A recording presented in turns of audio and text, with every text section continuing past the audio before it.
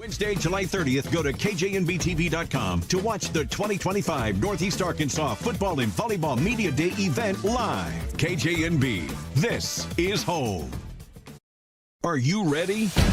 Glenn Sane, Empower, NEA Sports, Temple Baptist Church, and KJNB are gearing up to bring you the 2025 Northeast Arkansas Football and Volleyball Media Day, Wednesday, July 30th. Join us as we dive in and preview the upcoming season with players and coaches live. It's an event you don't want to miss. Wednesday, July 30th, go to KJNBTV.com to watch the 2025 Northeast Arkansas Football and Volleyball Media Day event live. KJNB, this is home. Are you ready?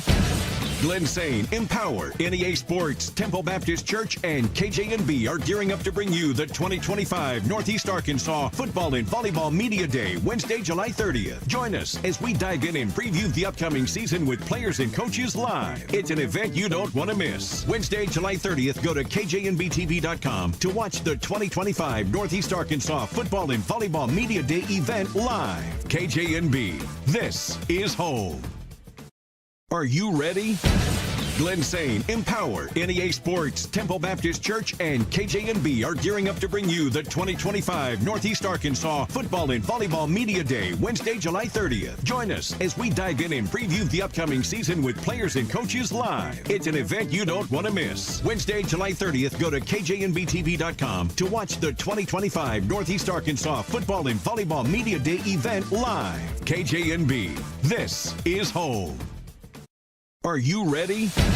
Glenn Sane, Empower, NEA Sports, Temple Baptist Church, and KJNB are gearing up to bring you the 2025 Northeast Arkansas Football and Volleyball Media Day, Wednesday, July 30th. Join us as we dive in and preview the upcoming season with players and coaches live. It's an event you don't want to miss. Wednesday, July 30th, go to KJNBTV.com to watch the 2025 Northeast Arkansas Football and Volleyball Media Day event live. KJNB, this is home. Are you ready? Glenn Sane, Empower, NEA Sports, Temple Baptist Church, and KJNB are gearing up to bring you the 2025 Northeast Arkansas Football and Volleyball Media Day, Wednesday, July 30th. Join us as we dive in and preview the upcoming season with players and coaches live. It's an event you don't want to miss. Wednesday, July 30th, go to KJNBTV.com to watch the 2025 Northeast Arkansas Football and Volleyball Media Day event live. KJNB, this is home. Are you ready? Glenn Sane, Empower, NEA Sports, Temple Baptist Church, and KJNB are gearing up to bring you the 2025 Northeast Arkansas Football and Volleyball Media Day, Wednesday, July 30th. Join us as we dive in and preview the upcoming season with players and coaches live. It's an event you don't want to miss. Wednesday, July 30th, go to KJNBTV.com to watch the 2025 Northeast Arkansas Football and Volleyball Media Day event live. KJNB, this is home. Are you ready? Glenn Sane, Empower, NEA Sports, Temple Baptist Church, and KJNB are gearing up to bring you the 2025 Northeast Arkansas Football and Volleyball Media Day, Wednesday, July 30th. Join us as we dive in and preview the upcoming season with players and coaches live. It's an event you don't want to miss. Wednesday, July 30th, go to KJNBTV.com to watch the 2025 Northeast Arkansas Football and Volleyball. I want to welcome everyone to our 2025 Northeast Arkansas Football Volleyball Media Day. We have around 50-plus teams that will be in attendance today here at Temple Baptist Church. I want to remind everyone to watch on either the NEA Sports Facebook page, KJNB Facebook page, or the NEA Sports YouTube page. Best quality is with YouTube, I will say that, so just for your viewing pleasure. With that being said, we are hosted here with Temple Baptist for probably the 6th year in a row. Appreciate that partnership. Brother Andy Neal is with us, and as we always do, we want to open up with a word of prayer. God, thank you for this opportunity just to celebrate these athletes and get looking forward to this new season. God, I pray that you would just help us delight in getting to meet some of them today, and then as we roll into this season, that even through sports, you would be glorified and that your name would be exalted. God, again, thank you that you've given us the privilege of sports, and God, I pray that we would use it in a way that brings honor and glory to your name. In Jesus' name I pray, amen. Amen.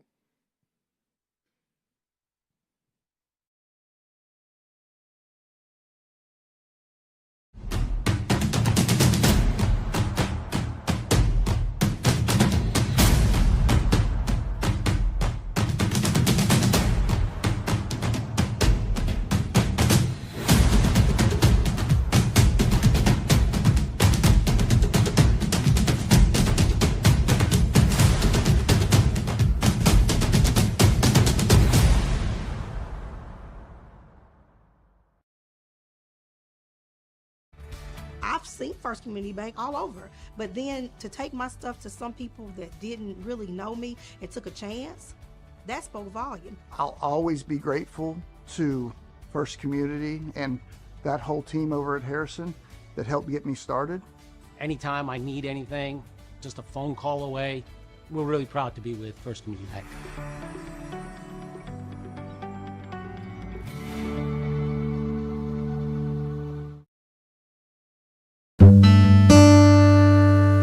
Thank you. Thank you for letting us be a part of your family and for trusting us with the ones you love the most. Thank you for allowing us to be a part of those lifelong memories. Thank you for taking us on the job and for putting us to work. Thank you for choosing us for your first vehicle and for every vehicle after. Thank you for trusting us for 70 years.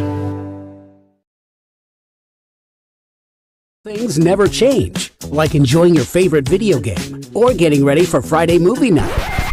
But some things do, and for the better.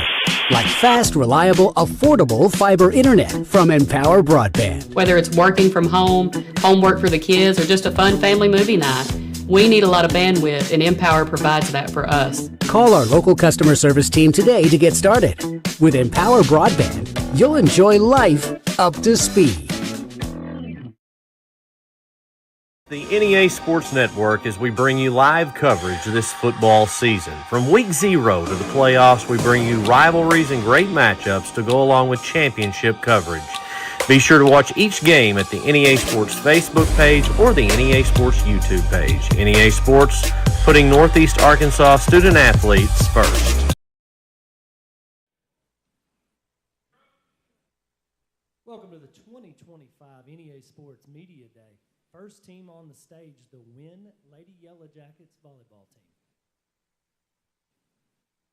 Coach Gaines, if you would, kind of give us an opening statement about what you expect out of the upcoming volleyball season. Yeah, so this is my first season at Winn, and I'm excited. I've come in, and these girls have really just bought into my process and bought into what we want to accomplish as a team. They finished as state runner-ups last year. So we have big goals to make it back and to compete for a state title. We have a big core of our team returning this year as juniors, and so we're just excited to get started and to compete for another state title. Awesome opening statement. Camilla, I'll throw it to you. Obvious question, what's it like playing for a first-year coach your senior year? Well, it's really different from what we've had because we've been with somebody else for so long. But I feel like we have different goals, and I feel like we've reached a lot of goals already as a team because it's really, different. So we have to get used to it, but it's good. We like her. I like her. She's sweet. Coach Gaines is a good bitch. Yes. She's and she helps us a lot. Like, if we mess up, she'll come to us, show us what we need to work on, show us how to fix it, and it's really, easy with her. We'll go to you, Leah. Talk to us about your role on the team. What position are you, a hitter, a setter? Where do you fit in the rotation at Yellow Jacket volleyball? So last year I was a 3-rotation middle for most of the year, but for this year I'm more than likely going to be an all-around outside. My main position is hitting, so that's what I like to do. That's probably what I'm going to do. And I'm supposed to have Coach Gaines introduce y'all. I'm sorry. Ella Reed, you're next. I'll ask you the same question I asked Leah Birch. What's your role on the 25 volleyball team for Winn? Yes, sir. I'm a setter, and I run a 5-1, and so I set the whole entire time on the court. All right, throw it back to Coach Gaines. Coach Gaines, you inherited a pretty good program. You talked about the accolades y'all have last year. What are some of your objectives for your volleyball team this year? Yeah, so last year they finished 8-9 conference and conference champs. We were a regional runner-up and state runner-ups for 4A. And so coming in, we've kind of talked about our goals. We do have a different team, different makeup. Like I said, the core is back, but we are missing a integral part to that last year's run. But I'm just excited to get started with this season and our objective this year. I mean, we're going to take it week by week, game by game, but ultimately, like I said, we plan to make a deep run in the postseason. Coach, one more for you, then I'll throw it back to Camilla. Camilla Crawford's to your left, obviously. My fault for not introducing these lovely ladies. Coach, talk to us about newcomers on the team that are coming in this year with a little experience. Yeah, so we do have a sophomore that's coming in this year who will probably play a big role in what we do. She is completely buying into it. She's taken, all of our advice. These girls have been amazing at welcoming her and encouraging her. And so she's going to be an integral part. We also have a couple juniors who didn't get much court time last year who will definitely be a big part of what we do this year. But I just think that, like I said, everybody's just buying in, and it's already starting to come together, so I'm excited. I'm a big Coach Gaines fan, even though I thought you were somebody else, and I sincerely apologize. Go back to Camilla. Camilla, the other two have talked to us about their roles on the team. Tell us your role in the team, number one, and then let's get into 4A4 conference and where you fit in that, the projections of where everybody's going to finish in that conference. Well, I'm a middle. I am a three-rotation middle, and I love hitting. It's really, yeah. But and then what was that? The conference alignment. Where do y'all fit in the preseason projections? I think we're gonna make it to the championship game again, and I think we're gonna win. Girl. We're definitely gonna win. This year we have to play a little different just because of how the team is. But we're gonna finish at the end, and I'm pretty sure we're gonna win this year. Okay, you talked about the differences from this year and last year. Kind of elaborate on that and tell us the main differences with Coach Gaines coming in and the Yellow Jacket team this year as opposed to last year. Last year we had a person on our team. She was really good. She played all the way around. She did a lot for the team. We kind of depended on her for a lot, and she graduated last year. So I feel like this year most of us we have to step up so we can and work together more than we did last year for us to get as far as we did. And then there's we're kind of just we're kind of a little team. You mean short in stature, I'm assuming? Yes. Okay. And I feel like we need to play more smarter this year than I don't know the word. Smarter, more cohesive as a team, I think is where you're at. Yeah. Go ahead and give it to Coach Gaines. Let her elaborate on that. Yeah. I'm going to pass the mic down to Garrett Weaver because he's going to end this up with his infamous question. Ladies, I'm going to ask y'all, I always ask this, everybody, so you don't have to elaborate if you don't want to, but what's one game on the schedule that you have circled, that you're ready, you've been looking forward to all off season, or, it's just the game that everybody looks forward to playing? Oh, I've definitely circled Brooklyn just because most of the time when we play them, we get in our head a lot, and I feel like that's why we haven't been able to really beat them. But this year, I think we got it. We definitely got it. But that's a game I've circled on my calendar. Go ahead. Yeah, mine too for sure is Brooklyn, just because a lot in the past that's just kind of been who we've been put up against as rivals, and it's really exciting. Just last year, a lot of the court was lower classmen coming up, and it's a new level to play at, and it was pretty fresh, and that experience is just eye-opening. And now going back into that match with the experience we have now, I think will be a lot better and a lot more smooth. Ella? Mine would also be Brooklyn because we get very competitive against them, and their starting lineup is going to be looking a lot different this year, and we're very excited to continue to be competitive and face them as opponents. Well, ladies, thank you very much for being here. Coach, thank you very much for being here. Good luck this season.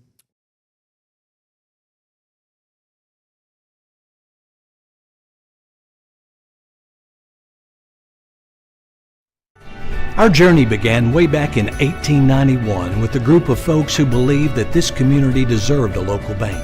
Well, it's been over 130 years, and we're still the only true community bank in Northeast Arkansas. Our core beliefs in supporting the places that we call home hasn't changed, and it never will.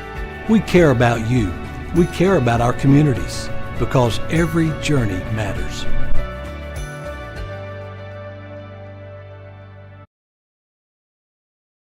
If you have to lift, kick, catch, hit, run, pitch, cross over, try again, and again, and again, you need Way-Good. With 15 grams of protein and only 90 calories, the original protein shake on a stick was created to fuel you to victory. Find us online, or if you're ready to refuel today, shoot us an email at coach@way-good.com.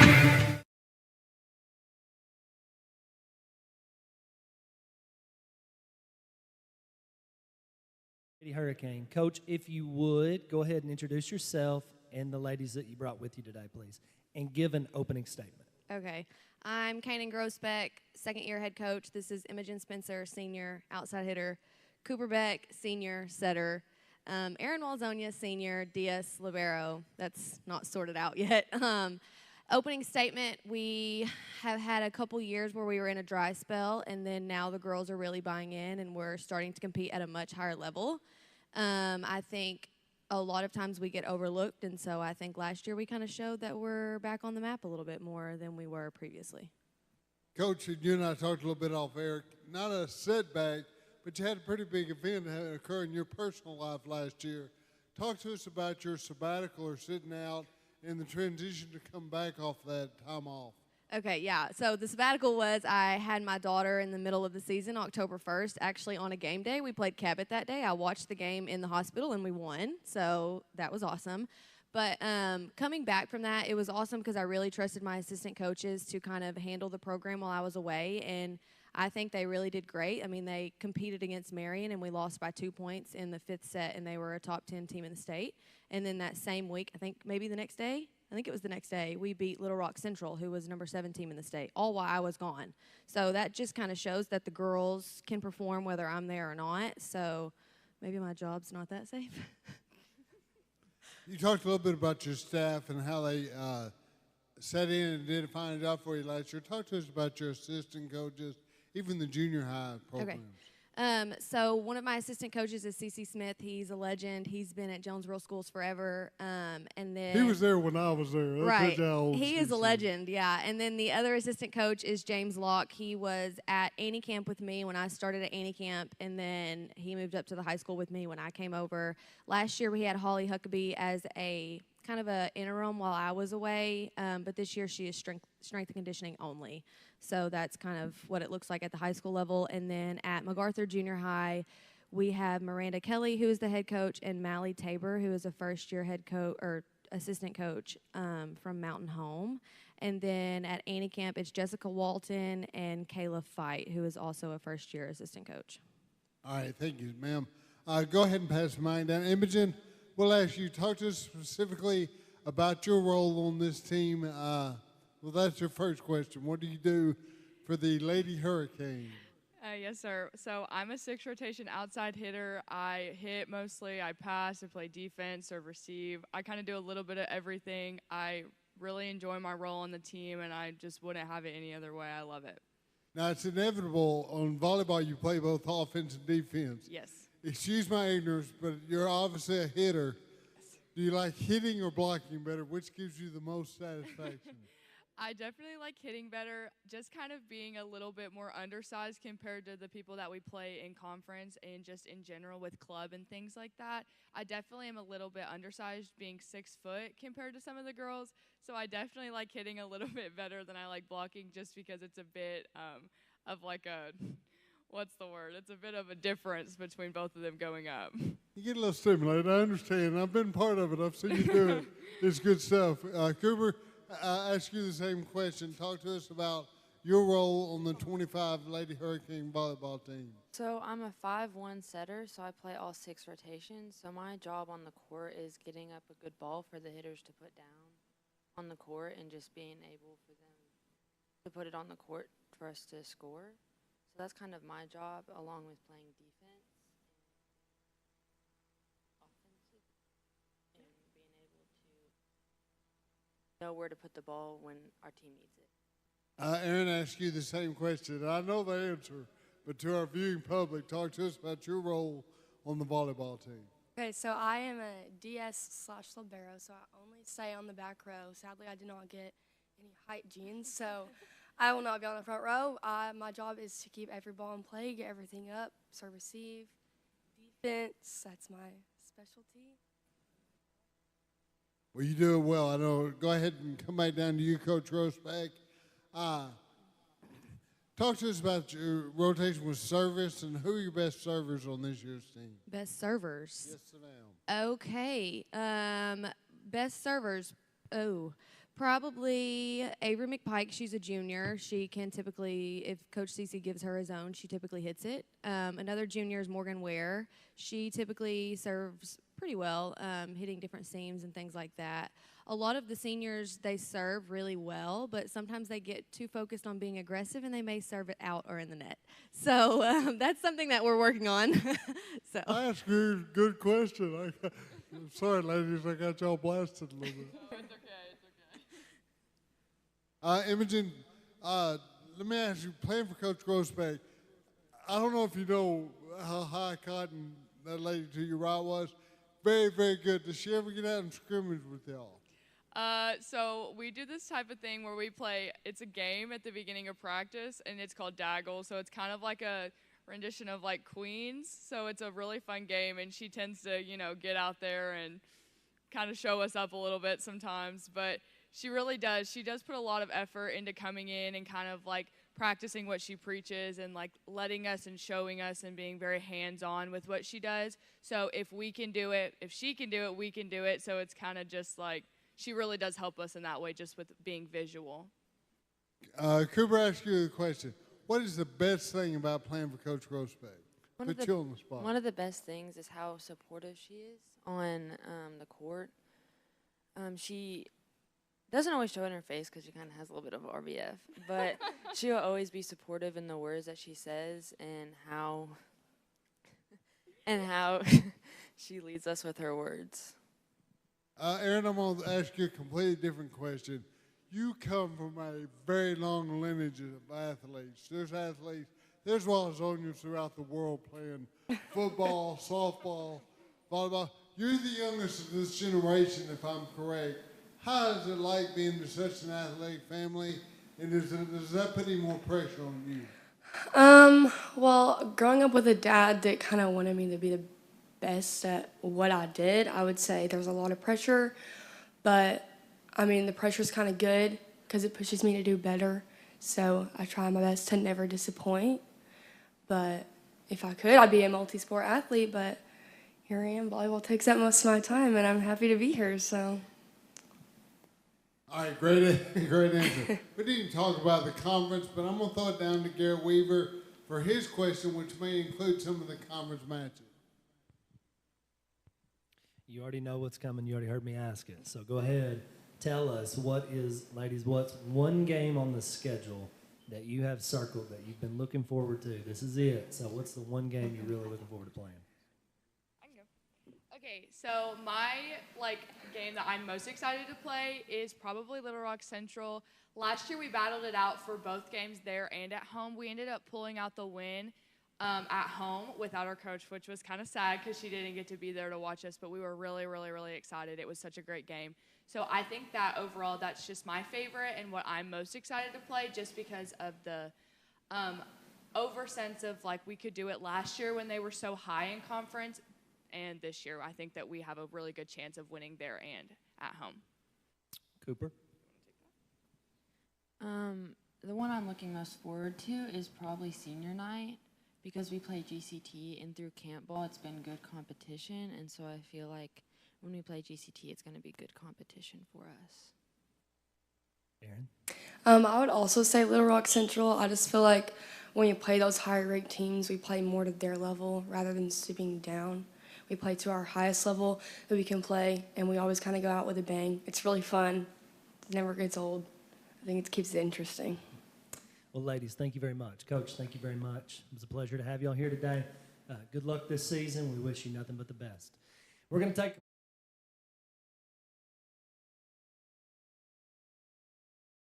NEA Sports Media Day. I've seen First Community Bank all over, but then to take my stuff to some people that didn't really know me and took a chance, that spoke volume. I'll always be grateful to First Community and that whole team over at Harrison that helped get me started. Anytime I need anything, just a phone call away.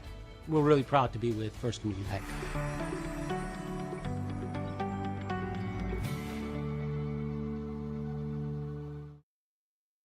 1945, we've been more than just a bank. We've been deeply rooted in communities across Arkansas, growing alongside the families and businesses we serve. We started the Farmers and Merchants Bank in Stuttgart, Arkansas 80 years ago to ensure working folks could borrow money to run their farms, fund their businesses, and build their families' futures. Today, Farmers and Merchants Bank is proud to continue supporting our communities, including our students and athletes. Farmers and Merchants Bank, member FDIC, equal housing lender.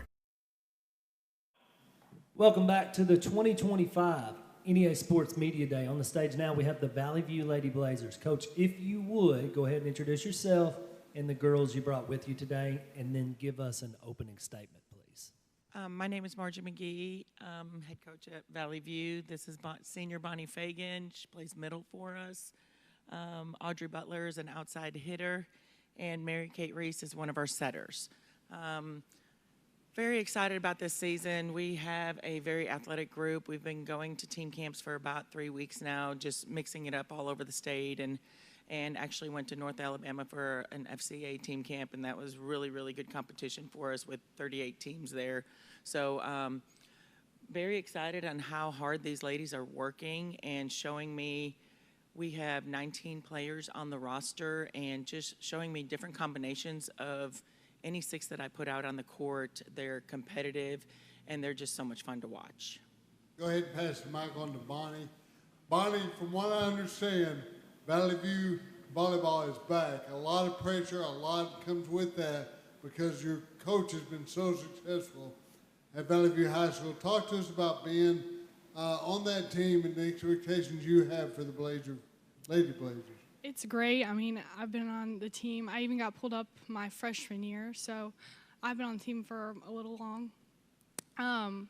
It's just a tradition. We do same drills in practice every day. I even had a sister on the team who was also on the team, yeah. And they won all 3. She won 3 state championships, so I get to talk to her about it, and it's kind of crazy that I don't know, that it's my senior year, and hopefully we make it to where we want to be. Question for Audrey. Going into your senior year, last year y'all came up short in the state semifinals, but how motivated are you to get back to the finals and have a chance to win it, with it being your last chance this year? I'm very motivated. That's probably one of my biggest things is, I want to get there this year. We did come up short to Shiloh Christian last year, and it was very upsetting, but they're a very good team, and they ended up winning. But that's probably one of my top things that I want to accomplish this season, especially for it being my last season. Mary Kate, third down, do you talk to us about your off season and what all has gone on before y'all started formal practice this fall? Well, during off season, we go through workouts and practices, and I feel like off season is whenever we start building our chemistry with the team. We start getting to know each other, and that's when you really form the bonds of the team. And then some of the players also play travel ball, and you get to see them you get to play with them, and so that's when your friendships start. And then during when you go into season, those friendships just build on the court, and then you just play amazing together. Go back down to you, Coach McGee, and I was prompted by your husband. Talk to us about the offseason, your JO coach, and how that transitions into the fall. Well, just to mention, he has coached 2 out of the 3 of the girls in club volleyball, and so he always says that, he lays the foundation for us. Excuse me, Coach Barry McGee is your Barry- husband. Coach I Barry give him his McGee. accolades. But it's very important laying that foundation early and young. And when I took over the club and started doing club volleyball, I kind of told him, you're going to do this with me. And our girls were 10 and 11 years old, so he was able to start that by coaching them. So they had a really good time, and I noticed that he's kind of a goofball. You've been around him. And so, and the girls are laughing too because, he teases with them. He coaches them really well. And, he kind of probably learns by osmosis a little bit, at home and that kind of thing. So, but I think it's important, the foundation that you lay in off-season. Teams are made in off-season, and, as much time as you put in the summertime and what we put in the summertime, I feel like that chemistry is really built in the summertime, and they are so consistent with their weight training and just to keep us strong and keep our shoulders, knees, backs. Volleyball takes a lot out of you on the court. It's a very dynamic sport, and a lot of movement on the court, explosive, fun to watch. And so I feel like the time that they put in, we even put in yoga in there just to give them, do those dynamic stretches and just give them a time to kind of take 45 minutes to an hour to work on themselves a little bit in yoga and the mindset of it. And one of the biggest things this year that we have really focused on is the we and not the me. And so I feel like that is truly building and being about the team. There's no I in team. And so we have really changed that mindset of, whoever's on the court. And we've put in a lot of lineups this year, and I've mixed it up, and they've given me that opportunity by being teammates and really good teammates of cheering everybody on the court in team camp. So that has been really a positive environment. Now, Coach, you and I talked off air a week or so ago. Expectations, because coming from the outside, Valley View Volleyball is back with a vengeance. Talk to us about your expectations for this team, both conference and state. I think their expectations are high, just like Audrey said. One of our main goals is get back to that finals game, give us an opportunity to win a state championship. You got to get there to be able to win it. And I think that we were just knocking on that door. Shiloh Christian was a great team. Just very athletic.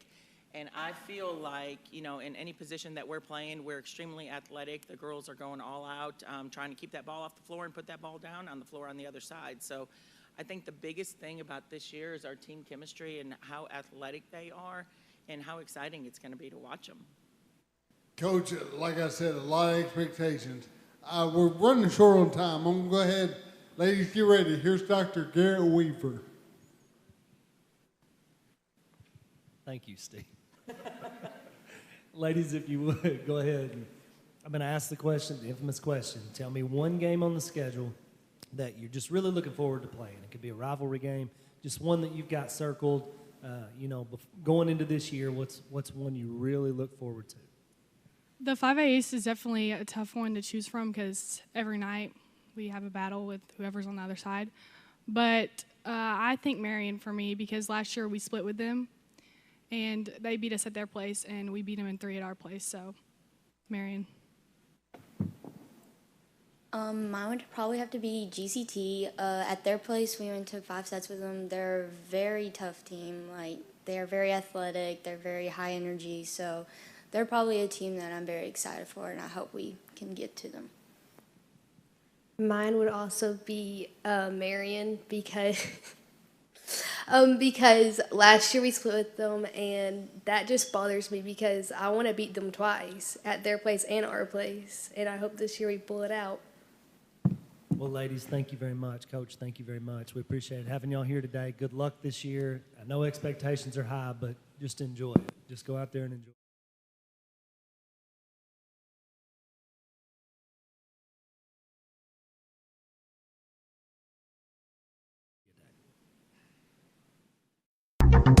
Milligan Heating and AC works to serve the Northeast Arkansas community in meeting all of your HVAC needs.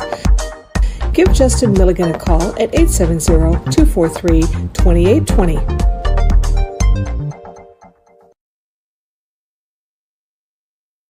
If you have to lift, kick, or Catch, hit, run, pitch, crossover, try again, and again, and again. You need Way-Good. With 15 grams of protein and only 90 calories, the original protein shake on a stick was created to fuel you to victory. Find us online, or if you're ready to refuel today, shoot us an email at coach@way-good.com.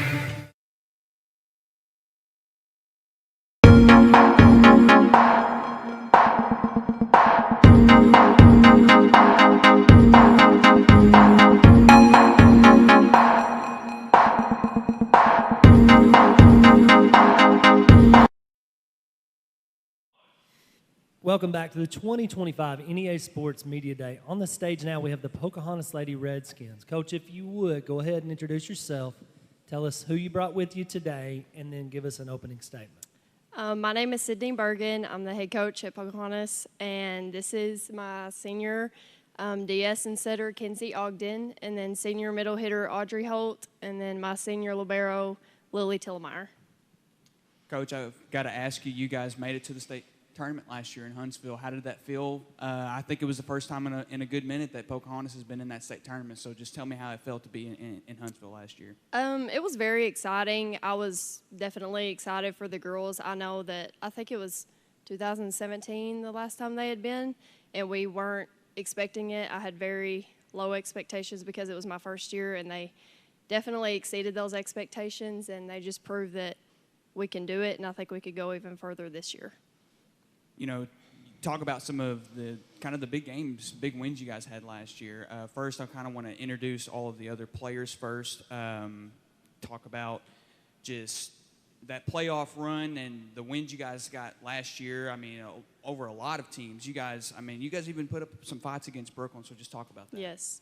It was definitely a good experience. I think our biggest win was the first round of the regional tournament against Lone Oak. I went in just expecting a hard fight, and we ended up winning in 3 sets, and I think that was our biggest win and most fun win. And then Southside was definitely a fun game too. We came short, but we're definitely looking forward to playing them again this year. Go ahead and start passing the mic down. Is it Kenzie? Yes, sir. Kenzie, talk to us about your role on the Pocahontas Redskin volleyball team. As a senior, I really want to step up and be somebody that the younger girls and the girls that come up this year can see as a leader and somebody to motivate them to be better. And I really just want to help bring our team together to want to win as a whole instead of individually, because there really is no I in team. It is a together sport. So I want to be somebody that those younger girls can look up to as a senior. Audrey? Yes, sir. Talk to us about your specific role on the Pocahontas Lady Redskin volleyball team. Like Kenzie said, I would just like to be a positive role on the team this year and just help lift everyone up and help the players not get in their heads like some people tend to do, and just be a good role model for the team and the younger girls. Lily, I'll ask you a new question, so be ready. Playing for Pocahontas, and I've been around Pocahontas football quite a bit, a special community, and the whole town gathers around the school. What's it like being part of that? And what's it like being a Lady Redskin? I love being a Lady Redskin. We definitely put in work on our volleyball team during off season, and I love playing with all my friends on the team, and it's just fun. Coach Burgess, I'll kind of ask you the same question. Talk to us about community support. And you don't compete with football. You're part of the same school. But what's it like being part of the Redskin family? It's great. I came from a smaller school, Walnut Ridge, and there was a good community there. And I think Pocahontas has the same familiar vibe kind of type thing. And just when we made it to the state tournament last year, they had a send-off for us, and they were all just so supportive in football. We actually have a daughter of the football coach, so they're very supportive of us too. Talk about, your conference just for a little bit, because it's a tough conference, especially it was last year. I think it's definitely going to look a lot different this year. How do you guys feel about going into conference play this year? I'm pretty confident in our ability to go farther in conference than we did last year. I know some schools lost some athletes, and we definitely did too, but I think there's a pretty level playing field, and I'm hoping to be top 3, maybe even top 2 this year. want to ask all the girls here, just individually, what's one thing that you guys have worked on the most this off season to kind of get better towards and get focused towards this next season? Really just working together. At the beginning, when newer people were coming up and we were kind of like a newer team, we struggled to really come together and win together. But as we've had camps this season and we've had lots of practices where we work really, really hard, we've all grown together and kind of became a group and all became friends. And that's helped a lot, just really coming together as a team. I think the team has done a really good job of bringing in the new younger girls and just working together to just be the best we can be. And we have done pretty good at the team camps and just, working together. As Kinsey said, we've had a couple of team camps this summer, and I think that we've all grown together and worked together and played good together, and I'm ready to take on season. Coach, Alex mentioned just what's one step that this team could take or needs to take to get even further in that state tournament this year than y'all did last year? I think a lot of our issue last year was just the lack of experience. These girls have had 3 different coaches in 3 years, so it was hard for them to just get used to somebody that was there. And I think this year, now that we've got the experience that we had last year, we can go even further. I want to ask the girls real quick, what's one personal goal that you guys worked on this offseason? One personal goal is really just to get better. It is winning is fun. It really is about winning, but it also is about getting better as a team and working hard to get better. And that comes with winning and practicing. So I think we have gotten a lot better just as a whole team. And I think we were a pretty good team last year, but I think this year I'm more excited. I think we have a lot more talent, and I'm just excited for the season with this team. I think that during off season we worked a lot, we pushed hard, and we're ready to play and just, So now we're going to pass the mic down again here. It's a question for the girls. What's one game on the schedule that you're really looking forward to playing? One that you have circled and you can't wait for that game to get here? I have to say Highland for sure because that's our rival school, and it's always such a fun game because our student section really shows up for us. They're there for us, and it's just a fun game. We're all up. Everybody's cheering. The crowd is really, really loud, and it just gets us all pumped up, and it's a game that we want to really, really win. This year I'm really excited to play Westside because I feel that we are usually pretty close with them in talent and ability, so I'm really excited for that game this year because I think it'll be pretty close. A game I'm ready to play this year is against Southside. We had a good game against them last year, and I think that we can play this good. Well, ladies, thank you very much. Coach, thank you very much. It's been a pleasure talking with you. Good luck this year. We wish you nothing but the best.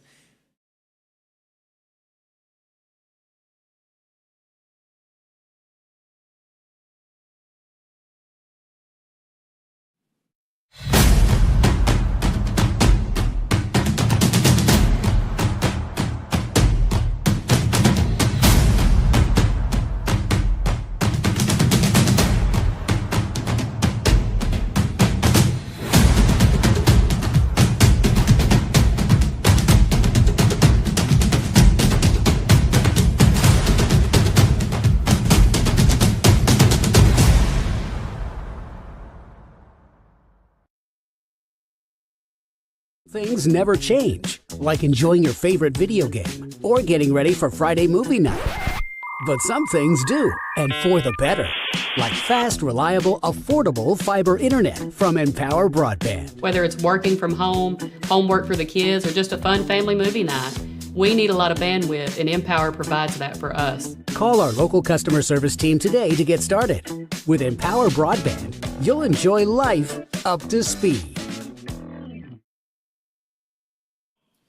Welcome back to the 2025 NEA Sports Media Day. On the stage now, we have the Ridgefield Christian Lady Warriors. Coach, if you would, go ahead and introduce yourself for us, and then tell us the ladies that you brought with you today, please. Sure. My name is Courtney Odom, and with me I have junior Ellie Salisbury, I have junior Ava Cossey, and junior Lauren Johnson.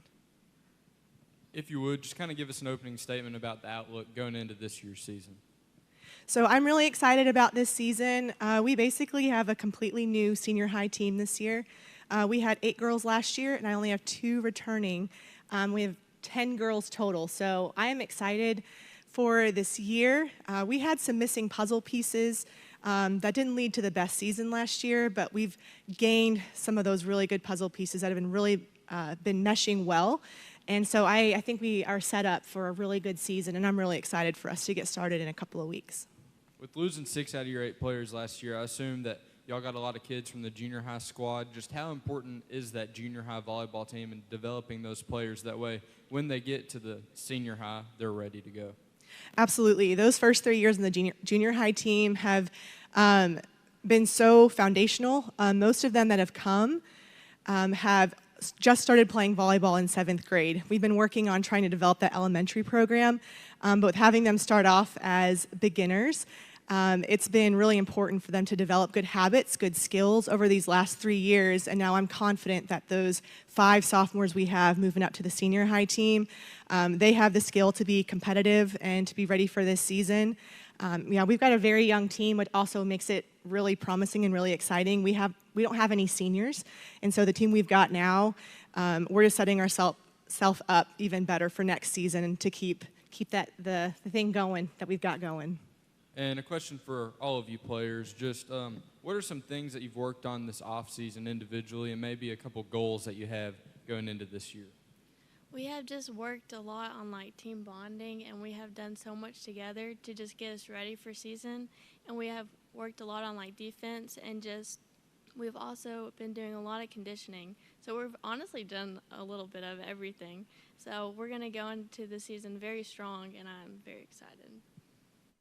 Yeah, I would say we've worked pretty hard on defense. That's mainly been our our main focus, and just like being scrappy, getting every ball over, like not letting a ball hit the ground. It's our main focus is defense. So Yeah, I feel like last year we worked really well. We were better at more offense than we were defense. So our hits were good, our tips were good, and all that. But this year, we're really going to focus in on passing and just getting every single ball up and just working to making ourselves better through conditioning and just practicing more. And, yeah.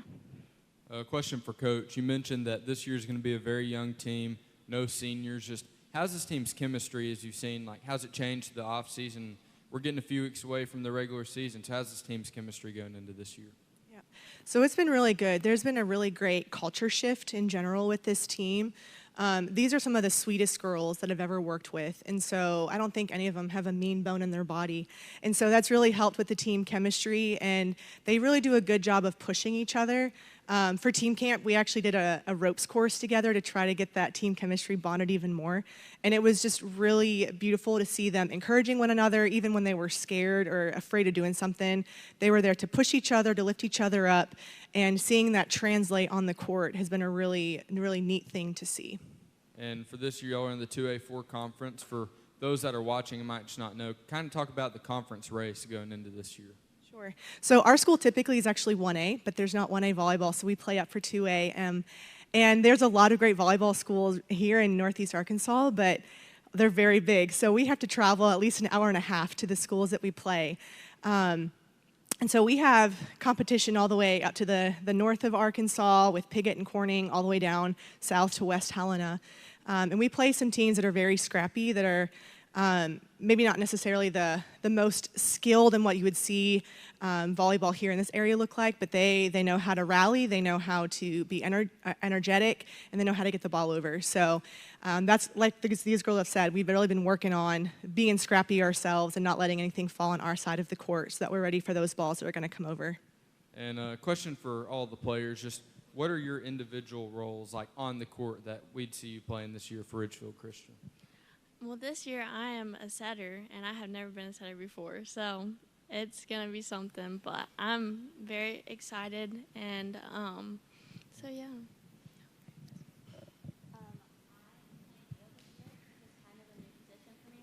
I've played setter in the past, but I am playing middle this year, so it's been really fun just to like get to hit more and just get more blocks.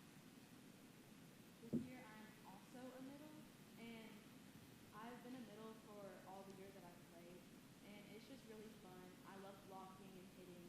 But this year I'm also passing. So me and Ava are both all around this year, and our libero is switching out for our outside. So it's just going to be fun passing and also hitting and just pushing myself to the limit. And Coach, you brought these three ladies with you today, but if you would kind of talk about some other teammates that could step up this year and be a big role player for Ridgefield. Absolutely. Our libero this year is a 10th grader coming up, and she has had great ball control ever since she started out in 7th grade, and so she's going to be a huge asset for us and getting those balls up that are hard-driven, and she reads the court really well. Berkeley Baker is another one that's coming up. Her serve is really strong. She actually served us 25-0 last year in one of our games, and she's one of our right sides, and she will make a big, big difference on the court. Another one we have is Mackenzie Wilson. I've moved her from the middle to the outside, and she's got a very strong arm, and she's very coachable and has a high willingness to learn. And so these are some key players that are all working together to make a big difference.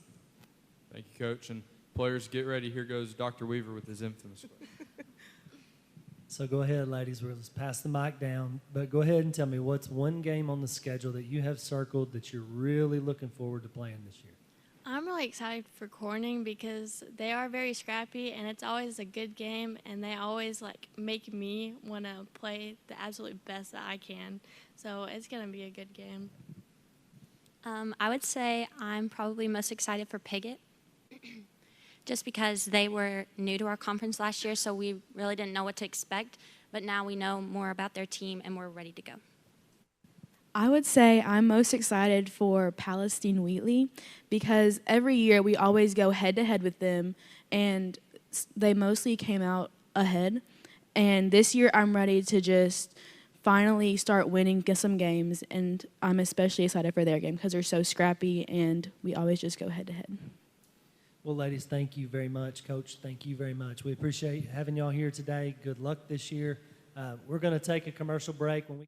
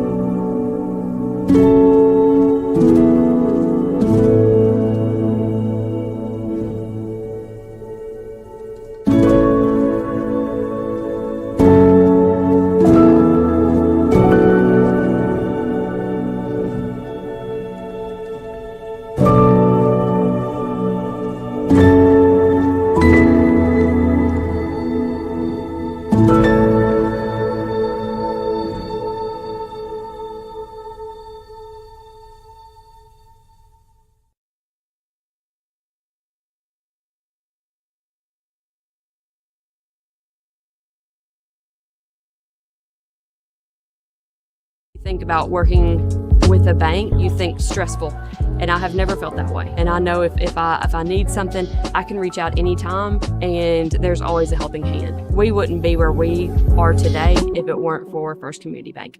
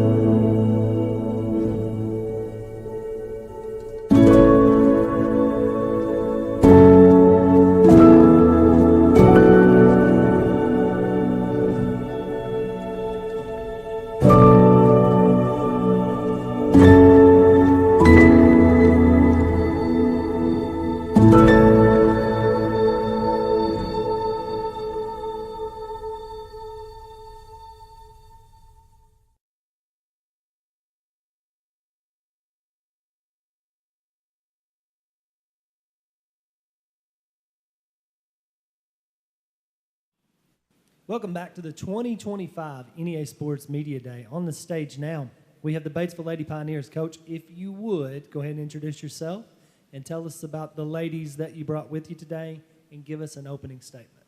Okay. I'm Coach Carpino. Today I brought with me Maggie Price, a senior, Sawyer Cook, senior, and Addie Livingston, junior. Coach, I want to start out, just kind of talk to us with about how last season ended for you guys. Well, this is my first year at Batesville, so I'm kind of coming in blind. I know that we've lost some key players. I think they lost 6 seniors last year, 5 of which started. So I'm just looking forward to getting to know these girls and finding the right recipe. I want to kind of start with the girls here. Kind of first tell me about one personal goal that you guys started working on this offseason that will go towards this season. One thing we have really started to work on is just like our positive energy and just coming together as a team on the court, not like pushing each other down, like holding each other accountable, but in a positive way. I'd say like going along with that, teamwork and just like the bond. It's like a whole like different like season this year.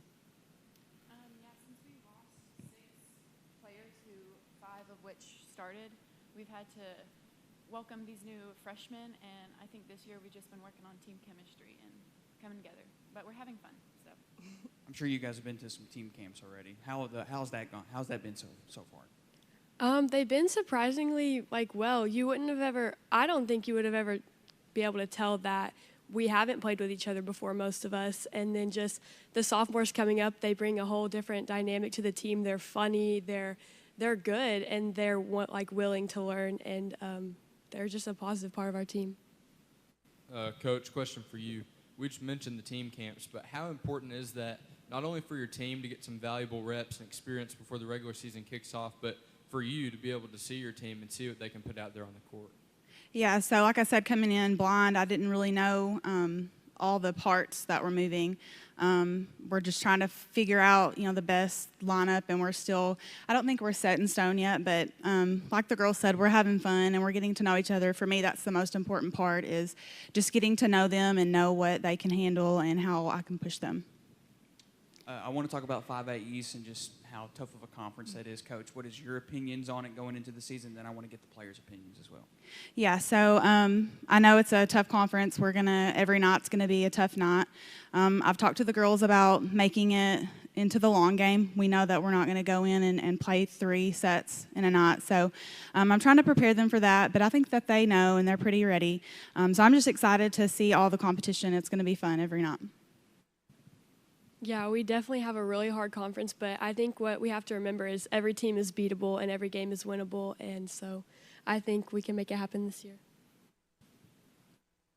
So our conference we're not new to it. We've been in this conference before and we've played these teams before, so I think this year is just going to go and finish it and just don't look back. And Addie, if you would check the mic, keep the mic. And just go back through the line, just explain what your roles are individually, and if we came to a game, what we'd see you doing on the court this year. So I'm a setter. Me and Maggie are running a 6-2, and I set and then also swing outside. But yeah, and we've been running 6-2s before, so I think this is just our groove and how we like it. I'm a right side hitter, but I really can play any front row position. I just stick with the right side. As Addie said, I'm also the other setter in our 6-2, and I swing outside. Coach, what's some of the biggest challenges you've had to face so far during this offseason with your first year? Well, just getting to know the girls, and from moving from the 2A conference that I came from into the 5A East, where I know it's going to be super competitive, I've kind of had to step up my game a little bit as far as preparation goes. So, the main challenge is just getting to know the kids and knowing what they're capable of doing. But I feel confident that we have a lot of versatile kids, and they are going to rise to the occasion. So, Coach, besides Maggie, Sawyer, and Addie, who are some of the other key players that have kind of stepped up during team camp in the offseason and that you see playing a bigger role for your team going into the regular season this year? Well, like they said, we have a couple of sophomores that are going to have to step up to the plate and play middle for us. We have a junior libero, Georgie, who has really stepped up. I feel like she's doing really well. And then we have another senior, Serenity Patterson, who has been out for some time, but she's finally back with us. So we expect her to do some big things for us too. We kind of talked a little bit about conference. Last year, you guys actually had some big wins over some teams like Nettleton, Searcy, Paragould included, and even Valley View, it says you guys beat them 3-1. So how did that feel last year and kind of going into this year, and what is to expect, especially with a team like Valley View? Valley View's one of those teams where you just go in like you hype yourself up all week. You just want to have a big game, and it was just really exciting to finally get that win after losing to them earlier in the season than the previous year. So that was, and then we had a really big game against Marion as well. So I'm hoping for the same results this year. I'm also hoping for the same thing, but it just felt good, like getting that off your chest, I guess. Is that how you would say it? But yeah. Yeah, so Valley View, we've been playing them for I don't know how long, and that was the first time we'd beat them in a while, so it was really exciting because we've been rivals for a while, so that was fun. I can't imagine how important the sport of volleyball is to you, to all of you guys. Just kind of talk about off-court wise when it comes to volleyball, what makes you guys love it so much? For me, I love the friendships that are made through it, just getting to see everybody in practice and grow together as a team, and it connects you on a deeper level than just being friends in school. You get to play your favorite sport with them. That's my favorite part. I also like that, but I like the competitiveness of it. Sorry. And just like the grit. I love the grit. With volleyball, it's so fun because every day you get to go see not only your best friends, but your teammates. So I just love the sport and love how it brings us together. And it's just a fun, fast-paced sport to play. So, yeah. Well, ladies, I'm going to ask my question. So we'll just take turns passing the mic down. Everybody gives a response here. What's one game on the schedule that you have circled that you're really looking forward to playing this year? I'm looking forward to Marion. I'm looking forward to Mountain Home because, they were in our conference years before, and then they moved back in this year, so I'm excited to see, what they have to offer this year. I'm looking forward to the Valley View game to not only beat them, but to see some of them we play club with some of the people, so it'll be fun just to play volleyball together. Well, ladies, it was a pleasure to have you today. Good luck this year, Coach. Good luck this year, first year. I know there are nerves and all that, but once the season gets going, everything will fall into place and be perfectly fine. So good luck. Thank you again. We're going to take a commercial break. When we come back, we will have the CRA Falcons on the stage. You're watching the 2025 NEA Sports Media Day. Story isn't that different from a lot of people that grew up in a small town. My dream was always to play baseball, but as a kid, it's hard to prove yourself when you're so far away from the big leagues. When no one else thought I was good enough, our community did. From family to friends, coaches, and local businesses, my community built me into the player that I am today. And I'm just getting started. When you have the support of the community, anything is possible. First Community Bank, where community comes first. If you have to lift, kick, catch, hit, run, pitch, cross over, try again, and again, and again, you need Way-Good. With 15 grams of protein and only 90 calories, the original protein shake on a stick was created to fuel you to victory. Find us online, or if you're ready to refuel today, shoot us an email at coach@way-good.com. Welcome back to the 2025 NEA Sports Media Day. On the stage now, we have the Crowley's Ridge Academy Lady Falcons. A little bit of a different look here, ladies. Just you two on the stage today, so all questions will be directed to you two, but I have faith that you'll handle them perfectly. So if you would, go ahead, and you've got a couple of mics up there, or one mic up there, just pass it back and forth. Just introduce yourself, each of you, and then just kind of talk with us a little bit for a second about, maybe overall outlook for the year, goals for the year, that kind of thing. I'm Kinsley Shepard. I'm a senior this year. I think my one goal this year is our teamwork, to work together better and to build a relationship with our teammates better. I'm Sophie Snow. I'm also a senior. I was a libero the past 2 years, but I think since we have a lot less girls this year, we're going to all go all the way around.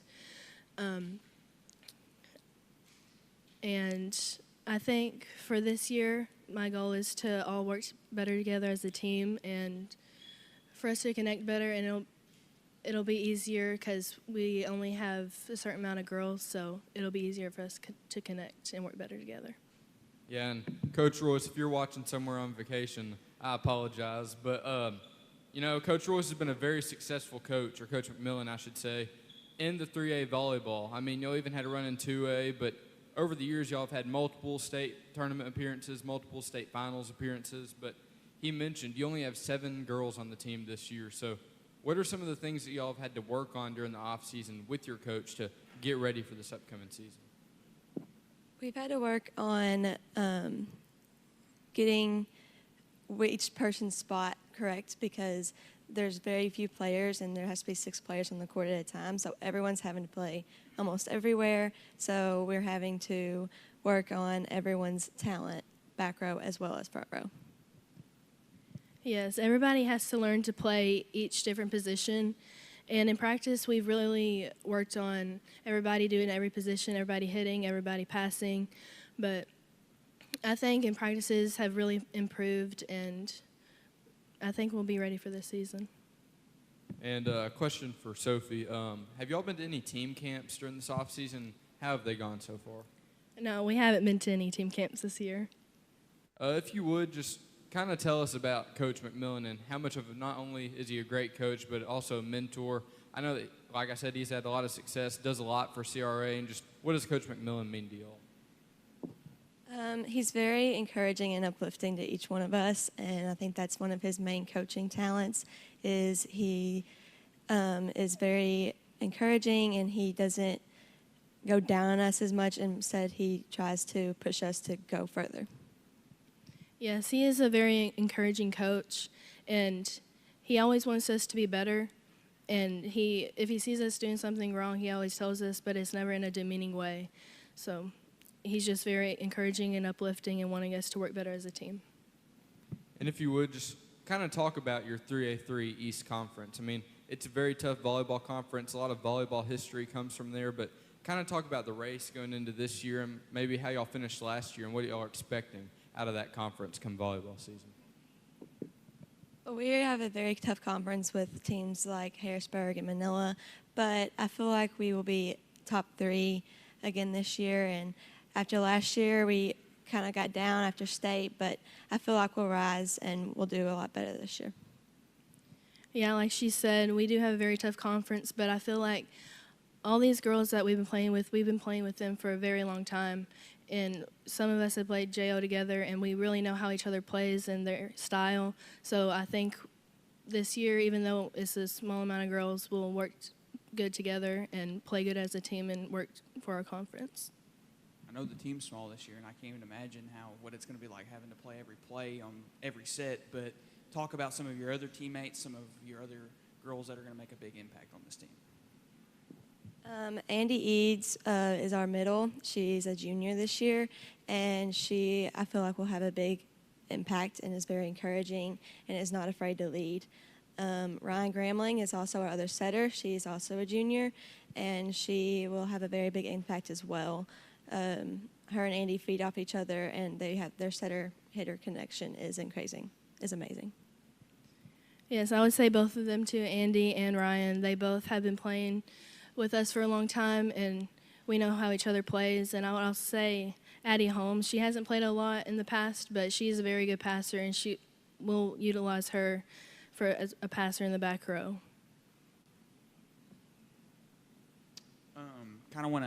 I know we kind of briefly talked about conference a little bit. I want to kind of get into more of that just a little bit. Some big wins, though, last year. I mean, teams over against Hoxie, Highland, Helena, Newport, Manila, Walnut Ridge. So big wins. So how is that going to factor until next season? Are we going to get those same kind of wins? Because, I'm sure the team's smaller this year than it was last year. The team is smaller, but I feel like we still work together and we still have very good connection, and most of us can have played all the way around and still can play all the way around. We are all very well. There's one position that's not correctly filled yet, but I have no doubt that Addie Holmes will fill it very well. Yes, I feel like I've said, we have a small amount of girls, but we've played together for a long time, and I feel like we can use that to our advantage. Like, we can't just think that even though we have a small amount of girls, we're still going to work together as a team. We still know how to play. We still have good hitters and passers, and we can all do all the positions in the court. Both of y'all earned all-conference selection last year, but kind of talk about the leadership role on this team. I mean, of course, y'all are leaders. Coach Royce picked y'all to be here today and talk about CRA volleyball, but what does it look like being a leader and teaching the younger kids how to do stuff the right way and just being an example to them on and off the court? I would say we're both pretty good. Really, honestly, everyone's on the court is good at encouraging people and telling them if they're doing something wrong, but not in a demeaning way. And we hold each other accountable, and we don't demean each other and don't make either people down just to make ourselves look better.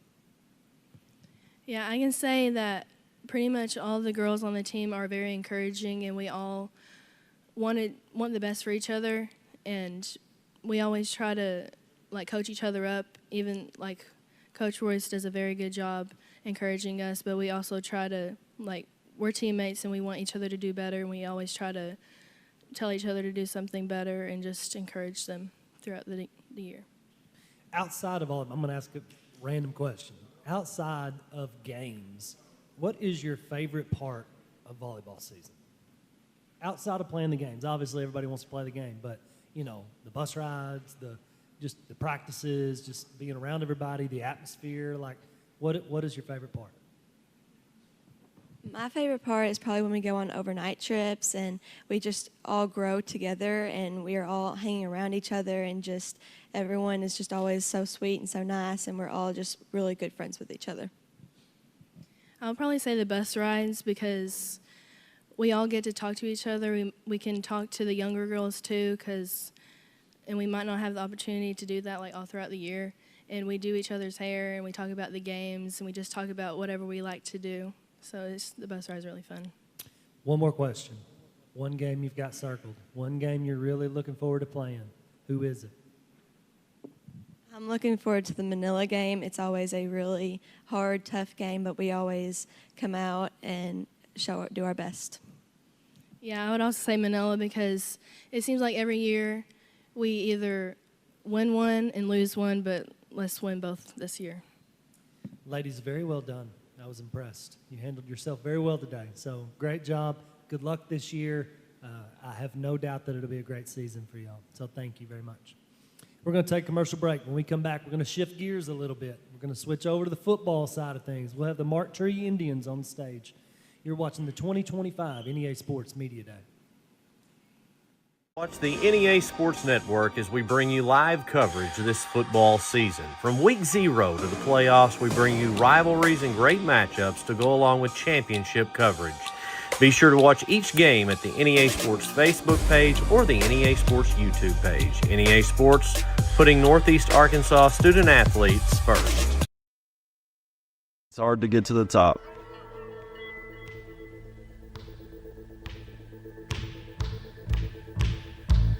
But how do you stay at the top? Hard work every day.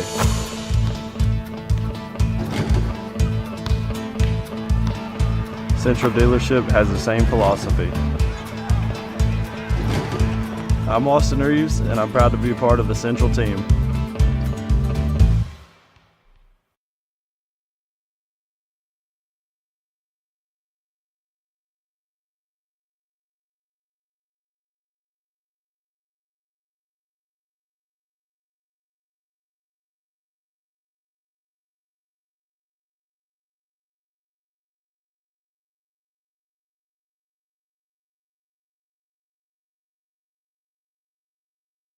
Be sure to watch the NEA Sports Network as we bring you live coverage this football season. From week 0 to the playoffs, we bring you rivalries and great matchups to go along with championship coverage. Be sure to watch each game at the NEA Sports Facebook page or the NEA Sports YouTube page. NEA Sports, putting Northeast Arkansas student athletes first. Welcome back to the 2025 NEA Sports Media Day. On the stage now we have the Mark Tree Indians. Coach, if you would, go ahead and introduce yourself. Tell us who you brought with you today and give us a little bit of an opening statement. Okay. This Coach Dunn, this is Peyton Willoughby, Christian Ravel, Jacorius Anderson, and Coach Anderson. Coach, I want to ask you and just talk about a little bit about last season, just kind of how that playoff run went. If anyone at home who doesn't know how it went, can you explain to them how it went? I mean, it wasn't what we wanted. I mean, we did make the playoffs. Injuries kind of played into it, not making excuses, but it is what it is. But, I mean, all in all, I guess it was a successful year. Anytime you make the playoffs, that's the ultimate goal, is to try to get there. So, Coach, along those lines, the conference is always tough. Talk to us about that and where y'all fit in the preseason hype. And all well, that. as far as where we fit in, I don't know. The conference is tough. I mean, you got EPC's two-time defending state runner-ups. You've got Cross County, who's going to be very good. You got Earle, who's going to be very good. You've got Desark, who has a tradition, and they're always going to be good. So, I mean, it's a dogfight every Friday. You just got to come to play and be prepared, and not beat yourself with turnovers and penalties. One more question for you, Coach, before we get to Peyton. You lost an awful lot of talent last year, but Mark Tree typically reloads. Talk to us about that transition into this year's team. Well, I mean, we did lose a lot. We lost a lot, offensively, and we lost a lot defensively. But you got kids that it's their turn, so it's their turn to step up. Somebody else makes a name for themselves, and hopefully, we'll continue the tradition of making the playoffs and have a good season. Go ahead and ask you, Peyton, what is your role on the 25 Mark Tree Indian football team? Well, I play defensive linebacker, and at times, whenever Coach Dunn needs me to, I'll play on the offensive line. But that's mainly it. I play offensive guard, and that's it. I play offensive left tackle and defensive line. Want to kind of ask you guys, what's one thing that you guys have been working on this offseason to kind of get better and kind of get better towards, especially conference play? Because, I mean, it's no secret you guys play in a really tough conference.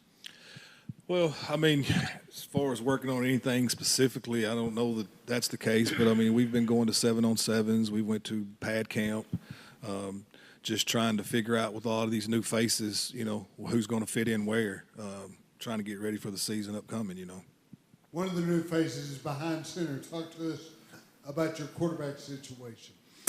We got a couple kids working there. PJ Powell is a sophomore, and PJ has, he started at quarterback for us since the 7th grade. Very good athlete, good baseball player. Good thing about PJ is he could throw a touchdown to win the game, or he could throw an interception to lose a game, and you'd never know which happened. You know what I mean? He's just a real even-keel kid. And then Chance Duke is a move-in, a senior, has a lot of poise about him, good arm. So, I mean, they're both good athletes. They both play somewhere. So, we feel good about that position. Want to talk to you guys about your non-conference schedule. It looks like it's the same one from last year around. You guys will go at Newport, and you guys will go to Manila, and then you guys will have a long drive to Gurdon. So just talk about your non-conference real quick. Well, open up with Newport. Not real sure that was the smartest decision I ever made, scheduling them, but it's a challenge for sure. Then we get Manila and Gurdon at home this year. Went to Gurdon last year. And Gurdon's a playoff team from last year, had a lot of success. So, it's a very challenging non-conference schedule, but, it's kind of where you find out what you got before you start conference play. Yeah, and Coach, another question for you. We mentioned that your team made the playoffs last year, but what are some of the steps you kind of need to see this team take? And maybe you've seen them take these steps during the off season, but especially as we get closer to the regular season, what is the kind of steps this team needs to take to get even further to the playoffs? Well, you know, from an offensive standpoint, obviously, you know, the quarterback play, you know, you're going to have a new guy back there. You know, the last quarterback we had has been a starter for 3 years, so you're going to break in somebody new. But we feel good about our skill position kids, and we feel pretty good about the offensive line. You know, we got 3 starters back from last year, and so, you know, that we feel good there. Defensively is where we got to get better. We wasn't very good defensively last year. And so that's the area that we're trying to work on. And, you know, but some of that you can't really do till you put the pads on. You know what I mean? It's hard to play defense in shorts. Everybody looks good running around short and helmet. You got to be able to get the pads on to figure that out. But that's an area that we're concentrating on a lot this year, is getting better defensively. Coach, you talked a little bit about being in shorts and all that. How have you had to monitor and adjust as far as the tremendous amount of heat here in Northeast Arkansas? You know, it's been tough. We went to a pad camp a couple weeks ago, and you know, it was at Winn. Of course, you know, it's us on one end of the field. It's us, Winn, West Memphis, and Helena. Of course, they're playing 11 different kids on offense, 11 different kids on defense, and mine are not coming off. So it was. You know, and you can tell they're not in shape. We're not, especially the linemen, they're not where they need to be by no means.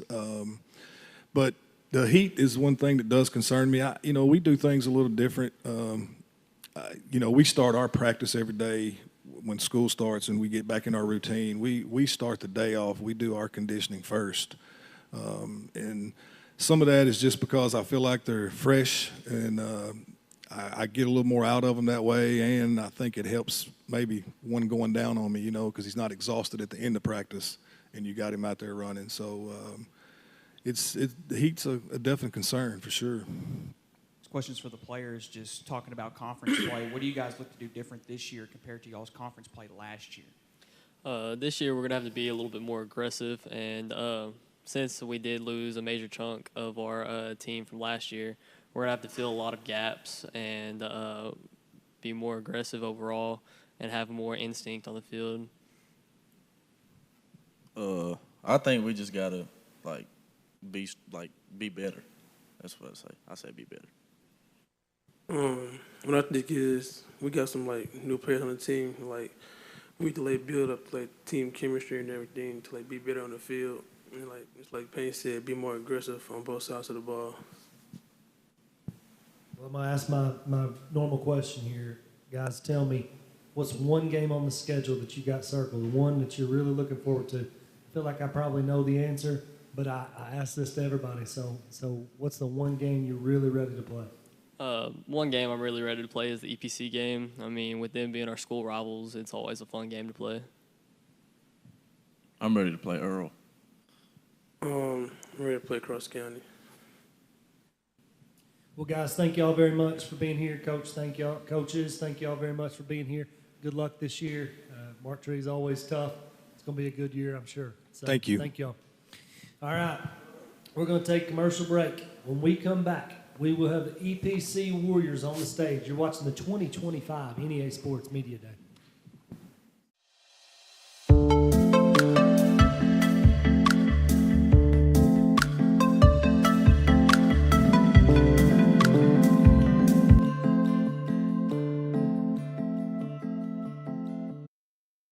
Whether it's your home or your business, Delta Glass is Northeast Arkansas's clear choice for superior glass products and services.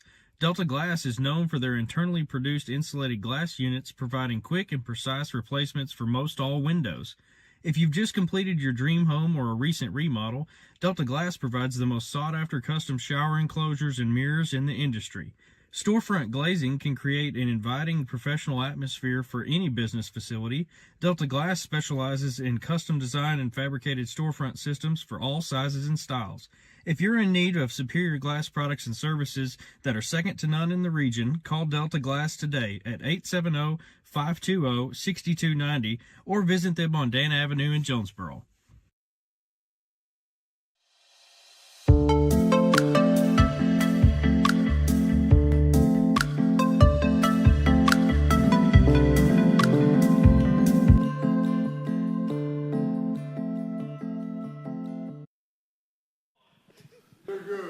Welcome back to the 2025 NEA Sports Media Day. On the stage now, we have the East Poinsett County Warriors. Coach, if you would, go ahead and introduce yourself and tell us who you brought with you today. I'm Coach Powell, and I brought 3 young men with me. The first one's Doug Real right here, 3-year starter for me. Then we got Eli Blagg, a 2-year starter at quarterback, 3-year starter in general. Then Jacob Gaines, a 3-year starter for me. Coach, you kind of reloaded again this year. The 3-year back, 2-year left. A lot of success by the Warriors the last 2 years. Talk to us about your expectations, both conference and at the state level. You know, expectations are always the same. You know, you go in there trying to win conference and try to make deep playoff runs. But, you know, we got a lot of guys back from last year's team, so we just got to stay consistent, and we got to compete week in, week out. Doug, I'll ask you the same question. Do you feel more pressure? Now you're a senior, correct? Yes, sir. Do you feel more pressure your senior year? Nah, it's just another day on Just the job. another day at the office. I like that. Yes, sir. Eli, talk to us about when you and I talked a little bit off air about you're obviously a pretty big quarterback, but you're a converted quarterback. Talk to us about the transition you underwent last year and ended up a quarterback. Yes, sir. You know, it just feels good because I got the advantage of being a plus-size kid in the backfield. So, you know, that plays a big role in that. Jacob, I'll ask you a question. I got to throw Dennis into it. Bless your heart, you've been in the shadow of Dennis King, your big brother, who's playing at UCA right now. But talk to us about your mindset, because now you're a senior on the Warrior football team. Is it a little bit different for you this year as a senior? Well, my mindset is, like, we got to win every single game. I've been in the gym all summer, so, yeah, this is my senior year, so it really means something to me. Coach, we talked a little bit about the comparison to last year's team. I don't know if that's you or me, but I apologize. Talk to us about this year's team, the differences in this year and last year.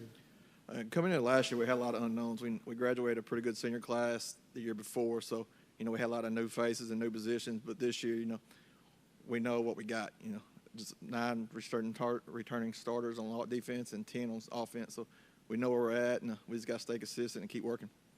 Now, Jacob is a tremendous athlete. On paper, he is better than Dennis as far as your speed and height and weight and all that. But it all starts up front. I give you kudos. Talk to us about your offensive line, because it's a pretty good one. Right, we're returning all of our starting linemen from last year. So, you know, we got a ton of experience there.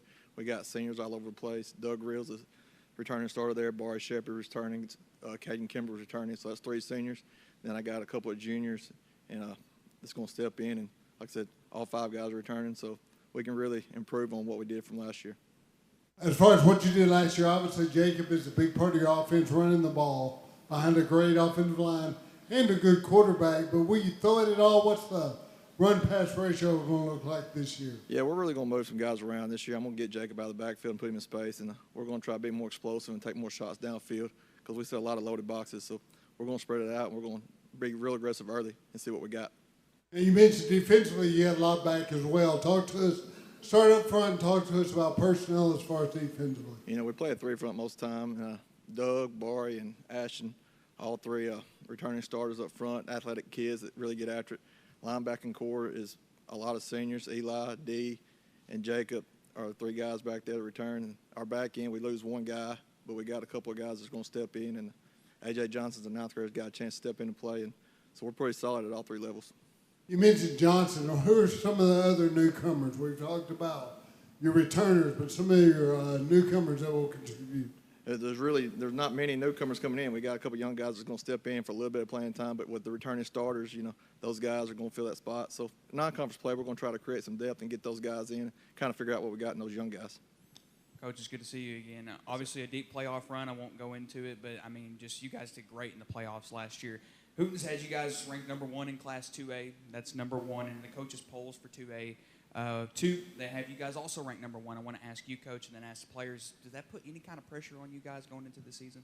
You know, those preseason rankings don't mean anything. You know, as tough as our conference is, you got to show up and play every week, or, you know, it's very easily missed the playoffs. You know, if you're banged up or hurt, you're going to lose the conference game. So those preseason rankings don't mean anything. It's all about conference play.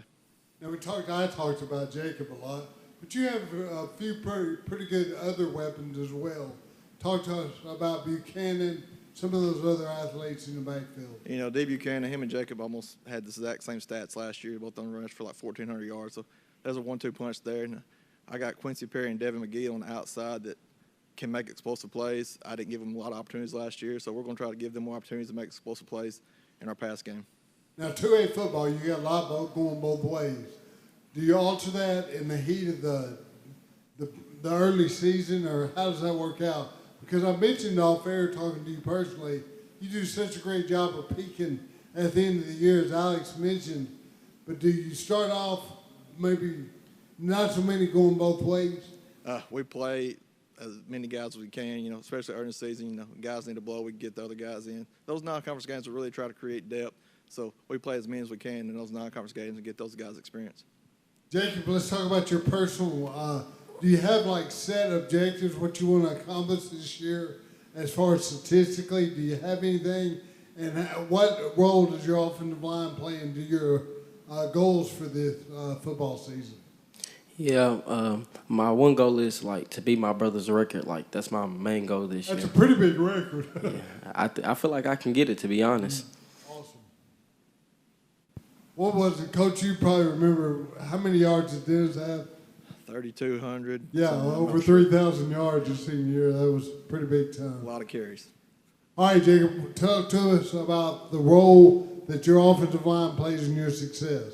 They play a big role, like Doug Reel, Barry Shepard, Luke, Ashton. Like they all play like a huge role. Like they try their best. You know, they fight. You know, they don't get that many. They don't get that many looks. You know, they only look at the people that's running the ball and catching the ball and throwing the ball. But they do a great job. Before I ask my question, I'm going to say this. Jacob, I see it in your eyes. I think you're going to get it. I really think you're going to get that record this year. He looked determined just then when you said it was almost a challenge from Steve. I believe in you. I really do. So, anyway, I'm going to ask my question. What's one game on the schedule? You know, I probably know the answer, but, you know, you played in some big games, obviously, the last 2 years, some real big games. But one that's on the schedule right now. I know the state championship's in your mind, but go ahead and tell me one that's on the schedule at the moment. Let's go ahead and talk about that. I'd probably just say Marjorie. It's probably a big game for us. Yes, sir. I have to agree with Doug. You know, they're 10 minutes down the road, big rival, so I'll probably say Marjorie too. I say Marjorie too, as well. 2 years ago, I was at the Marjorie EPC game down there at the Pantone, and boy, it was, let me tell you, that was the best high school football game. I could go to every game every year for 50 years, and I don't know there'd be one better than that one, so it was a good one. Guys, thank you very much. Coach, thank you very much. We appreciate having y'all here today. I know it's going to be a great year, expecting big things. Stay healthy, everybody, and just keep putting in work. Thank y'all. Appreciate it. We're going to take a commercial break. When we come back, we will have the Earle Bulldogs on the stage. You're watching the 2025 NEA Sports Media Day.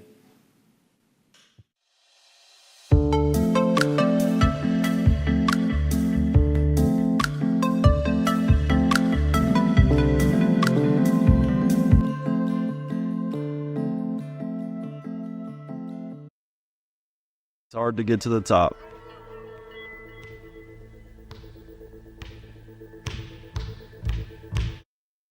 But how do you stay at the top? Hard work every day.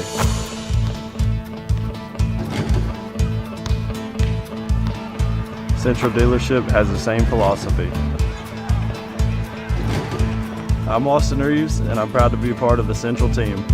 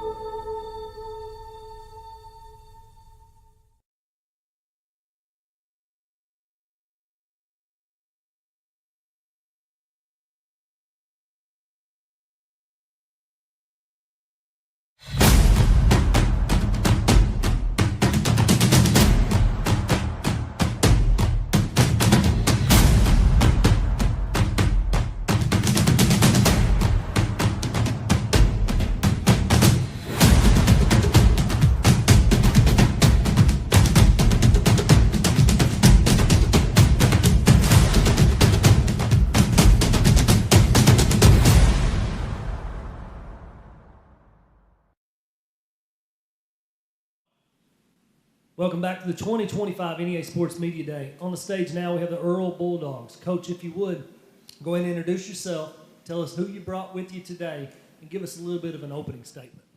Yes, sir. My name is Albert Coleman. I'm the head coach. This is Joshua James, Jalen Crawford, and Little Henry Williams, Jr. And I brought our new offensive coordinator and associate head coach, Odell Brown. Just trying to bring back some Bulldog football this year. Coach, if you would, kind of give us a look and a rundown of going into this year's season and the conference that y'all are in. Yeah, this season, like I say, that conference we're in is always a tough conference, and we're just looking at, improving and getting better and getting back to the playoffs. Earle had a streak or a run in which we had, 30-plus years consecutive of always making the playoffs, and the last few years we missed the playoffs. So trying to get back to Bulldog football means, first starting off making the playoffs and trying to win the conference title, which we hadn't won in this conference in the last, 5 or 6 years, which is not Bulldog ball. We're just getting back to the basics in tradition. And maybe what are some things this offseason that y'all have worked on to get back to Bulldog ball, or some things that you've already seen this team with growth and accomplishments as we get real close to this upcoming season? Bringing Odell Brown back in from Marion, he was with us before he went to Marion, and now he's back as the offensive coordinator, has given us a whole different spark and a different level of energy. We brought back other coaches. We have Alan Coleman as a coach. We have Tavares Thomas also as a coach. So now we're like fully staffed. In the past, we were kind of short-staffed, and we spread ourselves so thin that it was hard to kind of develop the players that we needed to. So we spent the time in the off-season putting in the work in the weight room, installing this new offensive system, and having the kids just have a lot of buy-in to the old tradition and just trying to get back to tough football.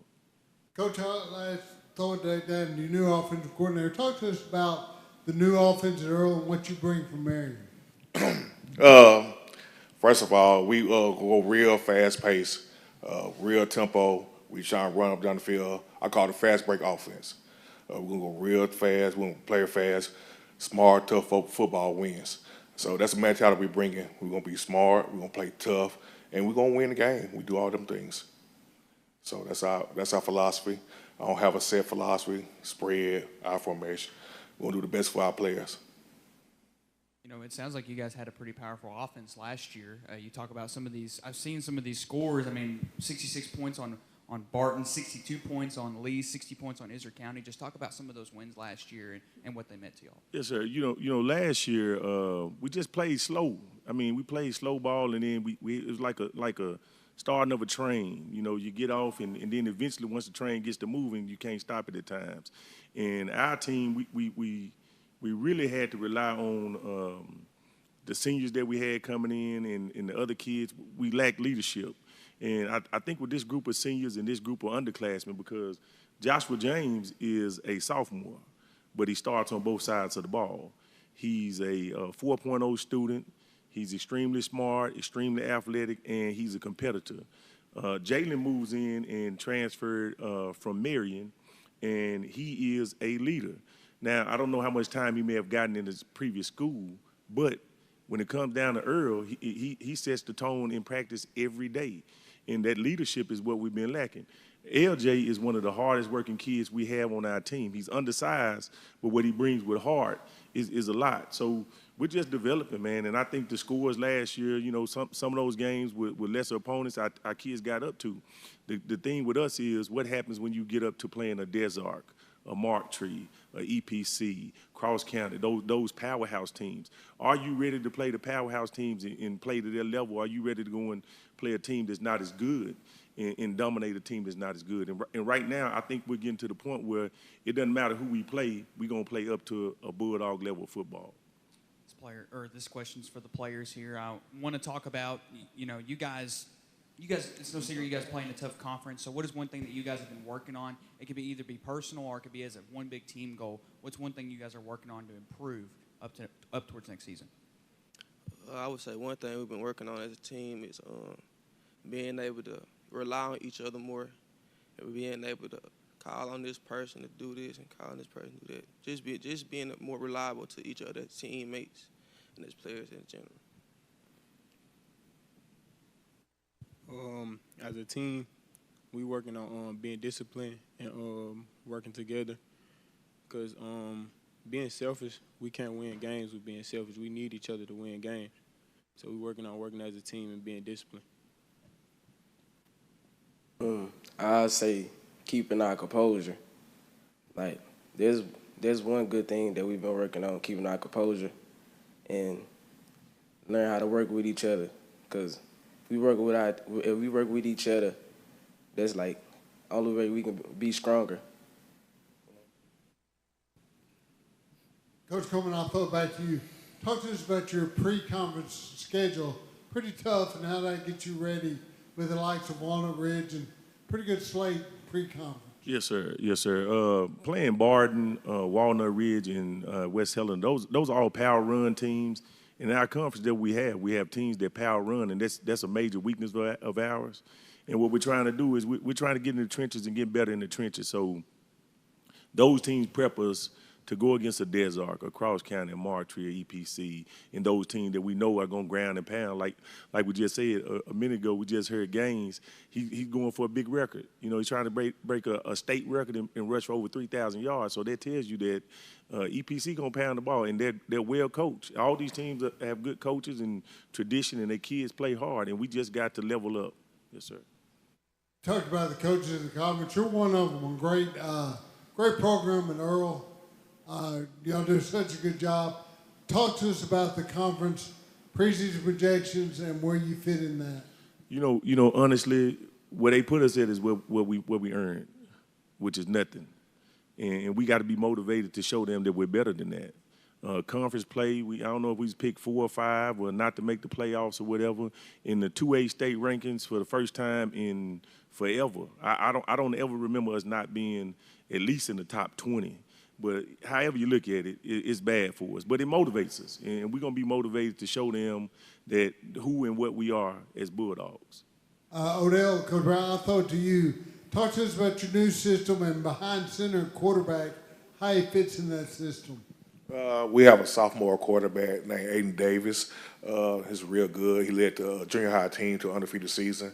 Real smart kid, picked up real well. He do a good job reading defense, and we're going to be very balanced as possible, which I know it's hard to do, be 50-50, but we got a lot of good talent, and we trying to get the ball to everybody. So he picking up. We have a 3-time returning senior, and then we got Joshua James playing center as well. Both of them kids very smart. They control the O-line. They control the pass protection, the run game. They call them plays out. They call them defense out. So that's how we're going to be on offense. We're going to be very committed. We're going to be very fast. And we're going to communicate and play well and be very tough. Speaking of your offense, you talked about the offensive linemen calling plays and stuff. I'm assuming no huddle, or how does the play get called? Yeah, we don't huddle, tempo. In the past, I've been the O-line coach for Marion. So last 2 years, I had the best O-line in the state. So I'm trying to bring the same thing to Earle. We got some big guys, actually bigger than Marion, so I'm real impressed with them. And actually been working hard. These guys have really been working hard. They put in the weight room. I got there, and I say after spring break, and from that time, even though he looks small right now, he don't gain at least 5-6 pounds just by being in the weight room. So they really buy in the weight room, and you get them kids and Earle to buy in the weight room and be disciplined. We got something to prove. I'm telling you, they got something to prove. They've really been there. My numbers have been real good. A question for all three of you players. What is one game that you're looking forward to the most on this upcoming schedule for this season? I'm ready for everybody. We ready to play everybody that's on our schedule. I say anybody too. Great answer, guys. Thank you, guys. Thank you, coaches. When we come back, we'll be joined by the Valley View Blazers. You're watching the NEA Sports Media Day.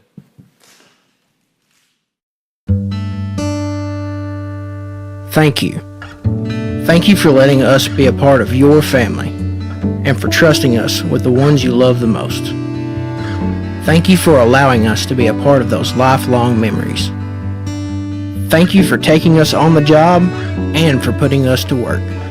Thank you for choosing us for your first vehicle and for every vehicle after. Thank you for trusting us for 70 years. 1945, we've been more than just a bank. We've been deeply rooted in communities across Arkansas, growing alongside the families and businesses we serve. We started the Farmers and Merchants Bank in Stuttgart, Arkansas 80 years ago to ensure working folks could borrow money to run their farms, fund their businesses, and build their families' futures. Today, Farmers and Merchants Bank is proud to continue supporting our communities, including our students and athletes. Farmers and Merchants Bank, member FDIC, equal housing lender. Sports football, volleyball media day. We're now joined by one of the best programs in Northeast Arkansas, Coach Sean Cockrell and the Valley View Blazers. Coach, if you will, introduce the players and coaches to your left, and then give us an opening statement. Okay, right here is Houston Walker, plays offensive line for us. Rylan Ramsey plays corner for us. And Parker King is kind of a do-everything offensive guy, but wide receiver mainly for us. And then defensive coordinator Gunnar Wilbanks. So we're really excited about this year. We've got a lot of question marks coming off the year that we had last year, but excited about to see these guys as seniors that have been part of two pretty successful teams kind of come in and show the younger guys what it's about. And we need some of those younger guys to step up this year. So I think it's going to be a tough schedule for us. It obviously starts at quarterback with a big question mark, but I think if we can solidify that by the time we get to our conference play, we're going to be tough to handle. Expanding on the quarterback situation. Yeah, we've got 5 quarterbacks, 3 of them really battling out with Taylor Heineman and Levi Manning being the front runners that are both going to be juniors. Levi was with us last year. Taylor moved in this year. And then Barrett Mallett is going to be a sophomore. He was our starting junior high quarterback. So, we haven't seen Heineman. He's coming off an injury. We haven't seen him live, but we know what Levi can do. And we're hoping that one of them separates themselves. I could see if it's not Levi, he can play somewhere else. Don't know much about Taylor just because we haven't seen him live, like I said. And then Mallett obviously can play somewhere else as well. So really excited about those guys getting the opportunity and showing us what they can do once we get into pads. Houston, I'll throw it down to you. We talk about quarterback. Parker King's a pretty boy. He gets in the paper and all that, but it's all won and lost up front. Talk to us about your play and the play of the Valley View Blazer offensive line. Yeah, just really confident in our offensive line. We got me and Judd Miles. He's the returning center. I'm at tackle. We got a bunch of young guys coming up and a couple of seniors. Really confident in what we're seeing from everyone, and just a lot of trust in Coach Carter and how he's teaching us. Rylan, I ask you, talk to us about your role as in the secondary for the Blazers. Oh, yes, sir. The secondary this year is going to be definitely very good. I think we have a lot of confidence in each other, and we're trying to work on the communication and get on the right path with each other, and we know that we're going to get it by the season. And for me, I feel like I'm going to try to be the leader that I am supposed to be with my senior year coming this year, and I'm going to try to teach all these guys how to be the best player they can be. Go ahead, Parker, come down to you. You and I talked off air. You're supposed to be in 8th grade. You make me feel really old, and I am pretty old. But now you're a senior. Coach Cockrell mentioned when we were talking off air, he wants to get the ball in your hands. Talk to us about your role offensively for the Blazers. My role offensively is honestly just get what I can get and do what I can do at my position and help the team wherever I can. How will you get the ball in your hands? Because obviously you started as a slot receiver? Outside this year. Oh, outside. Yes, sir. Off a little speed. Yes, sir. What are some of the ways to get the ball in your hand other than just throwing the football to you? We've got a couple packages where I can come in at slot and we can run some jet sweeps, and we've got screens and deep balls and anything you can think of. I've also been known to see you at Wildcat. Coach Wilbanks, we'll come down to you. We talked a little bit about defense with Rylan, but talk to us about your defense starting up front for the Blazers. Well, up front, we replaced several guys that we lost, but we were able to rotate around 7 or 8 guys in last year. So we've got quite a bit of experience coming back right there. We're not going to have a ton of depth up front, so we are shuffling some guys around to where we can get some more size, get some guys that can move up there. Coach Cam Murray does a great job of teaching those guys. That's up front, linebacker core-wise, so we replace our 3 starters, I guess you would call them, if you want to call them starters, which once again, we play a lot of kids there. We got 2 kids coming back at inside linebacker, and Ryder Wooten and Rylan McNamee. The 2 outside linebacker positions are up for grabs. at the moment, and we'll find out who the best players are there. Secondary-wise, we've got Ryland coming back in the secondary. So we are replacing a lot, but we had the advantage of being able to play lots of kids last year in games that the mercy rule was enacted fairly early in. So those guys got a lot of time on the field in actual game situations against the other team starters. Coach, your defensive coordinator expects a lot of mercy rules, it sounds like. No, it's good stuff. Y'all were very good last year. You got to replace the quarterback. We talked about that. But you do have the luxury of a pretty good running back. Talk to us about the Blazer backfield. Yeah, Carter Wallace is coming back. He ended up starting the last 4 games for us at running back, started at safety prior to that. Is going to be a guy that we rely on and want to get the ball to. So it all starts with him. Once again, kind of like Coach Wilbanks said, depth is a problem at certain areas, and running back is one of those. Obviously, he's a really good player to start, but we've got to find some guys that can play in his absence as well. Question for you, Ryland. You've been a defensive back for Valley View, gotten a lot of playing time when you're sophomore and when you were a junior, but now it's your senior year. What are some things that you've worked on in your game to improve on to be ready for the season? Oh, yeah, I definitely think I've worked on my reflexes, being able to know with the ball hawking, and trying to get on the ball and be able to score on the defensive side. And a question for you, Parker. Later on in the year last year, especially towards the playoffs, you had some big games being that receiver, and you lost one of your go-to guys, but this year you're the senior, you're that go-to guy. So what does that mean to you having that role as a wide receiver, the key wide receiver this year for Valley View? It's honestly a blessing just to be able to fill that role of Andrew Jones and be able to, knowing that my part can help disperse and help other players on the team be able to have success. A question for you, Houston. I know that you've played actually 2 seasons already on the offensive line, and also Judd Miles has as well. Just what do you guys up front? How's y'all's chemistry going into this year? It's pretty great. Me and Judd, we have a lot of trust in each other. These young guys coming up, we're working with them, got a lot of trust in them. Me and him, we need to make sure we're being leaders to them, showing them, what our program's about and, just really what Valley View football means and how we're going to play this season. Coach Cockle, he mentioned program in Valley View football. You've done such a tremendous job of building that program, but you have pretty good staff, obviously a good defensive coordinator, but your offensive coordinator clicks as well. Talk to us about your complete staff because it's one of the best in this part of the state. Yeah, Marty Riley and Gunnar Wilbanks have been best friends for 20 years, and to have those guys as an offensive coordinator and defensive coordinator, they really work well together. And so it starts with those 2 guys. And then on the offensive side, Adam Carter, he's been a head coach at Highland before, and and he's a 20-year vet that really does a great job for us. Andy Matthews is our wide receivers coach. We just got Zach Manning back, was with us, and then he was at Brooklyn as the OC for the last 4 years, so we got him back. He's going to be coaching running backs.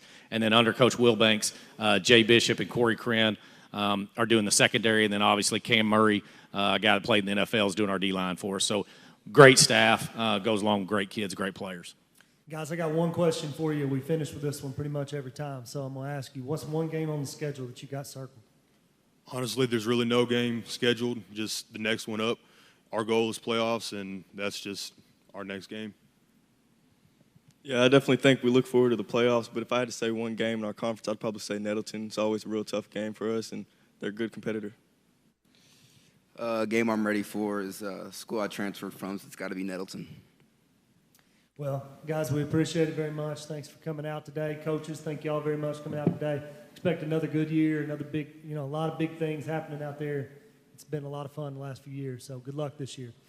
We're going to take a commercial break. When we come back, we'll have the Cross County Thunderbirds on the stage. You're watching the 2025 NEA Sports Media Day. 1945, we've been more than just a bank. We've been deeply rooted in communities across Arkansas, growing alongside the families and businesses we serve. We started the Farmers and Merchants Bank in Stuttgart, Arkansas 80 years ago to ensure working folks could borrow money to run their farms, fund their businesses, and build their families' futures. Today, Farmers and Merchants Bank is proud to continue supporting our communities, including our students and athletes. Farmers and Merchants Bank, member FDIC, equal housing lender.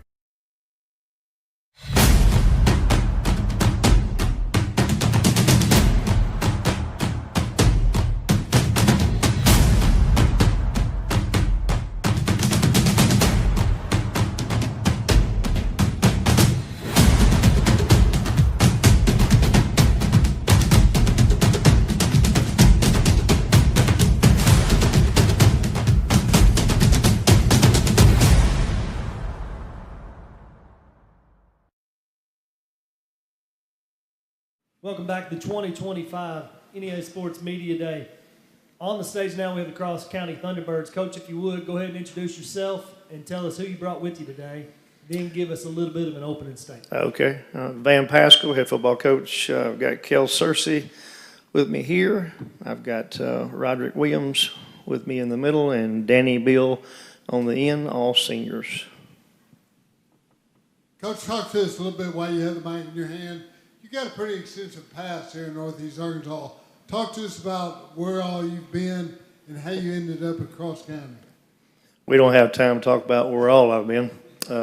Been several spots, but East Arkansas native guy, been over here for a long time, a few spots, I guess you'd say. Brinkley is home for me and coached there for 13 years. Spent 6 years in Winn, 7 years in Barton.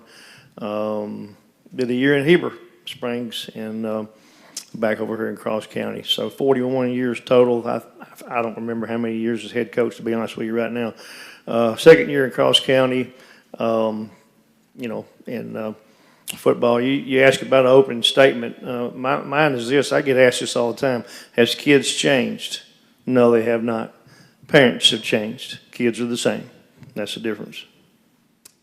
Guys, I want to kind of start asking you guys about conference play last year and kind of, if anyone doesn't know, kind of just explain what happened last season and kind of, because you guys, I believe went 5-2 in conference, so really not a bad year. What are you guys looking most forward to going into this upcoming season?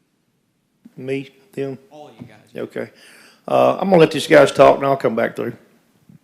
So starting off last season, we started in the flex bone, and we found out it really wasn't working for us at first, so we switched over to the double wing, more of a kind of a power look for our personnel. So I'm excited to go after a full off season of getting stronger, putting in the offense, and getting better in the double wing, see what we can do in that offense. This year we're just mainly focusing on being a mentally and physically sound football team coming together, being one. This year we're focusing on, we got no survivors, really just every team that we play, we're playing to kill no matter what. Basically what he said. Everybody we play, we trying to dominate, we trying to kill them. So, that's the mentality for this season.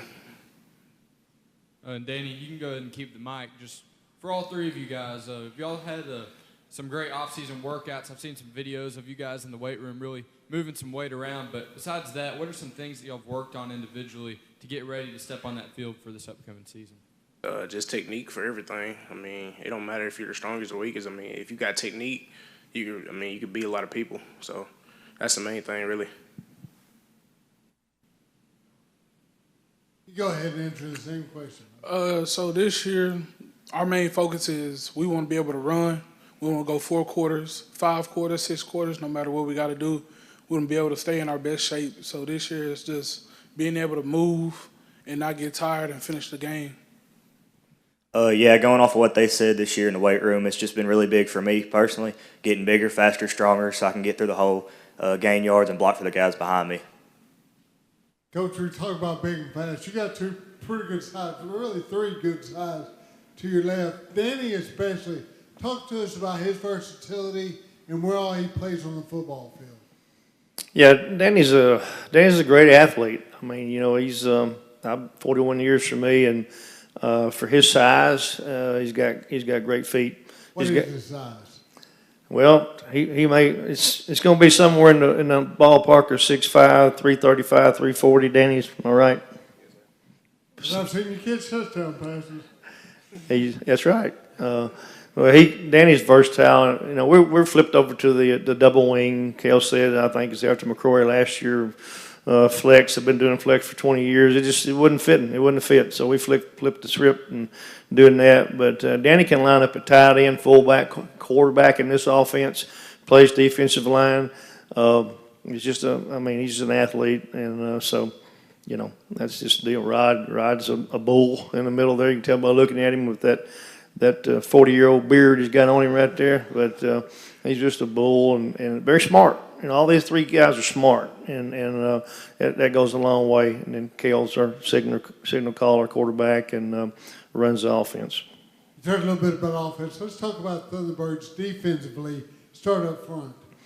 Well, up front, you're looking at 2 there. We'll rotate some more guys in there as well. About the whole offensive line, we'll flip over to the defensive side as well. But these 2 guys are Rod and Danny. They're gonna anchor it. Linebackers, Sawyer Powell, Davion Simmons. They both will play offense as well. Of course, 2A ball. That's the way it is. But secondary, Braxton Armstrong. Braxton come out late last year, but is really a player. Plays safety for us. Drake Hawk will be a senior as well, corner, and he's also a very fine punter. So it's 27, 28 kids, and there'll be a lot of play time for a lot of folks. On paper, what is the defensive alignment, and what can we look at the back end as far as coverage? Yeah. Well, 4-2-5 is our base. You bump from there depending on what sets you get. But 4 down linemen, 2 backers, and 5 in the secondary. I want to ask the guys this. There's a lot of hype around Cross County Thunderbird football this year. A lot of media publications ranking y'all pretty high to make a run. So talk to us about handling those expectations, but also you're in probably one of the toughest conferences in the state, so handling that high expectations and that conference schedule. We don't care about the rankings. We say that every day. We'll come to practice and work hard every day. So I mean, we don't pay attention to that. So we just come to practice every day to work hard. So we ready to play anybody on the schedule. We want to dominate. So that's how we feel about it. Yeah, we take it as the hype. It's a privilege to be hyped up. Take that as more, honestly, our own hype to work harder in the weight room, harder on the practice field. But as far as the rankings and all that, we don't pay attention. That don't really matter to us. It's just who's across the ball on Friday night. Like they said, it's just a clear path. No matter who we're going to play, we're going to dominate. This kind of piggybacks off of that a little bit, but go ahead and give me one game on the schedule. I ask y'all too, one game on the schedule, just one. And I know, hey, you want to play every one of them. Football's a shorter season, condensed. You're ready to play them all. Obviously, the goal is get to that postseason and let the chips fall. But tell me one on the schedule right now you're really looking forward to playing. Mine's Desart. It didn't fall our way last year, but them refusing to shake hands after the game, that don't sit well with me, and that's something I'll remember the rest of my life. That's a revenge spot there, huh? Like he said, Desart. I may have to make a trip. Is that in Cherry Valley or is it down at Desart? Okay. Well, I mean, for me, it's we've got to get in shape. We've got to learn to be mentally tough. That's what I'm saying to these guys every day. And if we'll get mentally tough, your body will respond. I mean, they're in the best shape of their life. So that's what we preach every single day, and we take them one day at a time. Well, Coach, we appreciate you very much. Guys, we appreciate y'all very much. Look forward to a great year for you guys. So good luck with everything. Stay healthy. Have a lot of fun. Thank y'all for having us. You're very welcome. We're going to take a commercial break. When we come back, we're going to shift gears again for just a minute. We're going to shift back over to volleyball. We'll have the Marion Lady Patriots on the stage. You're watching the 2025 NEA Sports Media Day. Our journey began way back in 1891 with a group of folks who believed that this community deserved a local bank. Well, it's been over 130 years, and we're still the only true community bank in Northeast Arkansas. Our core beliefs in supporting the places that we call home hasn't changed, and it never will. We care about you. We care about our communities, because every journey matters.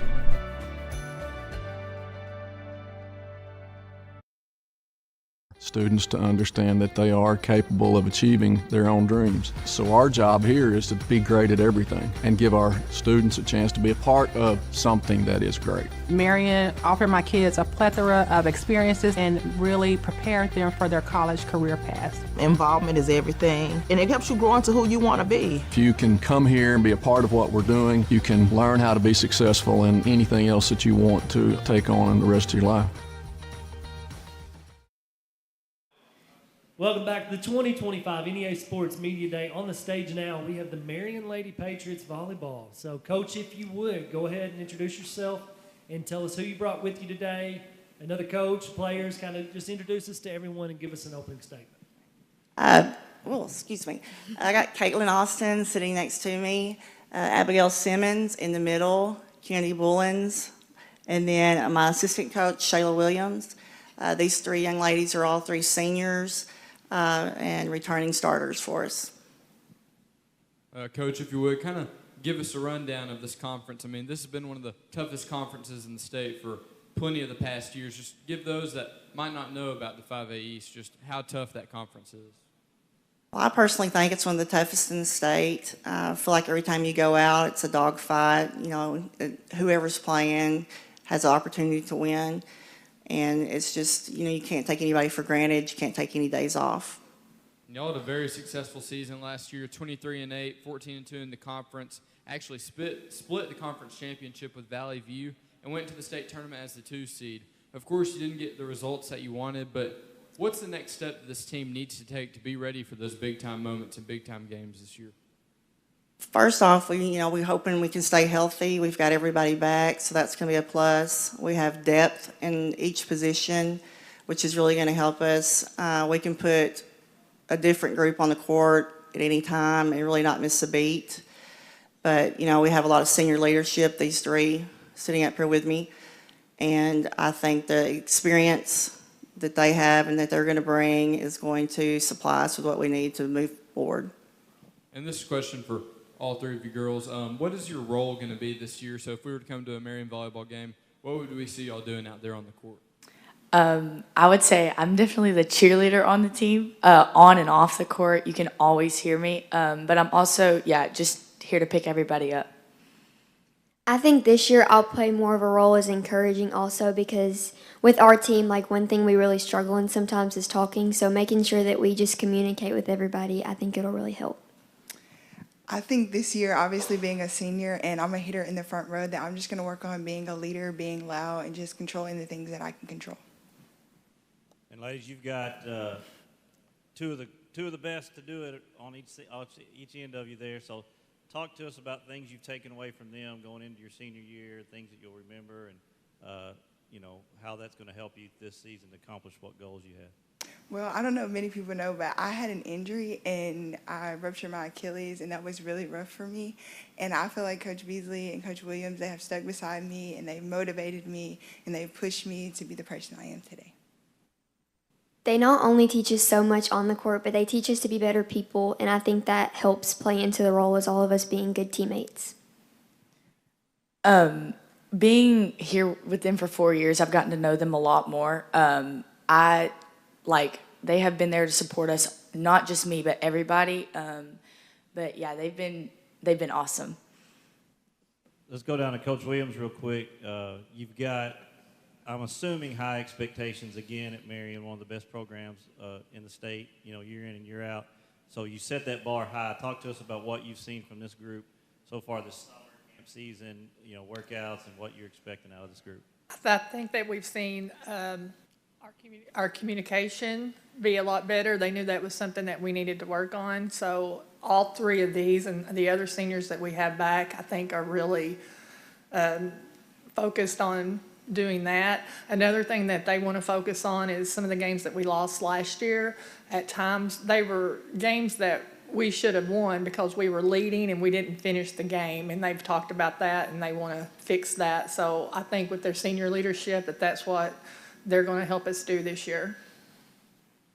Perfect. We've talked about the 5As and just how daunting it is. And if you got to feel like if you get through that, you got a chance once you get to that state tournament. 5A state tournaments as deep as it's year in, year out. There's probably 8 or 9 teams that could go win it. So talk to me about non-conference scheduling and what y'all have kind of done to get set up to prepare yourself for that. I feel like we have a pretty tough non-conference schedule. We play Collierville. We've been playing them for years out of Tennessee. And if you've just been to their campus or you look at their athletes, they look like they're a junior college. They play a very fast-paced tempo, so I feel like that helps us. We got them on the schedule twice this year. We're playing Brooklyn, again, obviously, another strong program, defending state champions. We keep them on our schedule. We've got Winn, state runner-up. We also had them on our schedule. So I think that playing those type of teams in non-conference obviously helps with our conference, and into state tournament with the fast tempo that they play on their offense. And I think with this group, you know, there's a lot of hype and a lot of talk, and I think keeping the distractions out and just focusing on what we need to do on the court when we're playing and what we can control, and I think things will be okay. Question for all three of you ladies. Once again, what are one of the things that you've worked on over this off season to get better and be better for this upcoming season? I've been doing a lot of like working out, so being more explosive, and also just cleaning like serve receive and hitting and all that stuff. I've just been working on everything. I've been working on agility and footwork for my position so I can get faster on the court. Yes, I'm a hitter. I've also been working on my footwork and my technique and just being explosive going up as well. And if you would, Coach Beasley, what are a few things or maybe one thing that you've taken away from camp season so far? Oh, well, one, we're fun to watch. Okay, this group's definitely fun to watch, fun to coach. You know, we've talked about experience, but all these ladies, these three especially, but the entire team, they just love to play volleyball. They, you know, they would play 24/7, 365 days if they could, and most of them basically do.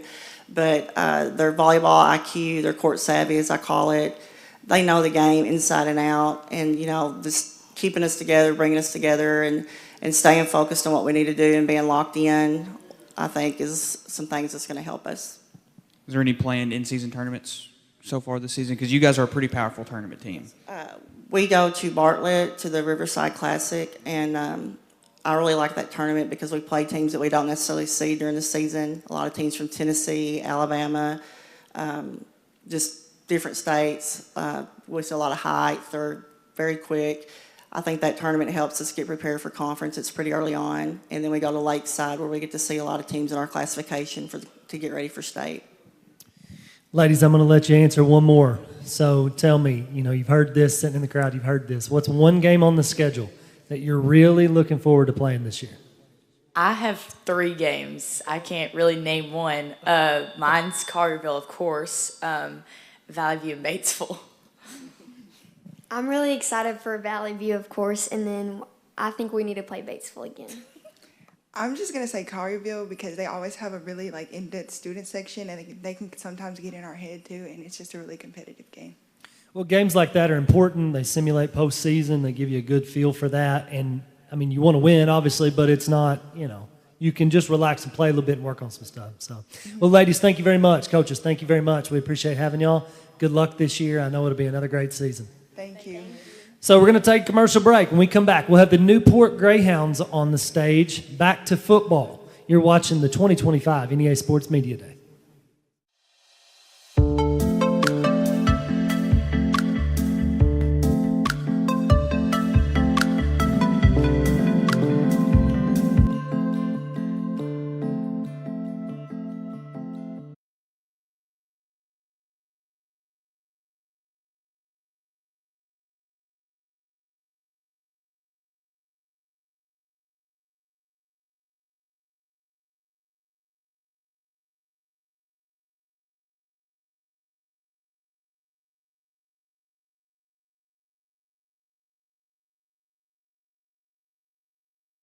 We want our students to understand that they are capable of achieving their own dreams. So our job here is to be great at everything and give our students a chance to be a part of something that is great. Marion offered my kids a plethora of experiences and really prepared them for their college career paths. Involvement is everything, and it helps you grow into who you want to be. If you can come here and be a part of what we're doing, you can learn how to be successful in anything else that you want to take on in the rest of your life.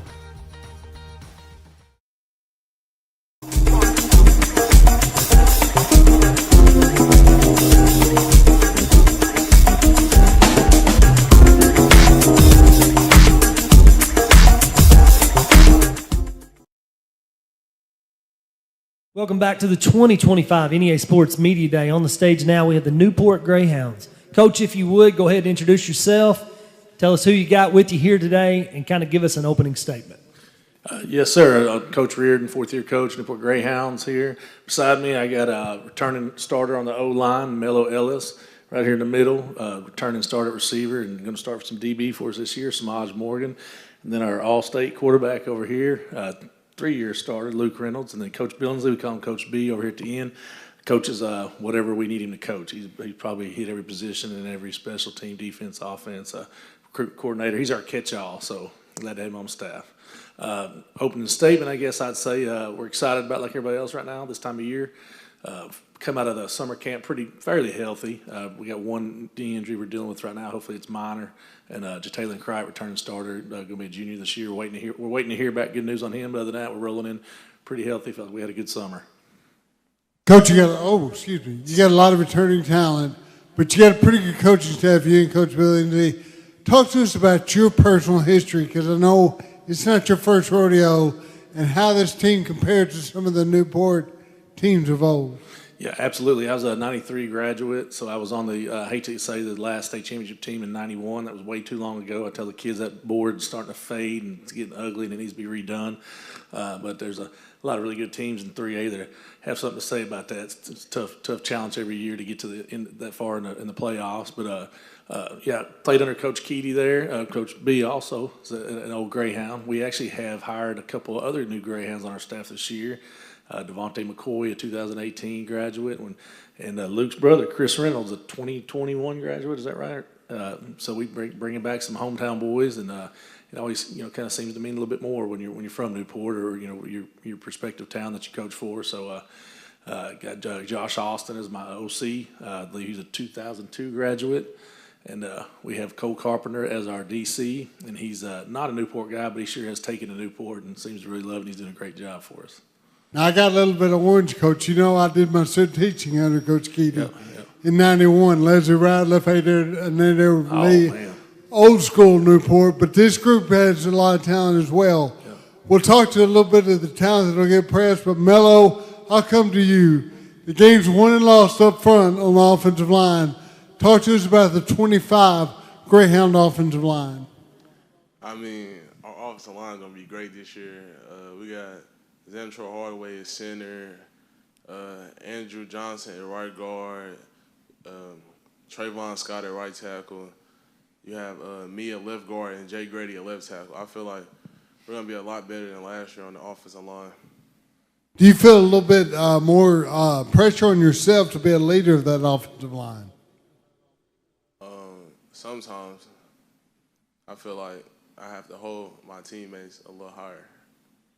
In the calls on the offensive line, do you handle them, or they come from the center position or from the sideline? We make some calls, like we call double team calls, like our pass protection. Go ahead and pass it down to Samaj. Samaj, you're one of the great athletes of Newport High School. Obviously, it's not your first rodeo. What does it mean, like, to play for the Greyhound football team? Because not only are you a football team, you represent the whole community of Newport. I would just like to talk about, like, how our community is to us. They treat us right. They give us the integrity to go play the game. I thank all my teammates, like Dede Braxton. I think he's a very good player and everything. My quarterback right here. Good offensive line. I think we got a good offense this year and good defense. I think that we'll be good this year. Luke, talk to us about the Greyhound offense. What kind of look can we expect as far as run pass, the alignment, stuff along those lines? We're running a split back offense. We got 2 running backs. We got 2 move-ins, Traeger and Xavier. They can play both sides of the ball, great players. Then with that, the lineman's role is a big part of this offense. But they've been working hard in the weight room. They've been eating right. They've been doing good, so I think we're looking good this year. Do you consider yourself a runner or a passer first? It depends on the play call, because we got plays that we throw the ball, and then we got option plays. So it really depends on the play call, who I'm reading, what I'm doing. So it really just depends on that. Coach Britton, back down to you. Who is the play caller for the Greyhound football team? Josh Austin is the one that spoke of earlier. 2002 graduate, played a little college ball at Arkansas Tech. Big guy, 6'7", 290 pounds. Yeah, he calls plays. And what can we expect as far as run pass percentages? Oh, man, Rivercrest sitting back here in the back row, so I can't tell you too much, can I? Probably just, most teams like to balance it. I want to run the ball. It's safer. Luke will tell you all the time, I don't call plays, but every time I see him roll out, I say, run it, run it, run it. He probably rings in his ear. He's a heck of a runner as far as picking which one he's better at. He's a true dual threat guy. He can do both pretty equally. Probably 65, 70% run to 30% pass would be my, ideal balance to keep everybody in check. The game, I always tell the kids, I was like, I don't really know until we go in the game. That's our goal. But if they come in there and they stack the box and they got 8 or 9 guys in there, then we'll throw it all night. If they come in there and loosen up a little bit, then we're going to run it all night. So the opponent always dictates, the percentage of that. Tough non-conference guys. You guys will play Mark Tree, then we'll go to Batesville, then we'll go to Salem. So talk about that non-conference schedule, and do you guys think that this non-conference schedule will help you guys towards conference play? Absolutely. Everybody tries to go out and get, I would think any team that thinks they're going to compete for a conference championship, they're going to go out and load up their non-conference. You're staring at a Mark Tree team that's going to be very talented, a lot of great athletes. A couple of years ago, they were a semifinal team. I think they had a little disappointing year and a lot of injuries last year, and I thought they were probably that kind of caliber again last year. Batesville, 5A school, old rivalry. They're a little down for a Batesville team, but I expect them to be a big bounce back this year. But they're still a great 5A team, a great tradition. Going to be very physical. We got to go to Batesville. They're going to be packed house over there. And, of course, you got the defending state champions in Salem, so I don't think I don't want it any tougher than that. We want to make sure we survive it and get a little better coming through it. And, I thought last year we came out as hot as any team in the state, but I don't think we were good when it mattered in November and December. So we focused our whole offseason on the weight room, extreme, changes in the weight room and offseason training and our mentality. And we want more longevity. We want to be able to compete at the end of the year, not necessarily at the beginning of the year at our highest level. Maybe peaked a little bit early last year. And, everything we've done this offseason is to have a much longer season and be able to battle through it. But that non-conference, as you asked, is certainly going to get us prepared for the conference play, which is the most important. Question for you, Luke, real quick. You're an all-state quarterback, so you've had a lot of success in the past few years. Just what are some things that you've really worked on personally this offseason to be even better for this year? I try to work on my lower body. I've been working a lot of speed workouts and stuff like that. But most importantly is my leadership. With coming back from the seniors, one of the things they depict is their standards and what they do, and it's what we do and it's how we do it. So learning that as a junior, becoming more senior, that's probably one of the main things I'm working on is my leadership. Coach Billingsley, I'm going to ask you, like I told Coach Beard, I got a little Newport orange in me, a lot of pride in that town, a lot of pride in what you do because you're a catch-all. You do some of everything. Tell us exactly what your title is on this football team. My title is I'm a running back coach, and I coach my DBs. But man, I do a lot of agility, and I do my recruiting stuff as well down there in Newport. Talk to us about recruiting, because at the high school level, that's a little bit different than the recruiting we know on the college level. With me, well, I try to get everything situated with camps and talks to coaches and all that. But man, I got good relationships with a lot of coaches around the nation. Guys, I'm gonna ask you the question before we finish up here. One game on the schedule that you're really looking forward to playing. Who is it? You don't have to necessarily tell me why unless you want to, but who is it? Osceola. Osceola. I'll say non-conference, probably Salem. Going to them, they're the state champions, so that'll be a challenge. And then conference, I'll probably say Osceola. They're a tough team, so it's just one to. Coach Burton, you talked about your non-conference schedule. They don't understand the Batesville rivalry. Talk to us about that. Yeah, I think they do now. Last year we had, I don't know, estimated 3,500 to 4,000 people at the game. We had a flyover. I don't know if y'all saw that on social media that we had a buddy of mine, Bubba Bell, there in town, owns a crop dusting service. So they did a 3-plane flyover right before the game. The pregame stuff was craziness. The people that returned from both sides throughout the years that have played for the Pioneers and played for the Hounds, they get to hear from all the old school guys there in town about it. So I think y'all kind of understand it now, don't you? You got a little taste of it last year. So they do understand it a little bit more than they did last year going into it. Probably the most nervous I'd ever been before a game in my life. Every one of my friends and family across the country had reached out to me that week. Coach B probably got the same thing from all his old classmates, and there was a lot of pressure in that game for non-conference. Again, it's still non-conference.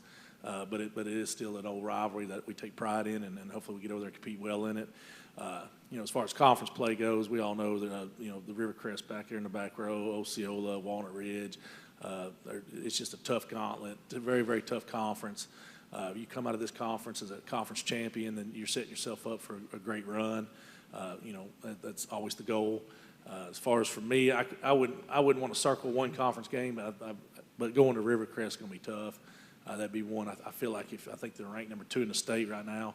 If we get to Rivercrest, and Salem's going to be a good, it's going to give us a good judgment where we at right now, week 3, compared to the a state champion caliber team. I believe they returned everybody but 3 or 4 starters, and then when you get into conference, see Rivercrest week 6, I believe. We're lucky enough to play them in Osceola back-to-back, so I'm just going to circle 2 games and say both those back-to-back games. Come out of those 2 alive and well, and maybe split. If you just split those games, you're probably going to be excited. Most teams in the state, so those are the 2 that we're really going to tell us where we're at going to the playoffs. Well, Coach, we appreciate it, guys. We appreciate it. Good luck this year. I have no doubt it's going to be a phenomenal season for you guys. We're going to take a commercial break. When we come back, we'll have the Manila Lions on the stage. You're watching the 2025 NEA Sports Media Day. I've seen First Community Bank all over, but then to take my stuff to some people that didn't really know me and took a chance, that spoke volume. I'll always be grateful to First Community and that whole team over at Harrison that helped get me started. Anytime I need anything, just a phone call away. We're really proud to be with First Community Bank.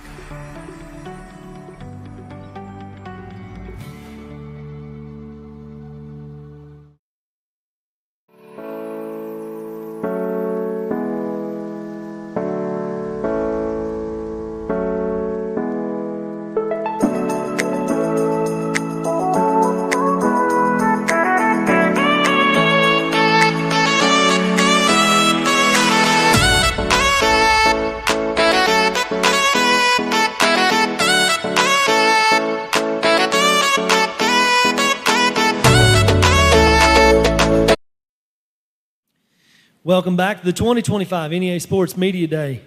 Manila Lions on the stage. Coach, if you would, go ahead and introduce yourself. Tell us who you brought with you today and give us a little bit of an opening statement. I'm Coach Fisher from Manila, and I brought Hudson Harrison,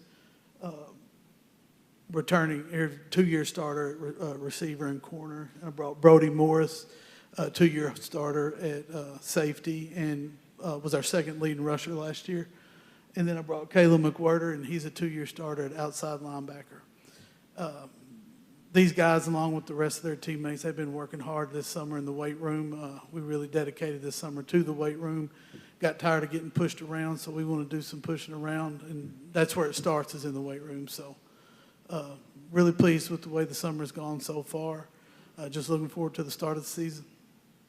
Yeah, Coach, this is a question for you, question for the players as well, but, talking about last season, I believe 2-5 overall in conference. What's one thing that you guys worked on a lot this offseason, especially to go towards this conference play? Because it's no secret you guys play in a really tough conference. Yeah, like I said just a few minutes ago, or just a few seconds ago, the weight room has been where we've because that's where it all starts, is in the weight room. You win games up front with your O-line and D-line, and you got some great teams, you got with some big boys, and if we want to compete with them, we gotta step up our weight room, and that's just been what we've been working on through the winter and the fall and the spring and the summer. Like to get the players' answers as well. What's one thing you guys been working on? Yes, sir. The weight room's been a big emphasis this summer, and the battle of football is won in the trenches. So to get stronger up front, it's going to be more wins for us, more tackles for loss, and just impact the game. Just pushing forward what he was saying, leadership, all that other stuff. Building off what they said, we need to be stronger in the weight room. Can't be pushed around. Need to be doing the pushing around for our linemen. We need to be better in the trenches. Coach, if you would, kind of talk about your offensive play style going into this season, and maybe some of the guys that aren't with you that will play a big factor in skill positions this year. We're traditional spread team, but we spread it out. But we want to run the ball first and be a running team. And but we got to be able to throw it to get people out of the box and to spread people out. We up front, we returned 2 starters on our O-line, Caleb Birmingham and Clayton Hawkins, and we're going to lean on them a lot in the run game and in pass pro. And got Patrick Fisher will be the quarterback as of right now, and just his leadership and getting everybody lined up and in the correct play. The games it's fast and you don't have long between plays, and sometimes you get the formation wrong with the play call. And I think he's smart enough to get us either in the right formation or a different play. And I trust him to do that. And then we got receivers. Dakota Miles is coming back. He's a returning, played some receiver for us last year. And got a guy that's never played before, but he's a tremendous athlete, Cohen Finley, coming. And, we're going to – hopefully he can help us out in our receiving corps.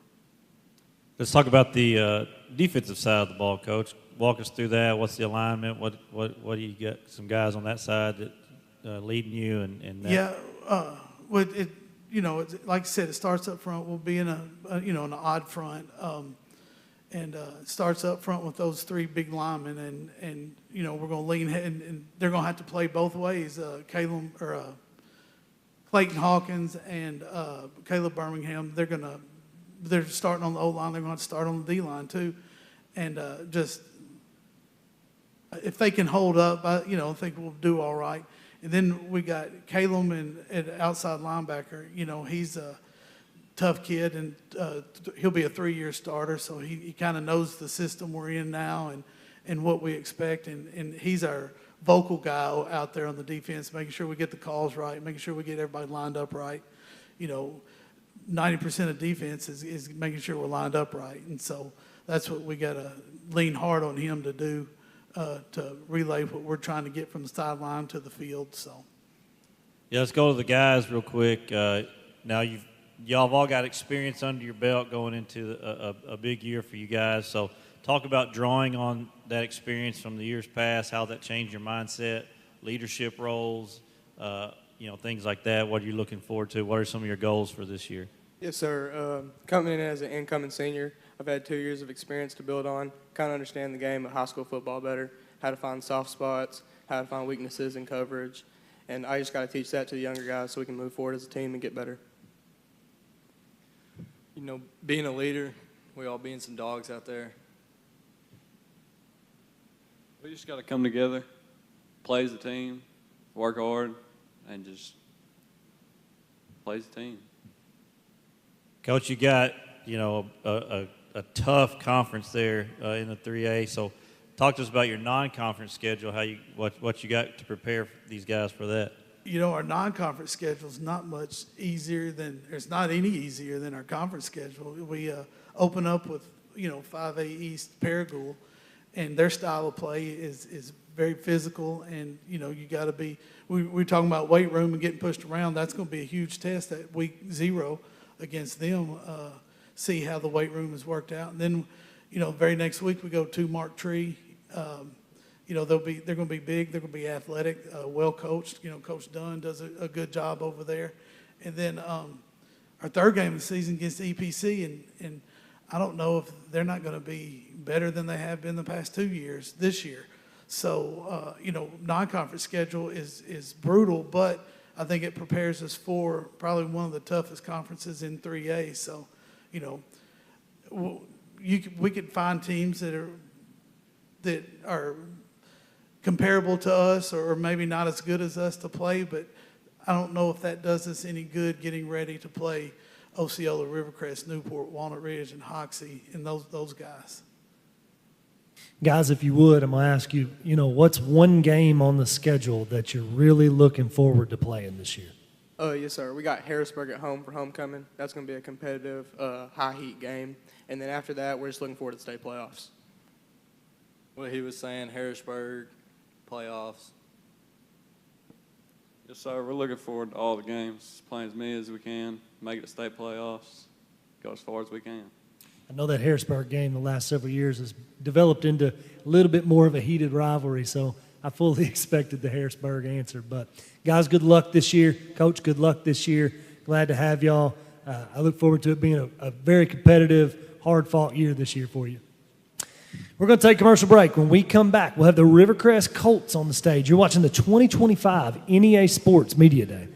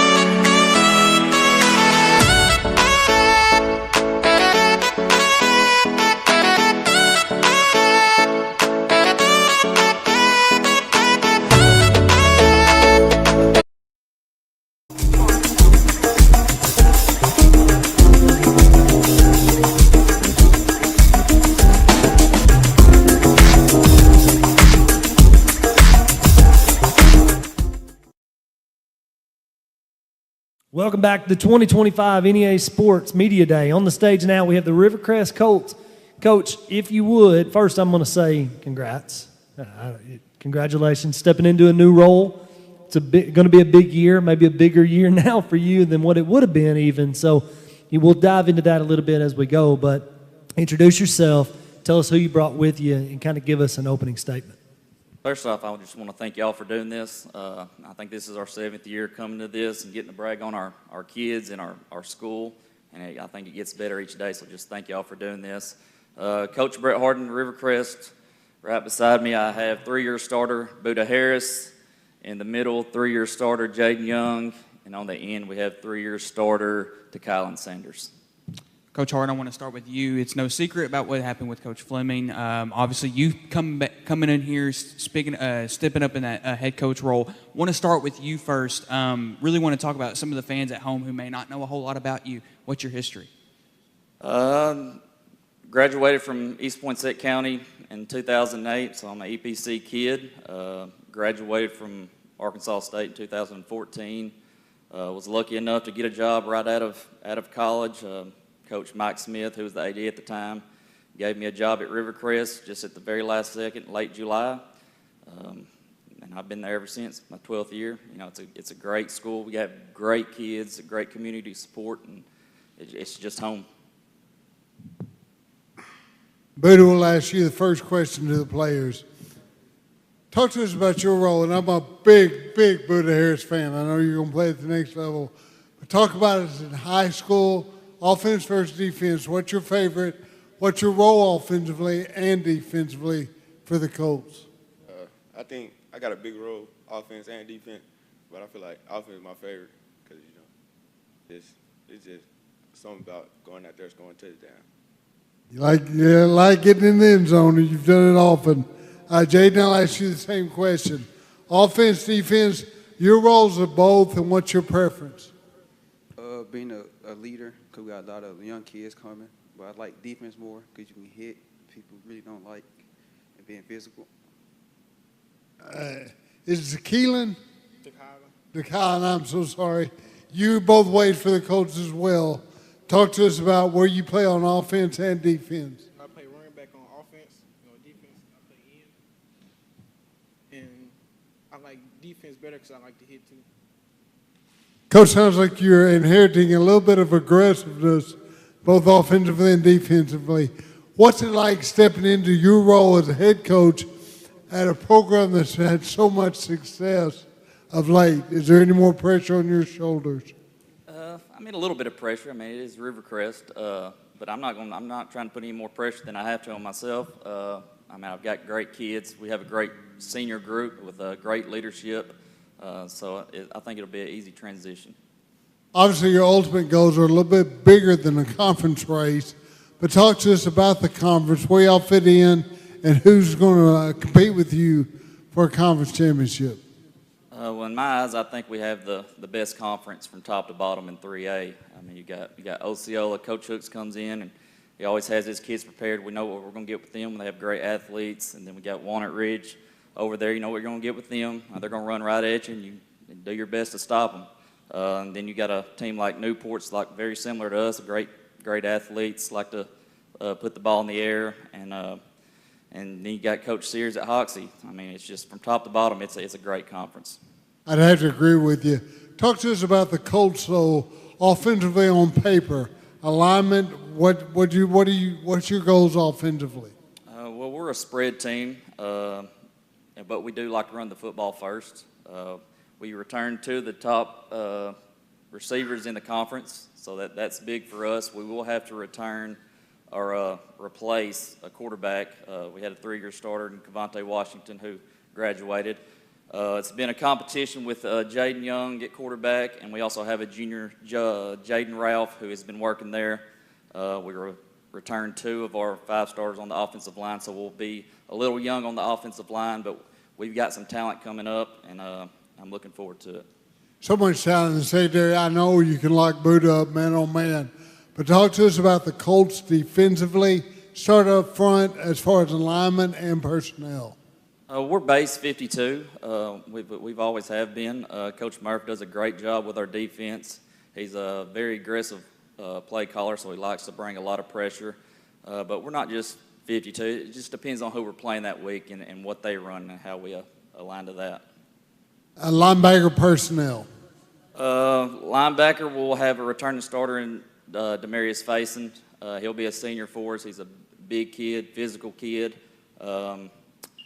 And then we'll have to replace one of our linebackers with a sophomore in Latham Bowden. He's young, but he is a very good football player. And then on the back end, we'll have Buddha returning at corner. We'll have Jaden returning at safety, and then we'll have to replace our other safety in other corner. If Jaden works out a quarterback, will that affect his role defensively? No, he's not coming off the field, and he knows that. Buddha, throw it back to you. Talk about, and you're kind of a catch-all. You can run, you can catch, you can play defense.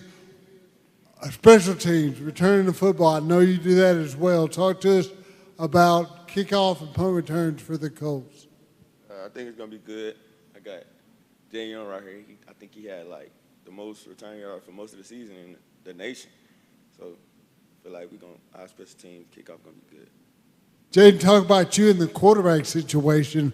Where do you see yourself fitting in that situation? I play quarterback if I needed to, but I think we got a junior quarterback that's pretty good back there for right now at practice. To Kylan, where do you fit in as far as where do you start offensively and defensively? I know you said your position, but talk to us about your roles both offensively and defensively.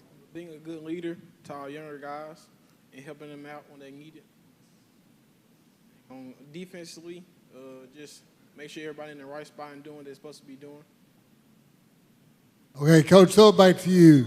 With the transition from Coach Fleming to yourself, has it affected the off-season workouts gearing up to now via the summer? What all has gone on with the Rivercrest Colts this summer?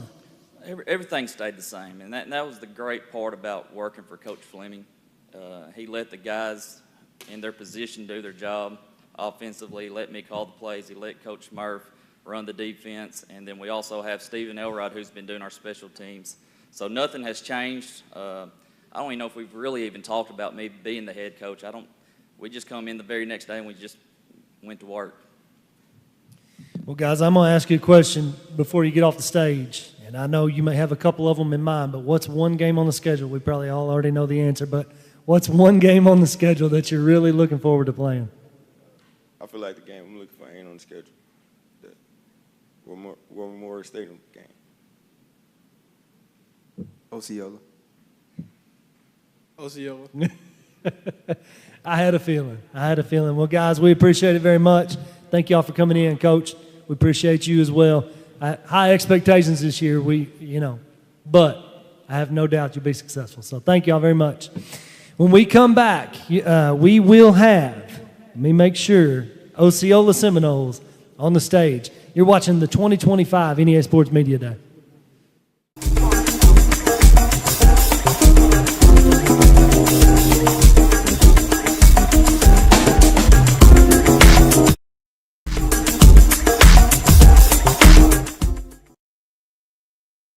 things never change, like enjoying your favorite video game or getting ready for Friday movie night. But some things do, and for the better. Like fast, reliable, affordable fiber internet from Empower Broadband. Whether it's working from home, homework for the kids, or just a fun family movie night, we need a lot of bandwidth, and Empower provides that for us. Call our local customer service team today to get started. With Empower Broadband, you'll enjoy life up to speed.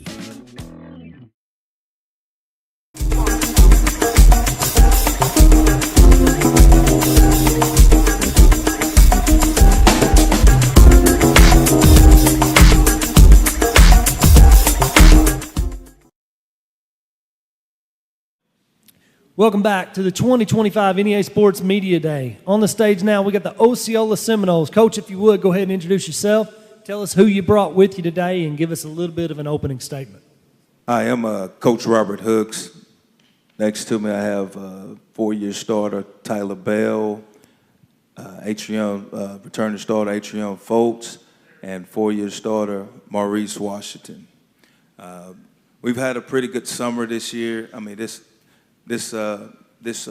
summer, we've done pretty good. The kids have come in, and we worked on more so being leaders, being better from the whistle to the snap is what we've worked on. We're pretty good in between the snap and the whistle, but being better from the whistle to the snap is one of the things that we've harped on and working to get better, and also special teams. We feel that in a tough conference like we have, we feel that we could have an advantage in the kicking game with our kicker and for us the kicking and punting game. Coach, y'all are picked first in the 3A conference by multiple sites, but does that put any kind of pressure on y'all, or how do y'all handle those projections? It's expected. Last year we go from the hunter to the hunted, and you got to understand that when you win games, you're going to become the hunted, and everyone's going to come to take your spot. So, which means you have to work even harder and to be more disciplined, not to let anybody come and get you. If you would, go ahead and pass the mic to Tyler. Tyler, I'll ask you, and then I'll also ask your other two teammates. What's kind of your positional role on the football team this year? You playing both sides, or what position are we going to see you play on the field? I'll be starting at quarterback, and defensive side I'll be starting at safety. My position on the field, my role on both sides of the field is to be the communicator and the leader on both sides of the field. Well, my name is Atrion Foltz. I'm a running back and an outside backer. My role on both sides of the ball is the leader and just be the voice of the offense and defense. MJ Washington, I'll be mostly everywhere, wherever coach needs me to be. And my job is I'm a vocal leader, so I'm speaking out to all my younger guys, trying to get them where they need to be. Coach Hooks, if you would kind of talk about the offensive side of the ball, kind of your personnel scheme and some big returners that are going to help out on the offensive side, maybe some other key guys that are going to have to step up. Okay, we're spread offense. First I'm going to talk about my offensive line. We lost 4 starters up front last year, so going to be very young up front, but I think that my guys are up for the challenge. We're more physical, I think, from this point last year to where we are now. We're more physical. Right now, we just got to learn exactly what to do, and we're working daily to do that. And the returning starter is Garen Cook. He's a guy who's had a good summer team camp. He's been just a man that in the summer, I would say he's probably got 40, 50 pancakes in 3 team camps. So he's been really, really good for us. We're counting on, we had a couple move-ins, counting on those guys to give us a spark. Diesel Freeman, who's going to start at tackle for us on the offensive side of the ball. Antonio Meadows is another guy. Right now we have, really don't know who's going to be the center. We have 3 or 4 guys who can play tackle, guard, center. So, it's kind of seeing who works best at that position, and, that's a fortunate thing to have, especially at the center position. A lot of times you only have one guy who could do that. So we feel we have 3 who can snap the ball. Coach Gray, if you would kind of talk about your side of the ball, the defensive side, with your personnel and scheme and some guys that you're going to have to need to step up for that defensive going into this year. Okay, first, you see where defense stands at Osceola. He didn't introduce me at the beginning, so I'm just kidding. I'm just kidding. Anyway, we lost some key players on defense as well, so we're at linebacker is going to be a spot where we're going to need to, and we've been working really hard over the summer to try to shore up some. MJ may have to move around, like he said. He's going to be everywhere. He may move around a little bit for us. But defensive line wise, we lost a good player. Inside linebacker we lost, so we're looking at people like Antonio Meadows. He mentioned Guerin's going to play a big role on the defensive line. Diesel is going to play a big role on the defensive line. Austin Scott, and those guys. Kamaje Poole is going to be a guy. He played inside linebacker for us last year some in a reserve role, but he's going to have to be a guy that steps up and fills that role, the inside linebacker. But again, we're a multiple defense. We base out of 3-4, but we could be in anything. We got teams that run the single wing in our conference, and then a lot of others are 10 personnel or 20 personnel. So we're you got to be multiple defensively in order to combat that. And one advantage we have, we've kind of seen everybody for a year. Last year was our first year, so one thing about defense is you try to get as many tendencies and anything like that you can get a hold of. So that's what we're really we were looking to help us there, being the second time through, but we got a lot of question marks all over the defense. Coach, I'll throw it back to you. Not everybody knows your past, your experience, but it's very interesting to me because you bounced around the West Memphis and all that. Talk to us about where all you've been and how you ended up back at Osceola. Well, I started my coaching career. I did my student teaching at El Dorado, where Coach Gray was the head coach at that time. I got my first job at Camden Fairview, worked for Buck James for 7 years, and went to Fort Smith Northside for 2, then went with Buck James to Bryant for 1 season, and I got the head job at Osceola in 17, was there 17, 18, 19, and went to West Memphis for 4, and I was fortunate to come back to the great town of Osceola, coach the Seminoles. What brought you back to Osceola? Overall, first off, I think that anything that we do, we try to do it with the man upstairs. So I truly believe that it was God's will, and that's the main thing. But of course, the community support that we have, the overall talent that we have, the mental toughness that these kids have, it's just a joy to coach a group of athletes like them. Well, guys, I'm going to ask y'all a question that I ask everybody. You already know what's coming. What's one game on the schedule that you're really ready, looking forward to? You got it circled. August 29th, we play Mills, our first game. It's just the first game of the season. We're going to take it 1 week at a time. I'm going off what Bill said. We're just going to take it 1 week at a time. We're just looking forward to play Mills and just continue playing. Every game on the schedule circle. It's my last year, of course, so I'm going hard every week. Make the most of it. Hey, I appreciate it. Coach, I'll ask you talk to us about the Rivercrest rivalry. Being in Mississippi County, that's a big one. They're very politically correct, but talk to us about that game in particular. Well, it's no doubt. I'm a Rivercrest alum, and I know pretty much everyone in the community. It's huge, but we just like they say. That's how I learned as a young coach. You never can get too big, never get too low. Want to stay even keel. During that week, it'll be a great, huge rivalry. But until then, we're floating. We don't want to make it just too bigger than what it is. It's a big game, but it's not. Well, Coach, we appreciate it, guys. We appreciate it. Good luck this year. Osceola great every year. Expect nothing but the best, so good luck to y'all. Thank you.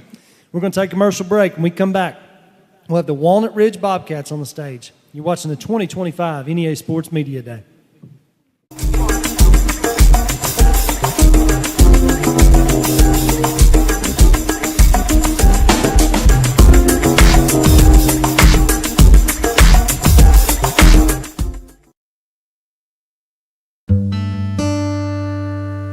Thank you. Thank you for letting us be a part of your family and for trusting us with the ones you love the most.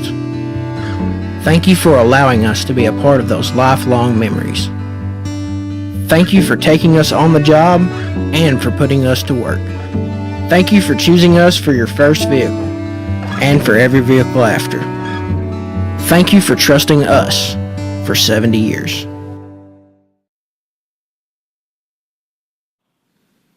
Hello and welcome back to NEA Sports Media Day, football, volleyball, but right now we have the Bobcats of Walnut Ridge. Coach Jeff Blake and the players to your left. First, introduce yourself and the players and the coaches on your staff to your left. Kind of give us an opening statement and kind of expand on a great 24 season of the Walnut Ridge Bobcats. Yeah, right here to my left is a 3-year starter at quarterback, Jersey Cunningham. He also plays some defense for us.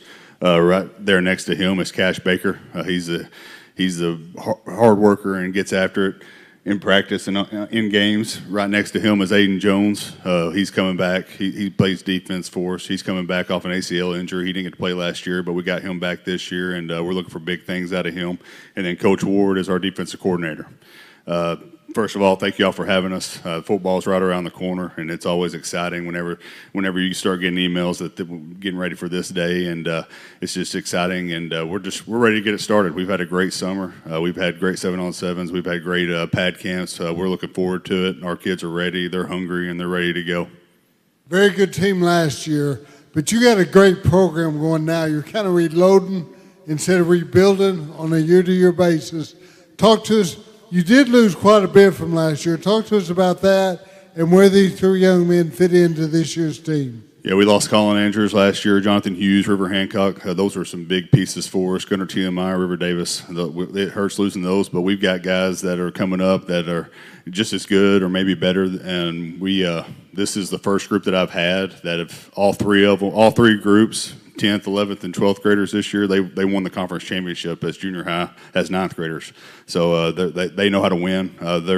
They don't back down to anybody. They'll play anybody. We'll play anywhere, and they know that, and they'll get after you on Friday nights. And that's just the style of play that we play. And they get after you, and we preach it, and they know it. And our practices are tough. We're tough on them. If they can handle our coaching, they can handle anybody. So.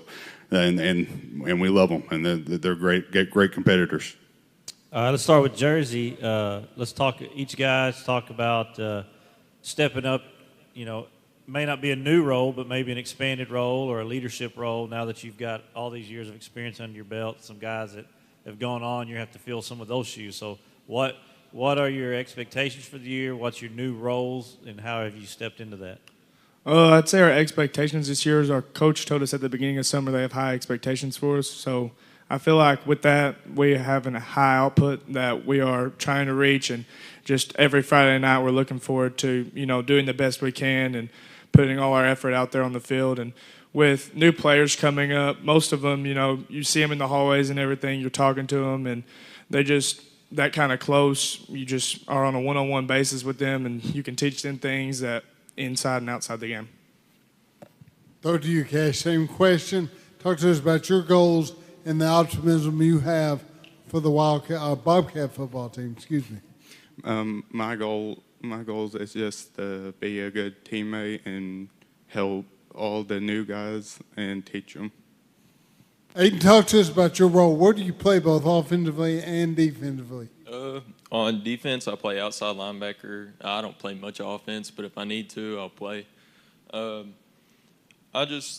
feel like we need to communicate a lot more on the field. And like Jersey said, being friends with mostly everybody on the team, it helps out a lot because, we can get mad at each other, but the next day we'll be fine. We'll be friends again.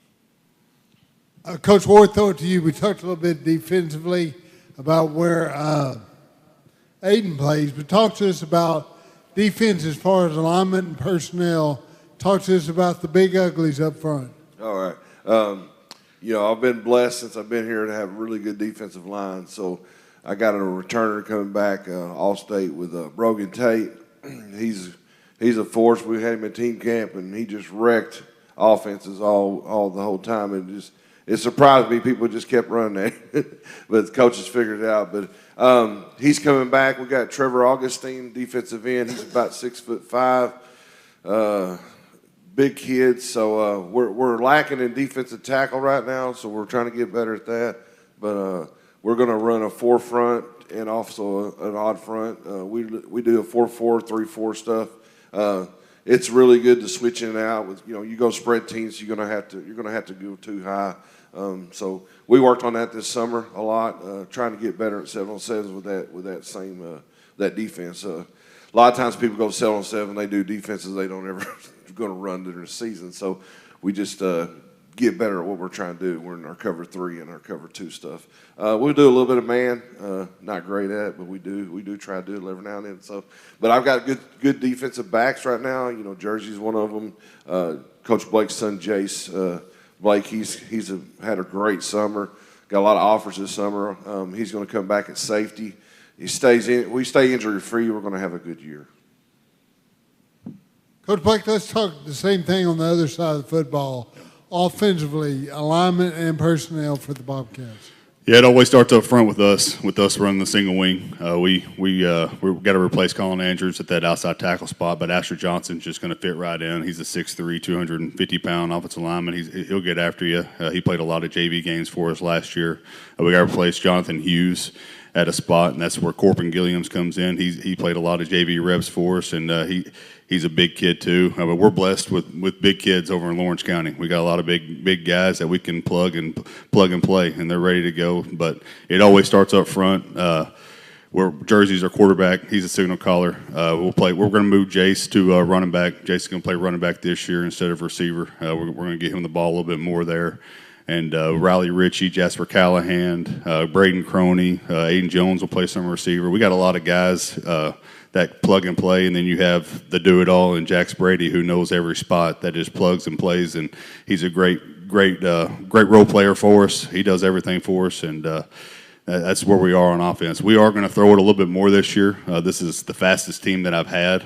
This group, they finished second in the conference in track. We got a lot of guys that can run, a lot of guys that can jump. So we will throw it a little bit more. We've been working on that this summer. And whenever I say throw it more, not 5 times a game, we might throw it 15 times a game. So not a lot, but we will throw it quite a bit more just to get our guys playmakers in space. Now, one of your playmakers is a little bit close to you. You go home with Jace every night. Talk to us about your relationship, both on and off the field, and does it affect your on-the-field relationship? No, he works hard. He's just one of the guys, though. I mean, to me, he's just a player. I love each and every one of these guys. I've watched these guys play since they were peewee kids. So I've seen them grow up. I've seen them grow up in the program. They get after it, and Jason's just one of those kids that just fits right in, and he just does his job and just works hard and just tries to be a leader. Hey, and I don't know, Dr. Weaver's walking around, so I'm going to ask this question. Go ahead and pass the mic down. Please don't be generic. Talk to me about one game that you got circled on the schedule this year. I like to think we focus like every Friday night that's ahead of us, focus on every game. But one game I'm excited about is Hoxie. Every single year we got a rivalry, and last time I was on that field I had to leave at halftime due to an injury, so I'm just ready to get back on that field and finish the job. Hoxie too, because they're our hometown rivals. I know you don't want to hear it, but I'm going to say Hoxie too, because I also got hurt that game, and it's always just high nerves whenever we're playing Hoxie. Everybody wants to see it. I appreciate your honesty because I knew the answer, but I didn't know if y'all would be politically correct. Coach Blake, I appreciate it. I'm a big fan, as you know. That's going to do it for now for the Walnut Ridge Bobcats. We'll be right back after the break, so y'all stay right there with us.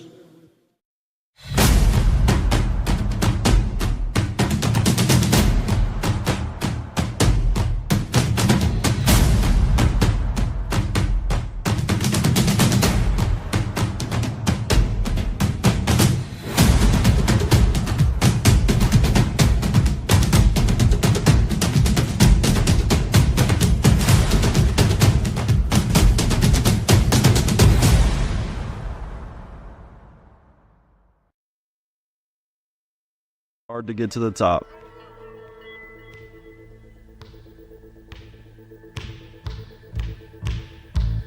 But how do you stay at the top? Hard work every day.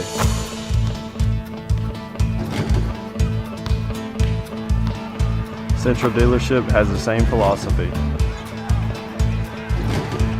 I'm Austin Reeves, and I'm proud to be a part of the Central team. Welcome back to the 2025 NEA Sports Media Day. On the stage now we have the Piggott Mohawks. Coach, if you would, just kind of introduce yourself for us, tell us who you got with you today, and give us a little bit of an opening statement. I'm Clinton Haley, the head football coach at Piggott. With me I have my 3 seniors. I have Levi Moore. Levi is coming off 2 ACL tears and hadn't played since a freshman, but we were excited to have him back. Then I have Ben Latimer. This will be his 4th year starting quarterback. Lots of experience in the league. And then at the end we have Kyler Dickens, a senior, played defensive back and receiver for us. Coach, talk to me about expectations this season, what you've seen this off season, camp season, weight room, all that stuff, and what you're looking forward to with this bunch. Right. We have been at the bottom of the league in the past 3 years. We are going through a culture change still. That is our goal. We're trying to breed toughness, breed winners, breed accountability, and I feel like we're taking turns in the right direction there. Rome's not built in a day, so we, with our community, with our school, we're asking them for some patience, but we're looking to go out and compete and represent Mohawk football in our community, which has our back every step of the way. And that's no easy task in the conference that you're in. We've had a run of 3-8-3s a day, and we're seeing them over and over. So talk to us about that conference and then what you've done in the non-conference scheduling to kind of get these guys ready. Right. Like you just talked about, our conference is loaded. I think everybody comes up here and says that, but top to bottom, we usually take 5 playoff teams from the conference, and all 5 teams are extremely deserving, and usually everybody goes in and makes some noise. Even the bottom teams, usually make a good run at a 1 or 2 seed from somewhere else. Non-conference, we picked up, first game of the year, we picked up Donovan, Missouri. It's a close game to us, being in the extreme east part of the state. Then our bye week's next week, and then we have Cross County, who is a big juggernaut in 2A. They'll be, I think they're top 3, top 2 in that conference at least. And then we finish up our non-conference with Mountain View. They've had success in 8-man and came up last year and gave us all we wanted at Piggott. But we're hoping to go there this year and play a good tough ball game and try to get us a non-conference win before heading into conference. If you'd pass that to Levi real quick, let's talk about being on the sidelines for a few seasons, and now you're getting ready to get back on the field. How's that feel? How's your mindset? How excited and ready are you to get out there? I'm pretty hyped up. I've been sitting on the sideline for 2 or 3 years. It's not very fun. Kind of got the itch to go. I'm just looking to make noise. I was a starter in freshman year. I did a lot of damage there and got injured very, very quick. But I'm looking to do better this year and finish out strong. So share with us, where you play each side of the ball, and we'll go down the line with each 3 of you guys, where you play on each side of the ball, and then kind of what your goals and expectations are for the season. I'm starting at H-back this year. I play a little bit of fullback when we need it, but I'm looking to just get blocks, get my man out of the way, and run the ball when I need to. I play quarterback, outside linebacker on defense. Goals this year, last couple of years, it's not really where any team wants to be, not a lot of wins. And, I just kind of want to go out there, senior season last year, get a couple wins with the guys. That's about it. I just want to say that on defense, I play free safety. I've played a little bit of strong corner and weak corner every now and then.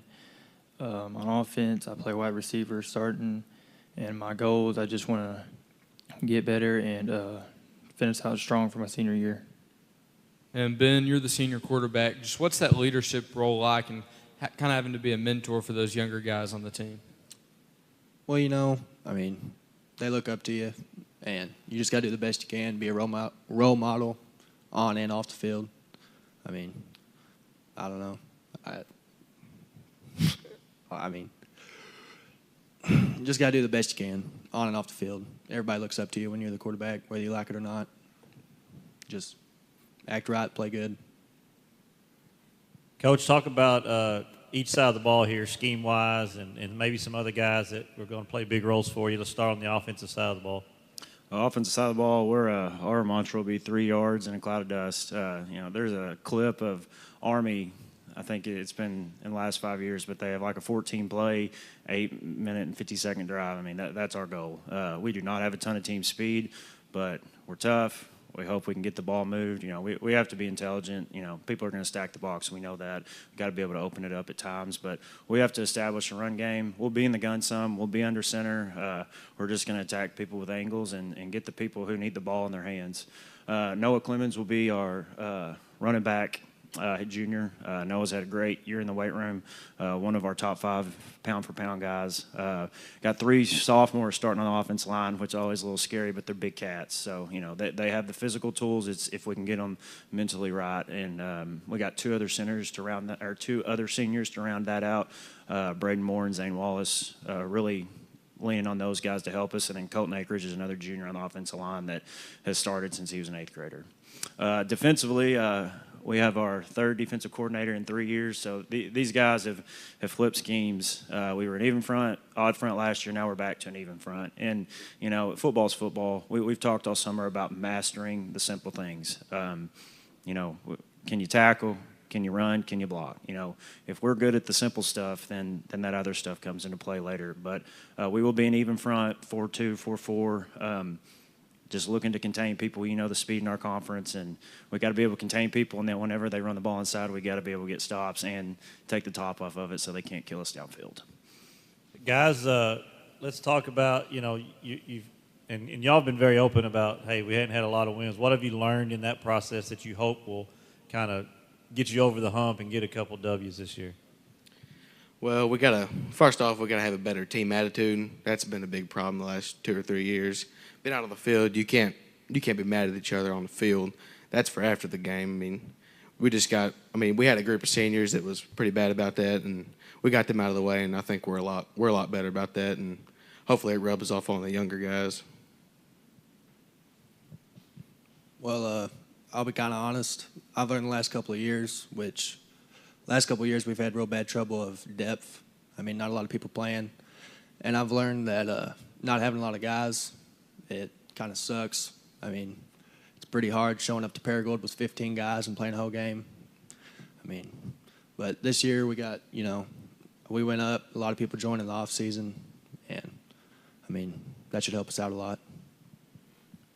I just want to say in our past, we've had a lot of past seniors that would use a lot of foul language and just be inappropriate on the field, and we just want to execute those and get better and have a more better attitude towards each other. All that goes a long way. It all starts in the locker room, starts, in practices and all that stuff. So, moving in the right direction sounds like for sure. So, Coach, I attribute a lot of that to you. Guys, you too, set that bar high and keep working on that and changing the culture. So, real quick, I'm going to ask, we'll just run down the line. One game on the schedule. One game you're really looking forward to playing. Well, I'm looking forward to the Manila game. I've been taken out at halftime twice at that game for ACL injury, so I'm ready to get back on that field and get some sweet revenge on that. I really ain't got no game in particular. It's my last year. I'm just ready for the first one. Get back out there. I agree with him. I just want to have good faith in our season, hope that we hopefully get a couple wins on the season, and look forward to it.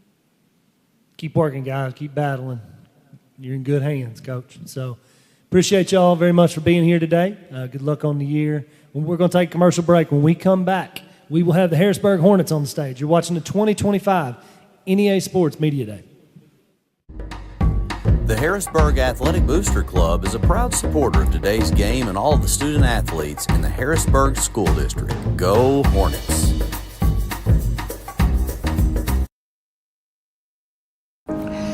The Harrisburg School District serves the community of Poinsett County to offer the highest quality education possible.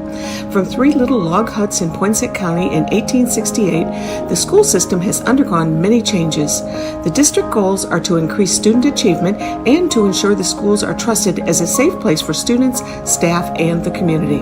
The Harrisburg School District proudly supports the Harrisburg Hornets in all of their athletic endeavors.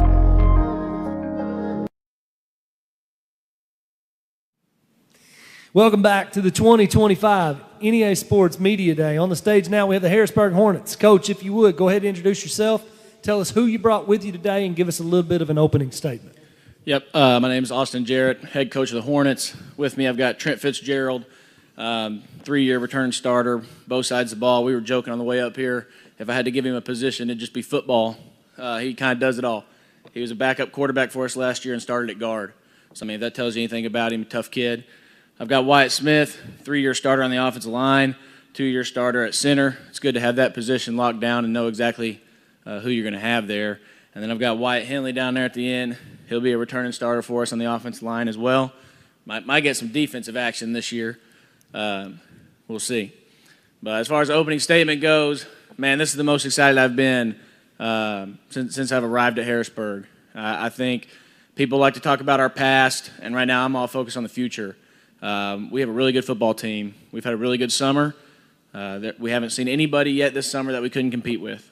And the kids believe. I think if you walked by our practice, you would not think that we were the team we've been the past 2 years. I think you'd be looking at a team that is expecting to compete in their conference. That's the way we act. That's the way we work. That's the way we attack every single day. And I'm proud of these boys. And like I said, I think we have a really good football team. Coach, we'll talk to the players in just a second, but I've heard you talk in other places about the optimism and the changing culture this year for the Harrisburg Hornets. What has led to that change? Well, it's the kids. I mean, they just came in every day and they wanted to work. You know, my first year here, we realized really quickly that, you know, we couldn't compete the way we were, and I think the kids understood that what they'd done in the past wasn't going to work, and the way they worked wasn't going to win games. And so they came in. We've attacked the weight room for 2 years. I have more 225-plus pound bench pressers this year than I've ever had 185-pound plus bench pressers in the past. We've got more 400-plus squatters than we've ever had. We're bigger, we're stronger, we're faster, we're better. I think last year, it may have been here, I said, I think if we played the team from a year ago, we'd win by 3 touchdowns. Well, I think if this team played last year's team, we'd win by 3 touchdowns again. We're just exploding. We've gotten so much better so fast. You know, it doesn't seem that way to people on the outside. 3 years is a long time, but it's really not. I'm so optimistic. The kids are too. They really feel like we can compete with anybody, and I believe they're right. Coach Jarrett, I appreciate your mindset as well. Go ahead and pass the mic down. Let's talk about, Coach said you're kind of a catch-all. You'll do anything for the Hornets. Talk about your role as a Harrisburg Hornet football player. Yes, sir. My role is, just offensively playing fullback this year, going from line to fullback. And then on defense, I was like just playing linebacker, and my expectation this year is to just win, because I don't know. That's a good mindset. Wyatt, I'm sorry, both of you are Wyatt. You're Smith, correct? Yes, sir. All right, Wyatt Smith, talk to us about your mindset and how it's changed from last year to this year. I dropped 30 pounds, lost some weight, got faster, started working out way more, started taking football way more serious, started putting in work off the field, like in the classroom, started talking to my community more, started just putting in a lot of work with just football, like mindset, straight football. So I'm really prepared for this, anything. I'm going to challenge anything. I'm going to face it. I'm ready for anything. So I'm just ready. Great mindset. You mentioned, keep the microphone. Talk to us about on the field, what exactly is your position and the role you play? I play center. I've been playing it for 3 years. I've been playing it for 2 years. And I play nose guard. I've been playing it for 2 years. So I'm just ready. I'm ready to go. I'm just ready. That's a good thing down in the trenches. Wyatt Henley, talk to us about where you play both offensively and defensively. Yes, for sir. the Hornets. I'm starting a quick guard. You know, I pull a whole lot. You know, got to keep my speed up and everything. And I'm also DN. You know, my mindset is just to win. You know, just dominate. Got to move fast. Got to be strong, just to win. Coach, back down to you. I love your optimism. I love your mindset. But then throw it back to a very tough 3A3 conference. Talk to us about that. I mean, it's a tough conference. Everybody knows that. But, I mean, you listen to these guys, I don't think you hear anybody that's afraid of a challenge. And we're not. You know, we play cross-county Southside Trumann in the non-conference. Everybody told me I'm crazy to schedule teams like that. I don't think I'm crazy. I think we're going to win some of those games. I think we're going to be prepared for the conference that like you said, and everybody said for the past multiple teams you've had up here. Tough conference, tough conference. We don't care. It's a different Harrisburg, and we really believe that. And I'm not so concerned with who the top of the conference is, who the bottom of the conference is. I mean, we're always going to be picked, you know, to battle for last place. That's just where we're at until we prove differently. We've earned that reputation, but we're about to change that, and we truly believe that. So I don't think there's any team in our conference that we just can't compete with anymore. I don't think it's like that. Jordanville, a great place to play. Talk to us about your schedule, both home and away. Yeah, so we're going to open up at home against Cross County. That's, you know, the big rivalry in town. You know, obviously they have a good football team, a couple D1 type guys, lots of size up front. But, again, you know, we're not afraid of those guys. Then we got Southside, really good football team. You know, they made a deep run 4A playoffs last year. We know exactly, you know, what we're going to get from them. At Southside? That'll be at Southside, yeah. And like I said, we know exactly what we're going to get from them. That's why we scheduled them, to make us better. And then we're back at home for Trumann. Again, you know, bigger school, but we're ready for that one. A lot of our kids, they have a lot of buddies that go there, and that's a big rivalry for us too. Rivercrest will be on the road, first conference game. Then we'll have Piggott at home. Then we'll have, we'll go to Manila after that, go to Osceola, have Hoxie at home, have Walnut Ridge at home, and then finish off at Newport. And then we'll be going wherever the playoffs take us. Ooh, brutal schedule. But once again, I appreciate your mindset, good stuff. Specifically, let's talk about the Hornet football team alignment, both offensively and then defensively. Yeah, you know, we kind of base out of the single wing offensively, but we spread it out a little bit more. You know, we've got a lot of good athletes out there that we're trying to get the ball to now, and we want to showcase all the guys that we have. You know, I feel like if you play at Harrisburg, you're going to have a really good opportunity to go. We're going to find you a job, and we've done that with a bunch of kids, and we've got a lot of kids who are really good at their job. Defensively, this will be, you know, a big blessing for me. We've hired a defensive coordinator. It'll be the first time that I'm not doing offense and defense, and so we'll be a 4-3 team defensively, and we've looked good in the summer. I'm excited about that. Guys, kind of talk with us a little bit. I'm going to ask y'all the same question I ask everybody else. Give me one game on the schedule, one you're really looking forward to, already got it circled. Walnut Ridge. Everybody. First round of the playoffs. I like that mindset for sure. I do. Well, guys, we appreciate y'all. Coach, we appreciate you. Good luck this year. Keep working. Keep moving in the right direction. I love the attitude. I love the confidence. So keep that up. We appreciate y'all. Thanks for having us. You're very welcome. We're going to take a commercial break. When we come back, we'll have the Brooklyn Bearcats on the stage. You're watching the 2025 NEA Sports Media Day. The Harrisburg Athletic Booster Club is a proud supporter of today's game and all of the student athletes in the Harrisburg School District. Go Hornets!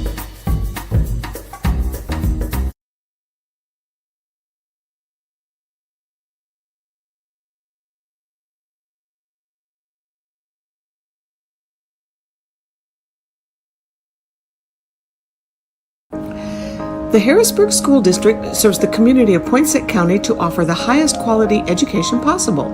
From 3 little log huts in Poinsett County in 1868, the school system has undergone many changes. The district goals are to increase student achievement and to ensure the schools are trusted as a safe place for students, staff, and the community. The Harrisburg School District proudly supports the Harrisburg Hornets in all of their athletic endeavors.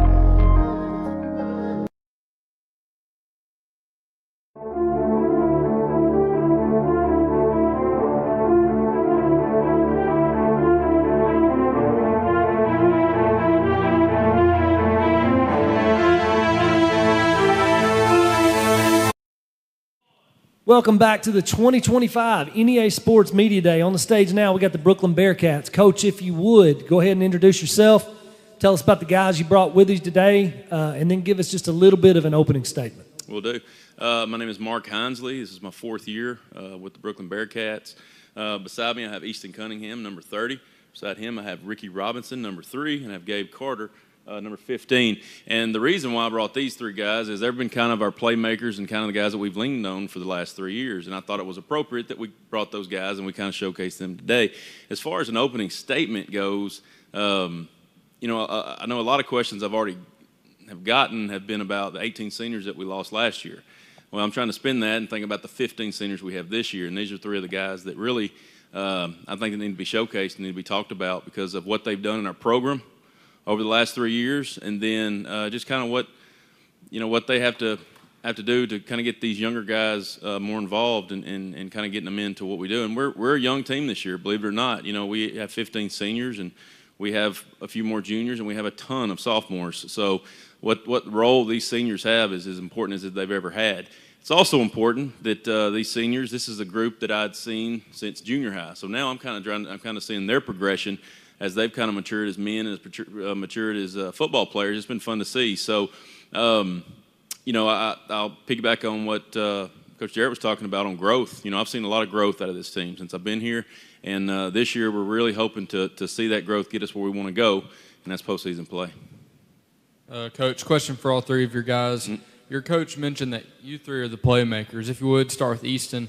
If you just expand on your positional role for this team going into this year. My role is basically I'm playing H-back right now on offense and then outside linebacker on the defensive side. And right now, my plan is to do everything I can at those positions to help us proceed. Same thing for you, Ricky? I play wide receiver on the offensive side of the ball, and I play corner on the defensive side of the ball. And my role, I feel, is to, just lead by example and just, set an example for the younger guys so they know that, to not give up. My name is Gabe Carter, and I play running back on offense and corner on defense. And I feel like my job is just to play wherever they need me. I feel like I'll get moved around a lot this year. Coach Henderson, back to you, and I know your past. I know your Newport and all that. But I am old enough to think of Brooklyn and the inception of Brooklyn football starting out. That's no longer applicable. You're not the new kid on the block. Talk to us about how that tradition has been built and what you're going to do personally to continue the progression of Bearcat football. No, you're exactly right. I think I talked to somebody this morning. We're in year 12 of our varsity play, and that exactly what you just said. An acceptable thing to say would be 10 years old or whatever, but now we're at that point, right? We're at that point where we want to be seen as equal. We want to be seen, we want to earn respect, and you're exactly right. And I'll give it to the guys that were before me. They've really, paved a good road ahead of us, but you know how it is in high school football. Every year we're trying to grow a new team, and I'm proud of this team. I'm glad how they've developed, and what I like about what we're doing right now is we're all speaking the same language, and I think that's where we've got to since I've been here. This being, like I said, my 4th season. We're all kind of talking the same language. We all kind of know what to expect, and I think that's been kind of the going thing. That why have we grown like we have? So. We've got big expectations this year, and maybe I start them, but these guys are who put them in.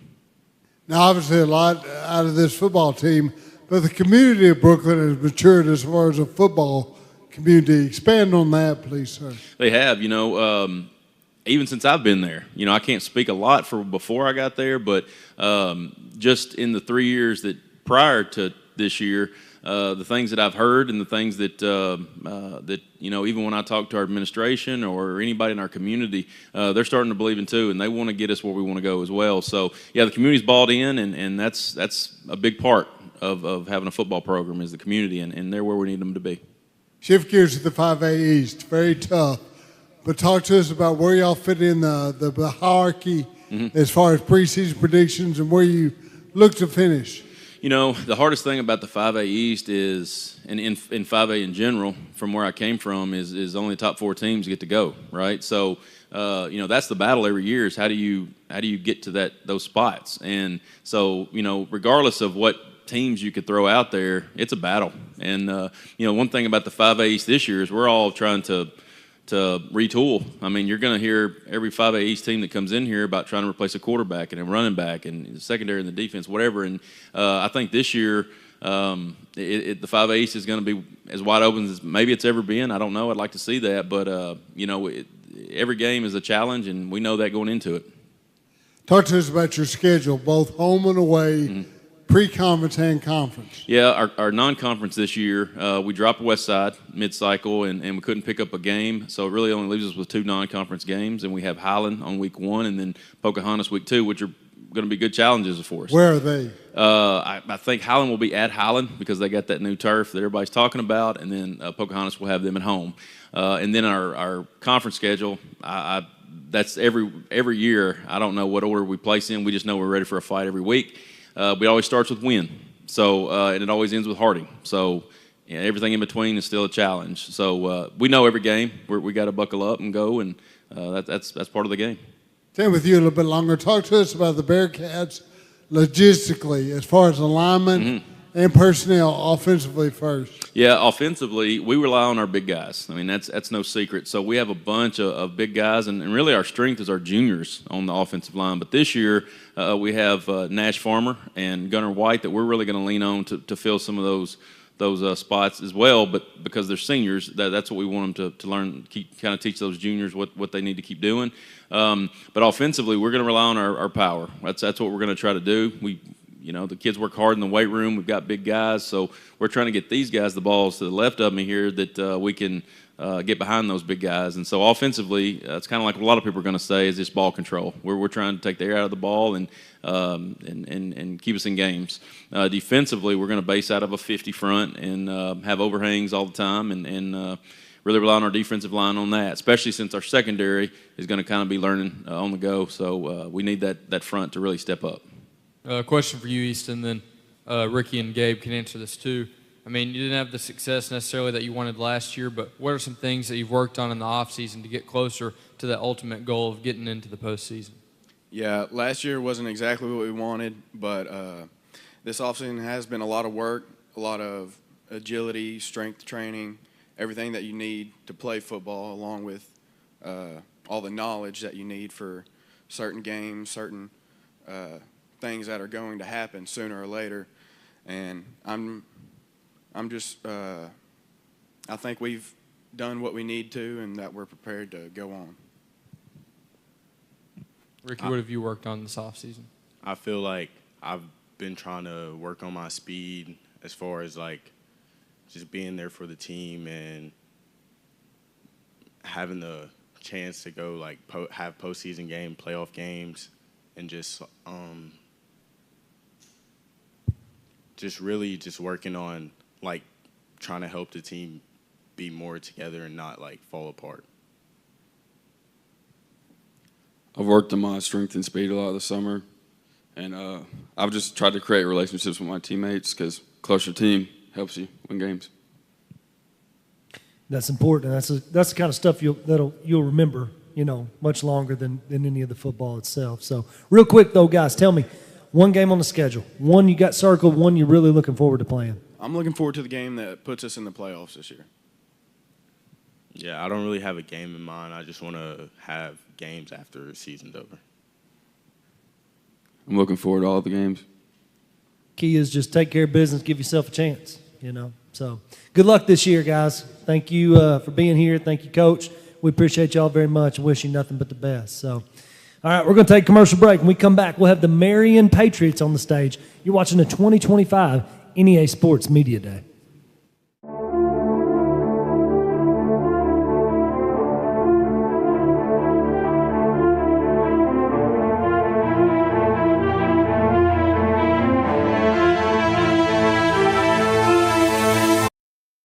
Student students to understand that they are capable of achieving their own dreams. So our job here is to be great at everything and give our students a chance to be a part of something that is great. Marion offered my kids a plethora of experiences and really prepared them for their college career paths. Involvement is everything, and it helps you grow into who you want to be. If you can come here and be a part of what we're doing, you can learn how to be successful in anything else that you want to take on in the rest of your life. Milligan Heating and AC works to serve the Northeast Arkansas community in meeting all of your HVAC needs. Give Justin Milligan a call at 870-243-2820.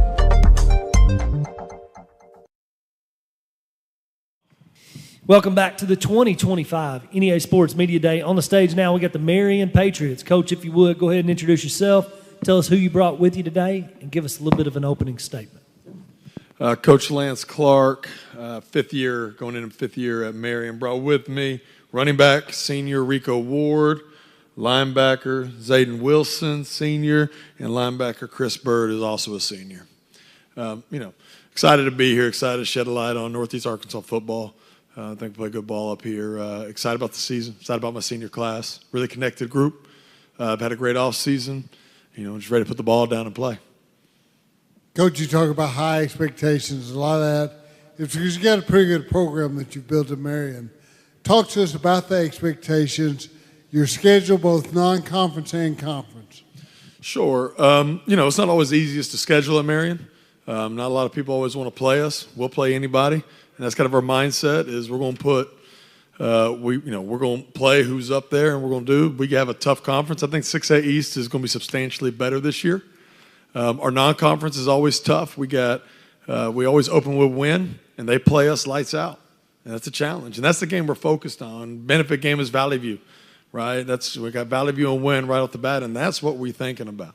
Right, sure, we got Conway. I know what the rest of the schedule looks like, and Harding Academy, which we get to play at Harding University, which is really fun and a big game experience for our kids. And and then our conference is going to be substantially better. So the expectation is to win the next play, win the next game, and we're not looking, marking down this is a big game, that's a big game. We're kind of looking at the next one, and that's what we're focused on. Very politically correct. Let's talk about logistically the Patriots, and then we'll talk to the players. But what kind of alignment offensively first, then defensively? Yeah, we're going to be creative on offense. I got a lot of new coaches. We kind of have a new style that we're going to do. Everybody knows we run the ball at Marion, okay, and that's not changing. We believe I came into Marion 5 years ago, and we very much believe in building it from the front back. You just can't do it on both sides of the ball. So offensive line is going to set a tone, and we'll be able to run our zone play that everybody knows we run. And we're going to keep doing it, but we're going to be a little more creative. We're going to have some stuff out there in the spread, but we got 12 guys that we think can do something with the ball in their hands. We think there's not a team in the state that's got that, and so we got to do a good job of getting them the ball in spaces they can make plays. And then defensively, we're going to be multiple, right? We're a 4-down front, okay, but we're going to do what it takes to win. When people say, "What kind of defense you run?" Well, what's required? Okay, what's required versus Winn is not the same thing it's required versus Conway. What does it take to win offensively? If it means run the ball 70 times, we will do that. If it means throw it 70 times, we will do that. We are focused on what it takes to win in the moment, and we're all in alignment on that. Rico, he talked about running the football 70 times. I kind of sense a little drool coming out of your mouth. You've got to like that as a running back. Talk to us about your role as the running back for Marion. My role as the running back at Marion, just to lead the team, keep everybody uplifted, and just read the whole. We got one goal, put the ball down. We don't worry about no other team. Zayden, talk to us about your role as a Marion Patriot football player. Hey, I'm Zayden Wilson. I'm sorry. Yes, sir, it's fine. But my role as a Marion Patriot, I came in from Jonesboro, transferred in, and I was playing tight end. So I came in, had to get a role, and they put me at D-line. I had a great game against Winn, and I became a vocal leader and a great player throughout my years. Now this year too, so this year I'm really going to be that guy that has to step up again because I'm at linebacker now. And so my role is going to be to just play football, make my pass talk like I always do, and put the ball down like Rico said. Chris, you're a linebacker as well. Talk to us about your mindset of that position? Well, my mindset is I've always been a leader. Like, every time anybody talked about being team captain, coaches always looked at me. I just been that guy since I started playing football. Everybody always look up to me. Everybody looked to me to know what to do. Last year, I was at the mic. I played a lot in the box. This year, I'm at outside and I'm at mic. They move me inside in and out, so you'll see me guarding a slot and you'll see me coming in the box. So really, I'm looking forward to it. I know I can cover, and I know what I'm good at, and we'll put the ball down type defense. So we're really we just really them. Coach Clark, you talked a little bit about manning up defensively. What is your mindset as far as defensive backfield? How we all play in the secondary? Yeah, we've done some man and zone. We want to see the ball, and we want to run and hit. And so we feel really good about saying, guys, I'm going to start 10 seniors probably on defense. Most of them have played before. That's as most. It's my 15th, 16th year coaching. I've never had that many seniors, and most of them have had experience starting in games. And secondary is no different. Really excited about secondary. I got Key Harris, Hill, great players, safety spots. And then R.L. Johnson and Brian Benford, two more seniors who started last year, who can play on the outside. And Colton Kimball is a great young player who can kind of mix in and out. So we're really, really excited about what we have there. And we feel very comfortable with the versatility of our players. Rico he can catch the ball and he can run the ball. And Zayd and Wilson can play off the edge and rush the passer, but he can also come downhill and play the box. And Chris Burke can cover slot receivers and play in the box. And it's our job as a staff to access what our kids do well and not focus on what they can't do. I think a lot of staffs and a lot of people do a lot of what can't my kids do. My kids can do a lot, and we're going to make sure we magnify that this year. Behind center, what's the quarterback situation look like? Yeah, we got a returning starter, Zayden Walker, and I think he's going to be the best quarterback in the 6A East. And there's some good ones. I know Benton's got an all-star, and there's guys who are great. Zayden Walker will be unbelievable. He started for us last year. That junior year, first-year starter can be challenging. He went through the ups and downs emotionally you have to do. But what we're doing this year offensively is going to really magnify him, and he's going to elevate us.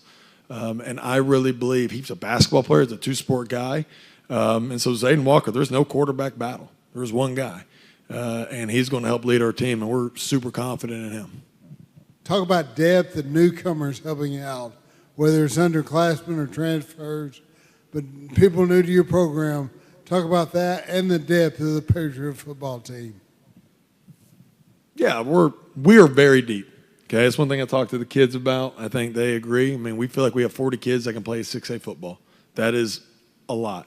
Okay, there's teams that may have a better top 10 or maybe have more kids, but more kids who can play probably not. That's how we feel. So we want to kind of let our kids get to play. Newcomers, I got some sophomores that we expect to play some, but right now they got to produce on a Friday night before we're overly comfortable talking about what they're going to do next. But I got a large senior class, got some good juniors. We didn't get a lot of move-ins. We didn't need a lot. All we got is all we need. We're excited to be who we are. Specialists for the Patriots, kickers, punters, and returns game. Good. Kicking is going to be fun. All these guys may kick some. They've been working on it. Brody Wason's going to come out and kick some for us, which is really, really good. We needed a field goal kicker. We'll be creative. Max Malloy, who's a tight end, backup quarterback, all-state baseball player. He's a punter, very good. Rico punts. He thinks he's pretty good at it. So we're going to, and I got a lot of guys who can return the ball. Like just a lot of guys who can do stuff with the ball in their hands. So we expect to be dynamic on special teams. We're working on all that currently. As soon as we leave here and go back to Marion, we will be going out and working on some special team stuff. And so, a lot of it's TBD, but we feel good about it. We're going to be what we need to be, and everybody's all in. I didn't have to talk Rico into wanting to punt, right? Sometimes you do, right, with running backs. I didn't have to talk Chris Bird into working on kicking. He's able to do that, right? And so I think it's pretty cool. It's more than being a position player. It's being a football player, just being able to do whatever you need to do to help the team win the game. So if you would, real quick, guys, I know Coach already said it's that next game. It's that next one. And I respect that more than anything. But give me one game, maybe you don't have it circled, but one maybe you're looking forward to just a little bit more than the next. Right now, I can't tell you that because this just a standard for us. We looking at this. The next game, we ain't worrying about no other team. We got one goal. We have to put the ring on our finger. I don't even got a game. I'm just past the mic. Stand on what he said. The game I'm worried about the most is the next one. We really don't put a team above the other one. We just looking for the next team to play, and whoever we play, we gonna make sure we do what we do. I appreciate those answers. I really do. Condition, Coach. You got them going in the right direction for sure. Sometimes you don't even need to put the team on the schedule. Just put where the game's being played and what time they need to be there. You know. That's right. So. Well, we don't want to overcomplicate things, right? It is about Marion. It's about us. We're our own best friend, our own worst enemy, and that's any team that comes and sits here. That's football. That's life. That's sports, and so we want to make sure we live into that. That's the best lesson I can teach these young men. Is to do the best that I can do regardless of circumstance and situation, and they really embrace it. So I love them for it. Well, they're in good hands, I can tell, just by this interview. So appreciate y'all. Appreciate y'all coming. Good luck this year. Expectations are high, and I expect y'all will exceed those. So thank y'all very much. We're going to take a commercial break. We're actually going to have the next two teams are pre-recorded. So we're going to be not live technically for the next couple. We'll be back shortly with that. Stay tuned and watch both of these next two pre-recorded interviews. When we come back, we will have the Nettleton Raiders on the stage. Watch the NEA Sports Network as we bring you live coverage this football season. From week 0 to the playoffs, we bring you rivalries and great matchups to go along with championship coverage. Be sure to watch each game at the NEA Sports Facebook page or the NEA Sports YouTube page. NEA Sports, putting Northeast Arkansas student athletes first.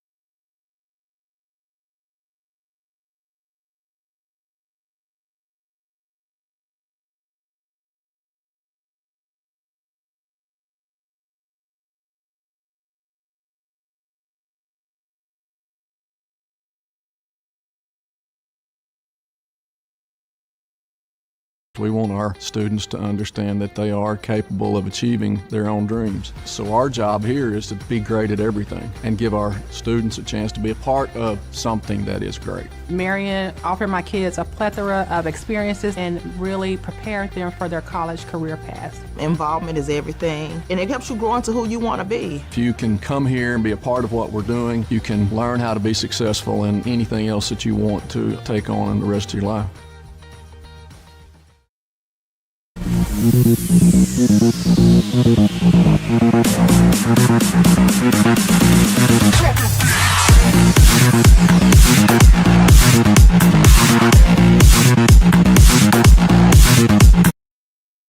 Here live with the Paragould Lady Rams. Volleyball season very close to being underway here at Media Day, and I want to welcome Coach Weber and her 3 girls that she has brought with her. Coach, if you would talk to us just a little bit about the upcoming volleyball season. Yes, first off, thank you for having us today. We're excited to be here. This season we do have high hopes. After last season we fell a little short. Ava went out early in the season with an injury, and we called it kind of our bingo year because there were a lot of things not on our bingo card.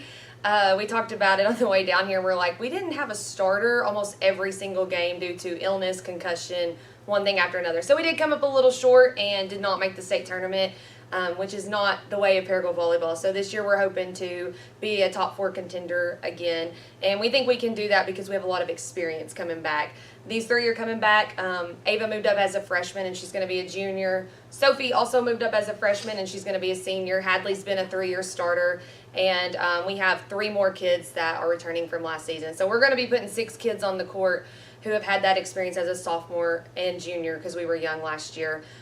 We have a new move-in that is a nice piece for us now, and we have some youth coming up, sophomores, that we're expecting big things from. So I'm going to put you on the spot just a little bit and talk to me a little bit about putting some names with what you were with what you're referring to and who is coming back and that sort of thing. Okay. We also have Madison Martin coming back. She'll be a junior.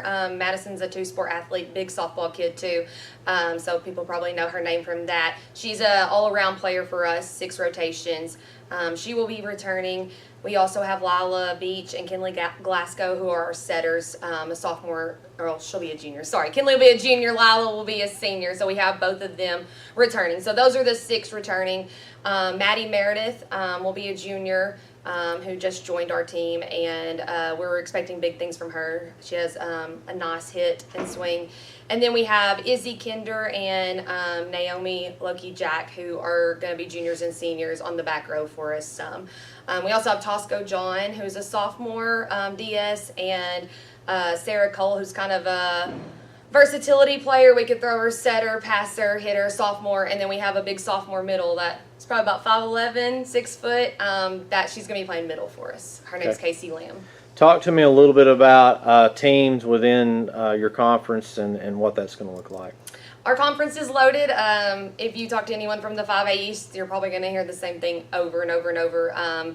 One of the best conferences in the state, best classifications in the state, 5A. I think it's the toughest one. And so we're always competing with the Marions and the Valley Views especially. But there's a lot of other great teams. We have Mountain Home Tech, Batesville.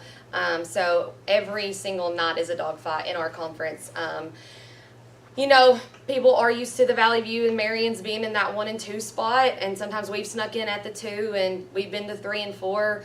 But Paragould Volleyball has a long history of good volleyball as well. We were talking on the way down, 16 state tournaments out of the last 20 years. So we're expected to be in that talk, and no, none of it's going to be easy, but we would like to think if we bring our best, we can be up there competing with the best as well. Okay.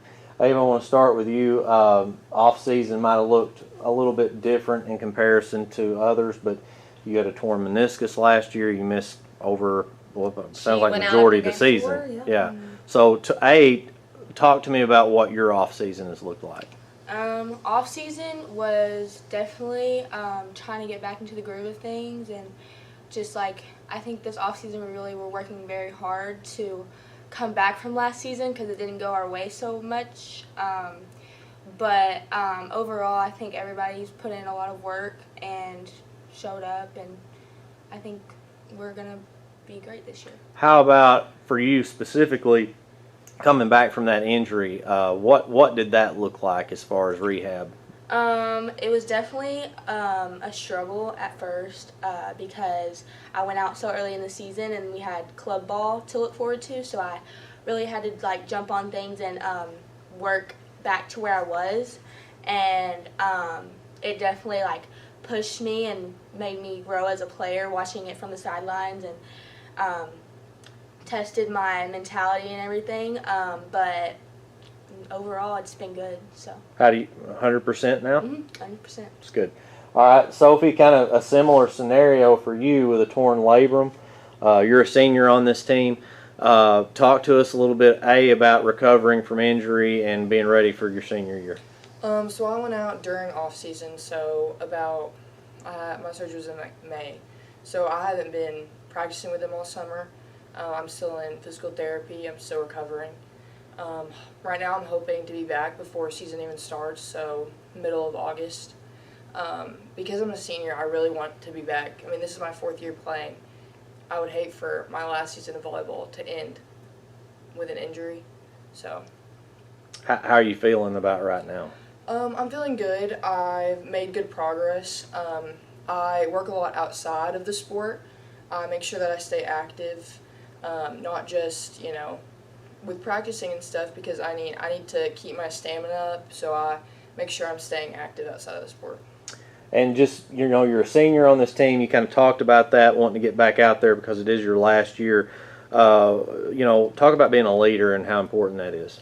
So for me, I feel like I try to carry as positive of an attitude as I can. I think I bring a big smile on my face to every game. Every game I look at with a positive attitude, and I think that helps out our team a lot. Okay. And then Hadley, 3-year starter. Talk talk to us a little bit about that. Obviously, a lot of experience coming back. Just talk to us about your senior year and what you're looking forward to. So as a three-sport athlete, I don't spend a lot of time with each of my teams, so it's a little bit more of a struggle when I come down to chemistry and everything. But overall, I was a captain last year as a junior on the volleyball team. I try to encourage my teammates. I try to help them get better. I love being out there as a leader. I love having younger girls look up to me because I know that I can get it done for them. Talk to me about you said 3 sports. Yes. What are the 3? I play softball, basketball, and volleyball. Okay, that's a lot for sure. Okay. So your window for volleyball starts and ends when? So season July. Yeah, volleyball starts in July and ends in late October. Yeah. When do you get a break? Never. I was going to say. She's a workhorse, so she's cut out for it. Yeah. Okay, so want to come back to you, Coach, and just kind of maybe a closing statement in regard to this team, expectations, and just the season in general.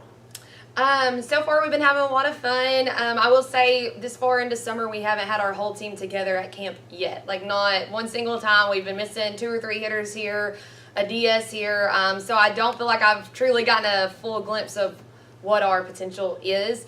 But what I have seen, we're excited. We go to camp tomorrow and we'll finally get to see everybody pretty much. Still missing one kid. But I think that the sky's the limit for this group if they will just stay committed to working hard and believing, because when I was throwing together a lineup, I'm like, oh, wow. Each year I feel like we've kind of been one hitter short or one position short, but that experience that we've already talked about coming back in almost all of our hitting spots, I think will help us and we'll have that edge.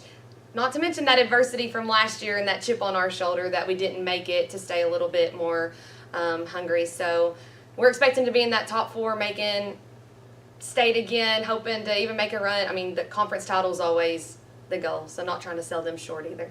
Okay. All right. Well, we want to wish y'all the best of luck for the upcoming season. Thank you. Thank you. Good job.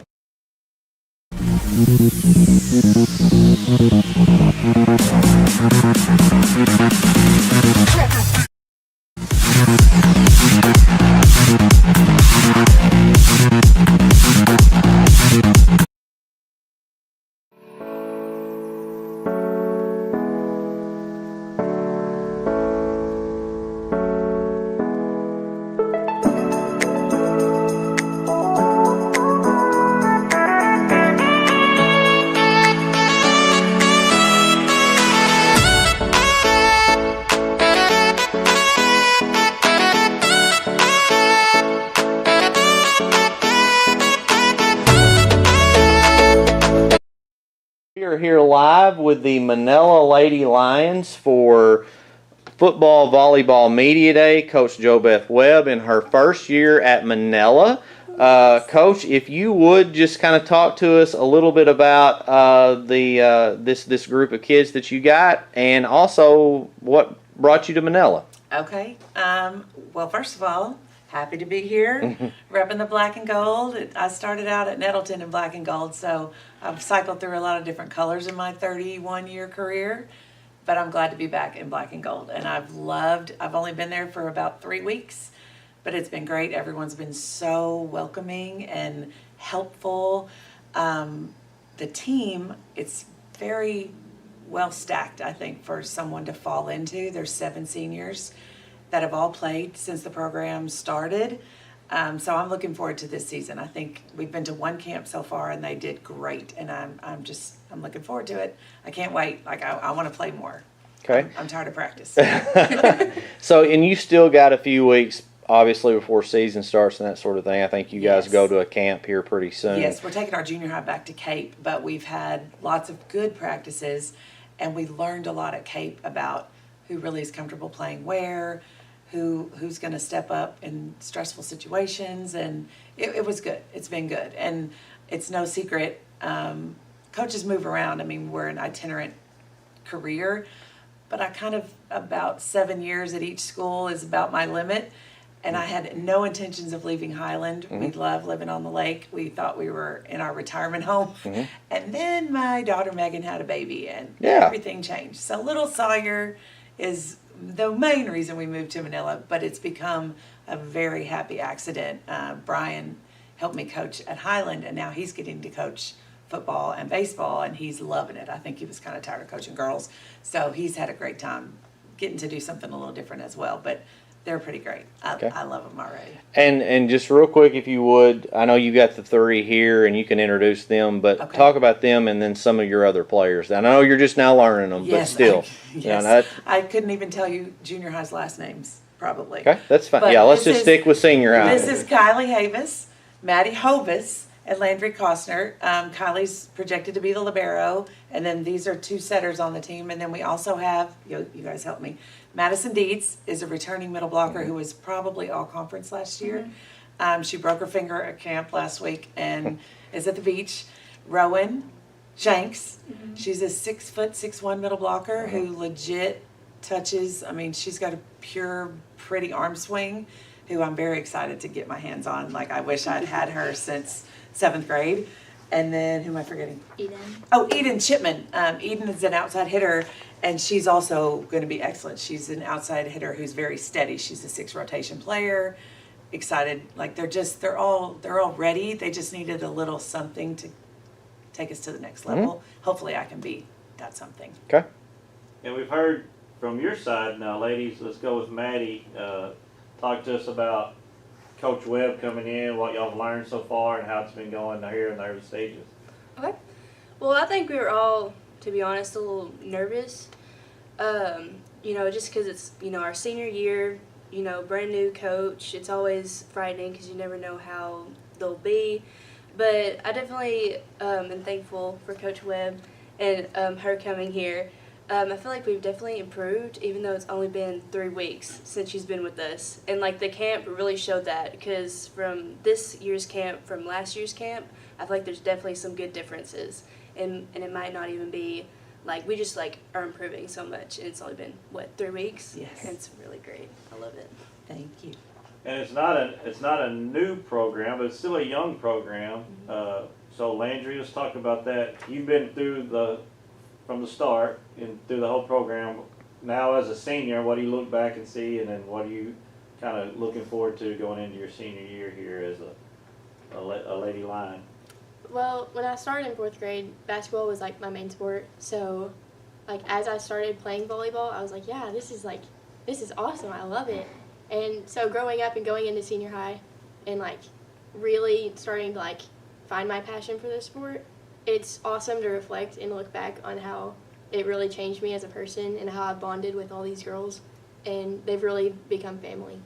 And so I guess I would say it's just amazing to see all these younger girls find that same passion and grow throughout the sport that we did. I'd like to throw in, when we had 7th grade tryouts in May, there was 31 girls for 7th grade tryouts at a 3A school. Yeah. So that was a huge green flag for me. I was pleasantly surprised. Yes. That's great numbers. Great. And I think part of that is it's a young program, but it's had success early on making state tournaments and things like that. So it's in a tough conference. So Kylie, talk to us about your conference schedule and what it looks like. Who you think is going to be tough in that conference? I think a few of our really good games and rivals, I would say, would be Harrisburg, CRA, and then maybe one at Ridge. CRA, they bring us a really good game, and we really have to fight for it and come together.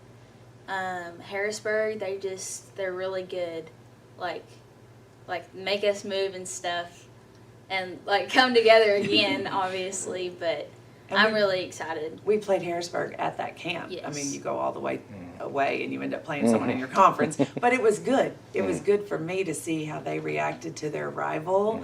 And it's a friendly rival. It's not they don't hate them. But Harrisburg's always won. And they responded really well. Even though we were at camp and we didn't have Deeds with the broken finger, they responded really well. So I'm anxious for the rematch. I think they'll be ready. Okay. Talk to us about, any three ladies or all three ladies, talk to us about going into your senior year. You got kind of a leadership role now. Who's taking that on? How you approaching that, or has that been different for you than the past few years? I think the most important thing for us to do is to teach what we've learned all these years to the girls stepping up so that this program can continue. Nice. Good answer. I'd like to add on to Landry, so we had our 3 seniors last year, and obviously we're juniors, so this year we're going to have to step up and, really encourage and just let people know, hey, this, and this, for the game and stuff. The makeup of the team is 7 seniors, 1 junior, 6 sophomores. Okay. So we're very young, and then we're very old. Yeah. And then we have 1 lone junior, and it's an odd grade at Manila because I think there's only 1 junior boys basketball player, Wow. 1 junior football player. It's odd. I'm not certain. Don't quote me on that. Yeah. But I'm not certain. But it's an odd situation, and so it's interesting. We're old and wise with 7 seniors, but those 6 sophomores, some of them will play. Yeah. They're some good athletes. So I'm excited. The future's good. The future's Okay. bright. Okay. And the present is bright. What about goals for this year? How do you want to finish out your senior run here, each one of you? I definitely would like to win as many games as we can.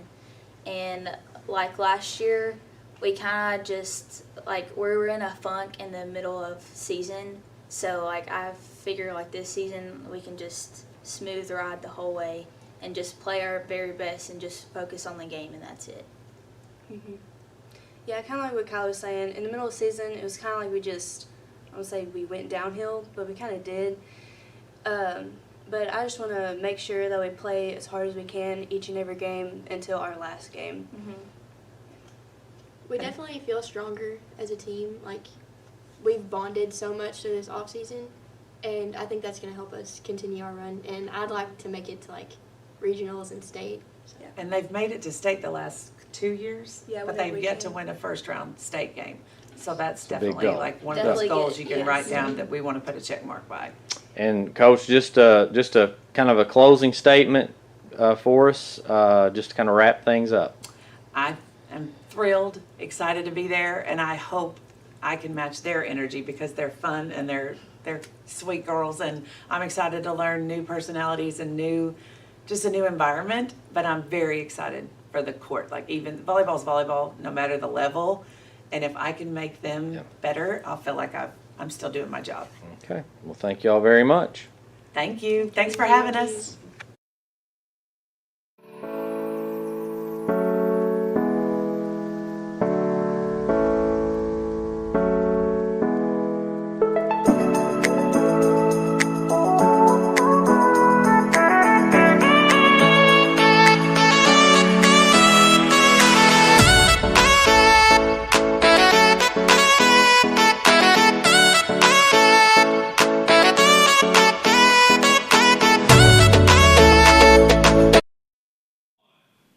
Welcome back to the 2025 NEA Sports Media Day. On the stage now, we have the Nettleton Raiders. Coach, if you would, go ahead and introduce yourself. Tell us who you got with you here today, and then give us a little bit of an opening statement. Okay. I'm Coach Stephen Hampton. To my left here, I have Xavier Harrell, our starting running back. Next to him is Damon Coleman, our all-conference linebacker. And then next to him is Jordan Simmons, all-conference wide receiver. And then on the end, we have Coach Clint Wilson, who's our offensive coordinator and quarterbacks coach. Coach, for the last 3 years, you've had the luxury of a pretty good quarterback behind center. Talk to us about the transition and what the quarterback situation for the Raiders will be this year. Yeah, we've been pretty fortunate, the past, 6-7 years to know who that guy was going to be going into the season.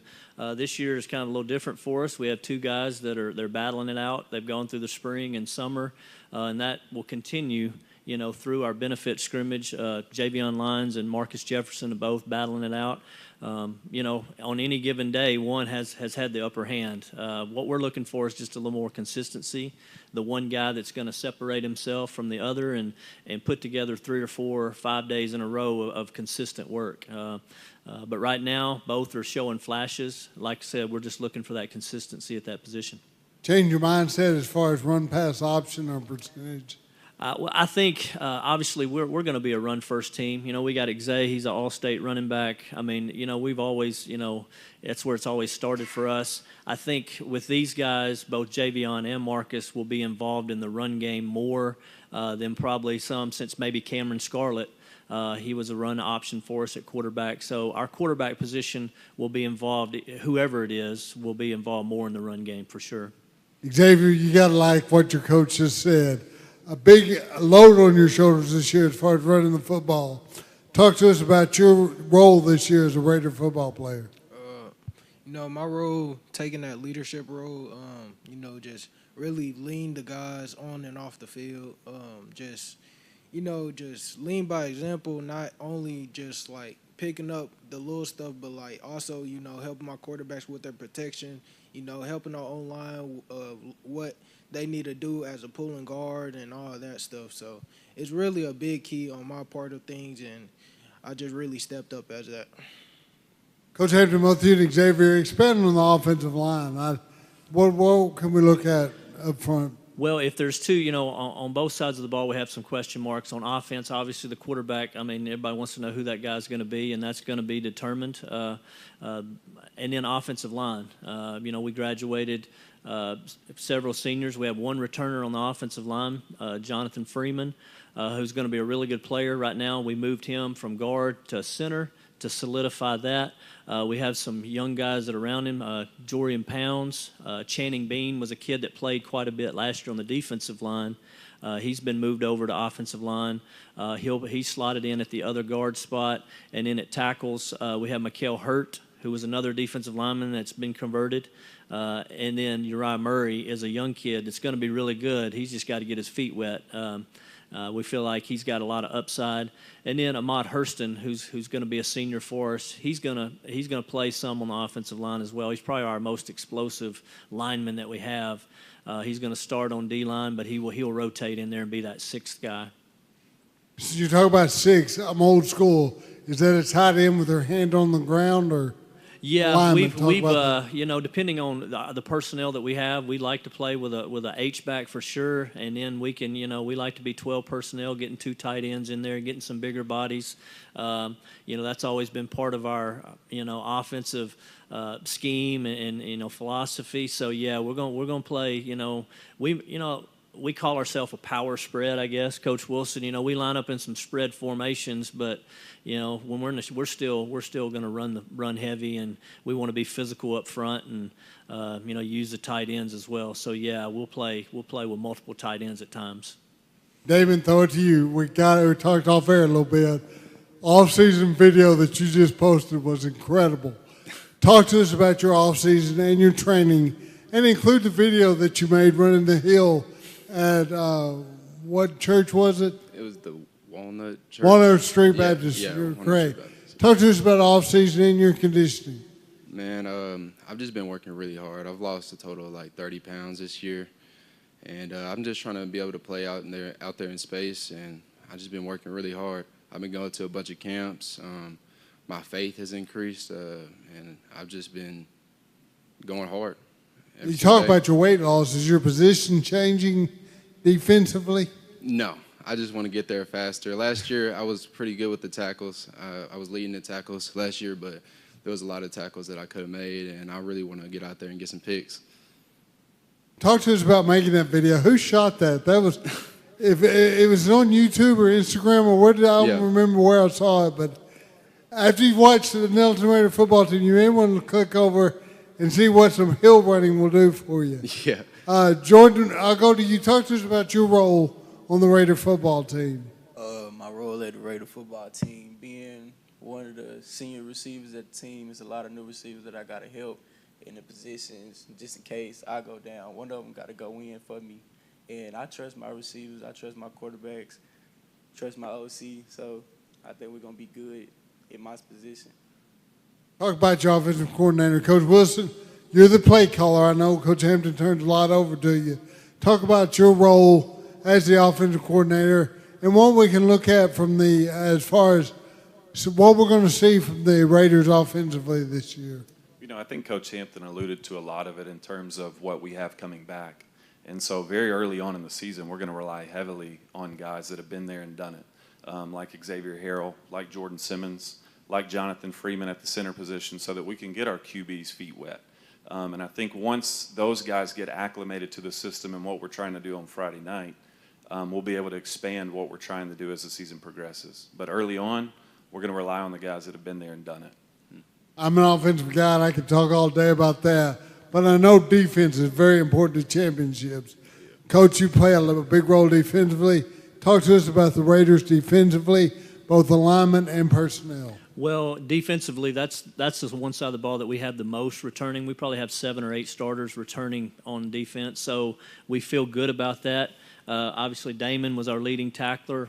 We also have Xavier Johnson and Marshawn Smith. So our whole linebacking core will be back. Our top 3 tacklers will all be back.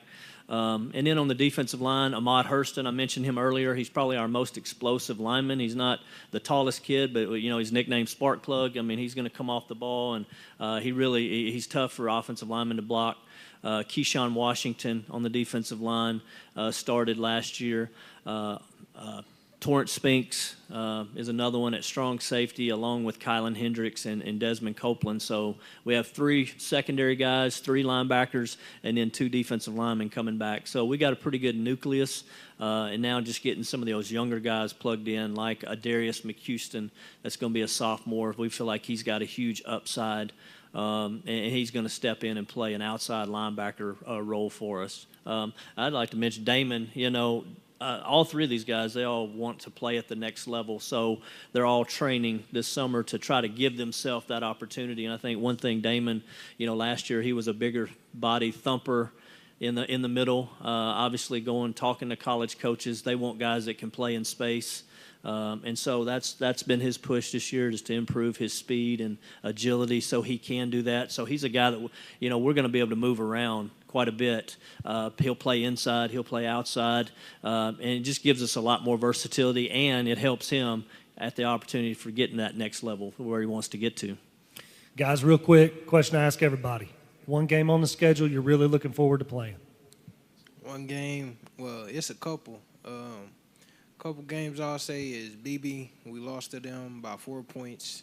And then another one is Valley View. We lost to them by a touchdown. And then another one would be Hardin Academy. We just wasn't mentally or physically prepared that week. So I'm just ready for them games. For me, it would most definitely be Valley View. Definitely Valley View. I had a feeling that'd probably be the consensus answer. But, hey, guys, good luck. We appreciate y'all very much. Coaches, appreciate y'all for bringing them out today. Good luck this year.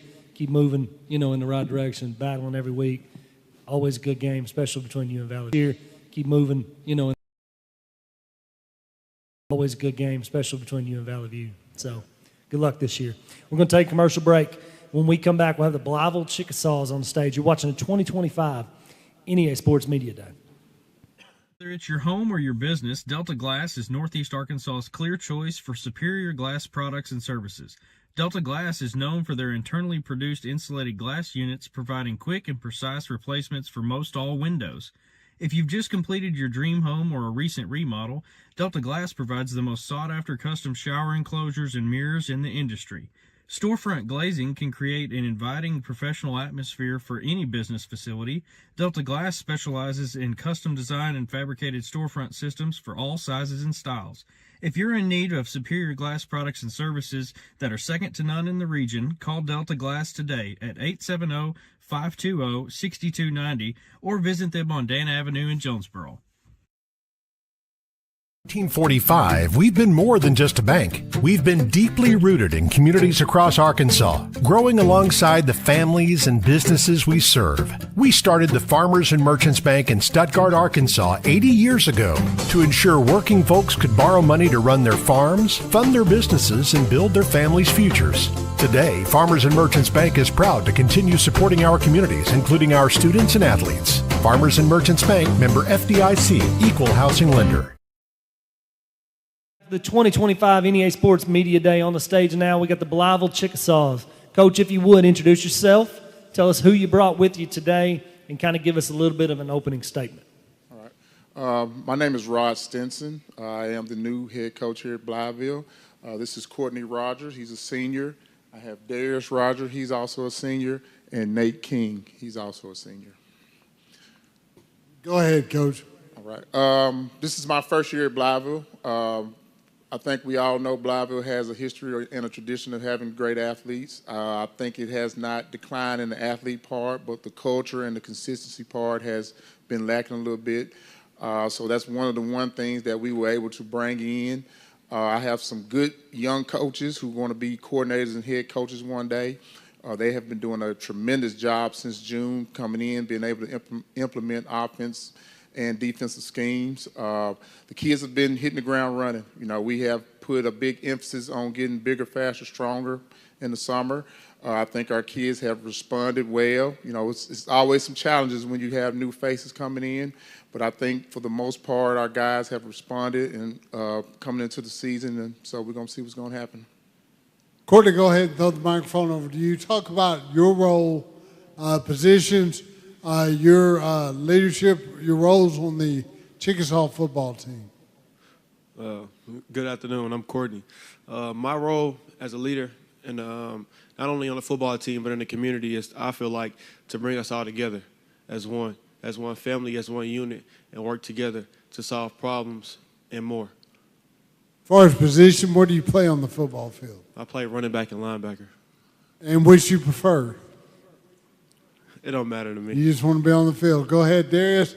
I'll ask you the same question. Talk to us about positioning, where you play on the field for the Chickasaws. I'm starting center on the O-line, and I play defensive tackle. How much, do you have on your shoulders responsibilities does Coach Stinson give you as the center? Do you make a lot of calls up front? Yes, sir. I do make a lot of calls. I also got to keep reminding my guys, like, the roles that they have, especially on, like, pulling plays, stuff like that. It's just a lot. We got to get them all worked in and stuff. Nate, I'll ask you the same question. What positions do you play for Blytheville? I play right tackle and DN. And my role is to uplift my players, help my team become the best they can be, and, make them work hard. Coach Stinson, we can now see where some of your players are on the field. Talk to us about the offense as far as what you bring to Blytheville, as far as offensive alignment, mindset, run pass, what you want to do with the football. We're going to try to be as multiple as possible. You know, in this day and age, the old wishbone and dead T is pretty much dead. You're talking my era. So our terminology is based out of wing T, because I worked for Bobby Bolden for many years, and we had a lot of success down in Pine Bluff with that. But as you know, when we had Claude Johnson and we had Ladarius Skelton, we was pretty much multiple. So we was able to get in the spread and spread that thing out. So the offense that we want to run, we want to be able to dictate it based off of the personnel that we have. So we can get in two tights, we can get in one tight, we can get in four wides, we can get in five wides. So we're going to try to be as multiple as possible, but limit the terminology. Chad Bell is our quarterback. Xavier Liddell is also competing at quarterback, and we want to try to make it as simple as possible for those guys to be able to move guys around on the field, but being able to get guys in space and make plays. So right now we're in a lot of 20 personnel, because that's the easiest way to get the terminology out. But I'm never opposed to putting in a tight end or two, and we've got some tight end bodies that we can put down on the line. as well as we can go 5 wide because we do have some skilled guys that can go get it. Coach, we'll talk defense in just a second, but just to those new to Rod Stinson, you were in Marion last year. Talk about your past, both as a player and as a coach, and what brought you to Blytheville, Arkansas. If you want to go way, way back. Way back, because I coached in '95.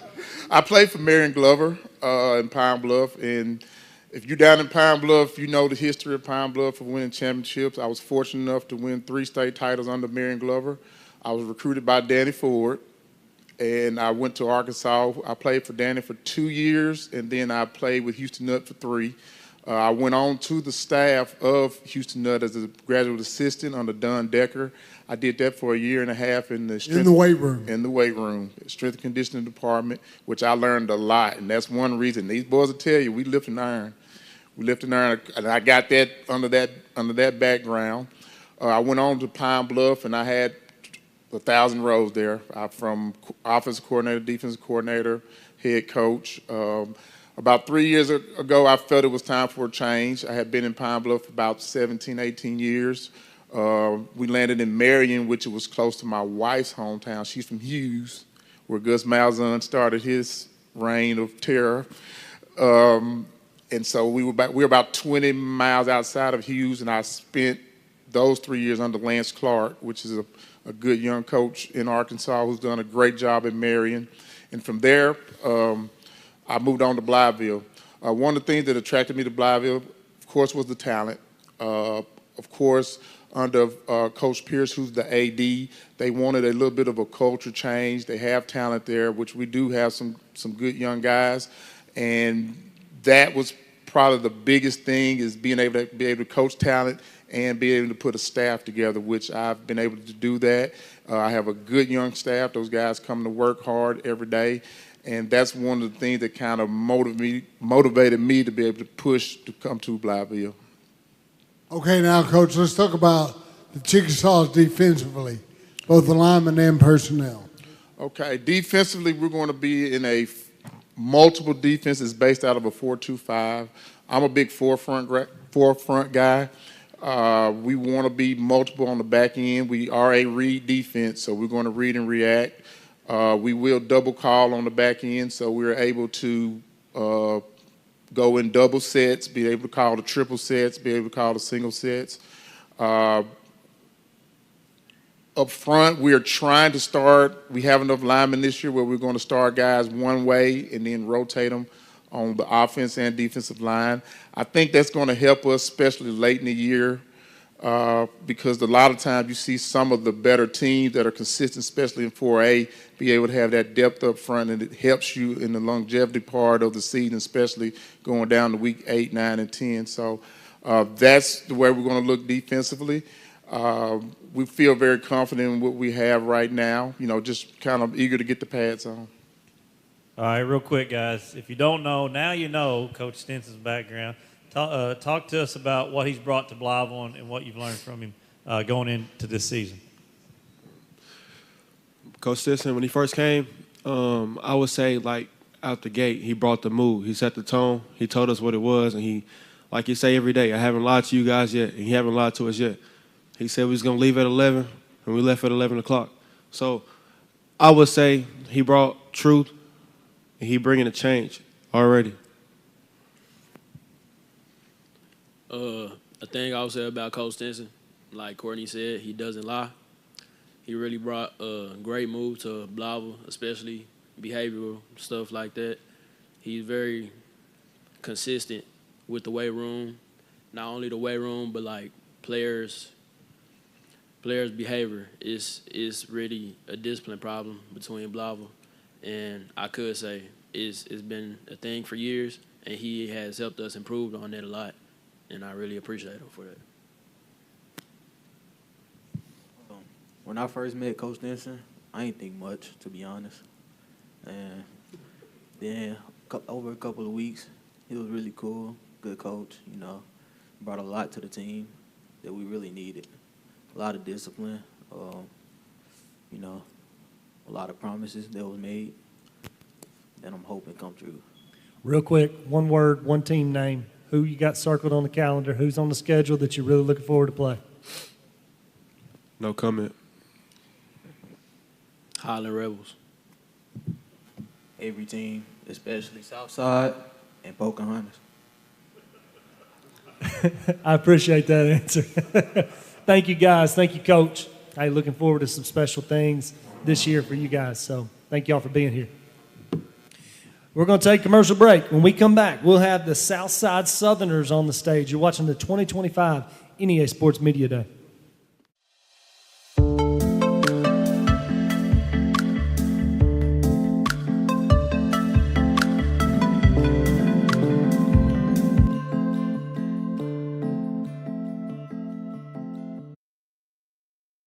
Our journey began way back in 1891 with a group of folks who believed that this community deserved a local bank. Well, it's been over 130 years, and we're still the only true community bank in Northeast Arkansas. Our core beliefs in supporting the places that we call home hasn't changed, and it never will. We care about you. We care about our communities, because every journey matters.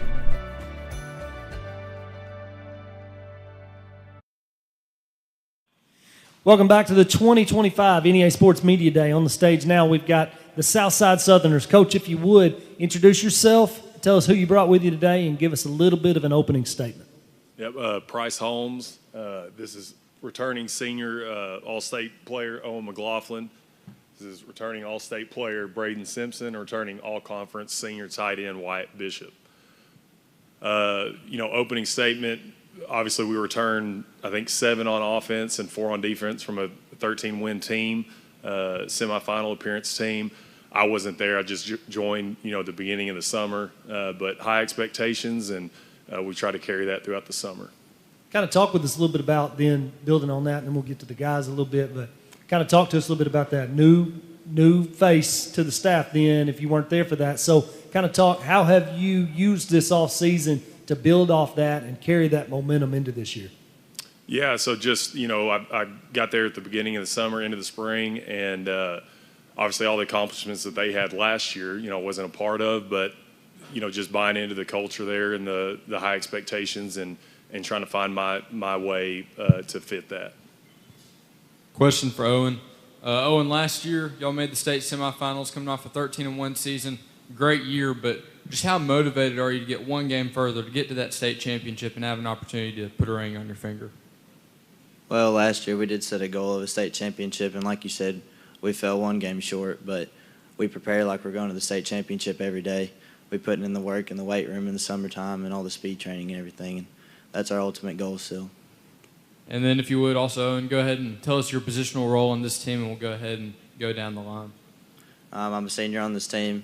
I'm starting running back, and just really got to bring a lot of the sophomores and younger classmen together and just lead the team in the right direction.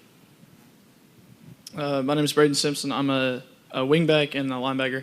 Kind of like Owen said, it's really just getting the sophomores that we're bringing up, just kind of helping them be ready for the season. I'm Wyatt Bishop. I'm a senior, and I play tight end. My role is kind of just lead by example and bring these sophomores up in the right way. And, Coach, I mentioned last year y'all made the semifinals. Have you seen a big response from your team this offseason, maybe a look in their eyes or a sour taste in their mouths to really get back to deep in the postseason, really try to get there to that state finals game? Yeah, I mean, being a part of the staff this summer and being around the kids this summer, it obviously kind of left a sour taste in their mouths that you've been able to see throughout the summer. We talk about teams that sometimes are maybe not as talented that we play, and then the teams that you have to beat to make it to War Memorial. Obviously, it gets tougher and tougher each week. So, go ahead and pass the back down to Braden. You play for your dad, correct? Yes, sir. That's what I thought. I put 2 and 2 together. What's it like playing for Kenny Simpson, both on the field and going home with him every night? It's fun being on the field, with my dad, because on Friday nights I get to look over and most people's in the stands and my dad's there, and at practice it's fun, and we don't really bring, like, I guess if there's like a bad game or a bad practice, we don't bring that home. He still plays my father role, and it's just really, it's fun to be able to, my mom's down the sideline taking pictures. It's fun to be down there. Owen, the culture at Southside has changed tremendously because of his father and because of athletes such as yourself. Talk to us about the culture at Batesville Southside. Did I say Batesville at Southside? Yes, sir. Well, last year was my first year there, actually, but all the teachers show up to all the games. You know, they all make it feel like a little family. They take the time out of their day to help tutor any athlete if they needed help after practice or whatever, but everybody shows up to the game, and it's just like a family. The community really supports. Why go ahead and expand on that, the community of Southside? What's it like playing for such a tight-knit group? You know, everybody just kind of loves each other, and we're all just a big family, and the whole city, town, whatever you want to call it, comes and supports us every Friday night. Price, it is a program that y'all have there. You and Coach Simpson, talk to us about the Southerners both offensively and defensively. First, the offensive structure, what can we see on the field? So we'll run, wing T principles out of the gun, and so try to look multiple that way. Obviously, a lot of unbalanced looks and different formations that maybe as many teams don't run anymore. So still relying on, some of the big buck and belly and double handoff and try to present those things in different ways to kind of put stress on the defense. You call that the gun tee, correct? The gun tee, yes, sir. What about defensively as far as alignment? Based out of a 3-4, Coach Garrett Denton is our defensive coordinator, and him and Coach Ains work together really well to kind of get us in the structure we need. But based out of a 3-4, obviously in our conference, you're going to see a bunch of different looks. So you're not in the true 3-4 all the time just because we're going to see a bunch of different looks, but that's the base is the 3-4. Variation in the conference is tremendous, like you said. What about the back end defensively? Man up, zone, what can we see at the back end of the defense? Have to be kind of multiple with the different offenses. Like I said, sometimes, there are some cover zero looks, there's some quarter looks, there's some pattern match looks. So they kind of had to adjust those things, really due to who we're playing. Talk about your schedule, both non-conference and a tough 4A3 conference. Non-conference we'll play Harrisburg, Forest City, and Batesville. And, those will be 3 tough games for various reasons, coming out of the gate. Obviously, in our conference, I don't think there's necessarily a stretch where you go through and play teams that, are just not any good. I mean, Pocahontas is in here, and Blytheville, and, Trumann and Gosnell. And I think every week you got to show up ready to play or, you're going to get beat. What's the preseason hierarchy in your mind of that conference? I'm the new guy in the conference, so I do know the tradition of several of those schools that have traditions of winning, and obviously there's several teams with a ton of athletes, and a couple of them have new coaches, and so you don't really know what to expect with that. But we want to be one of those teams that are competing for a conference championship ultimately. Along with conference foes, Owen, back down to you. I'll steal a little bit of thunder from Garrett. One game, the opponent you look most forward to playing this year? I would say definitely Highland as well as Pocahontas.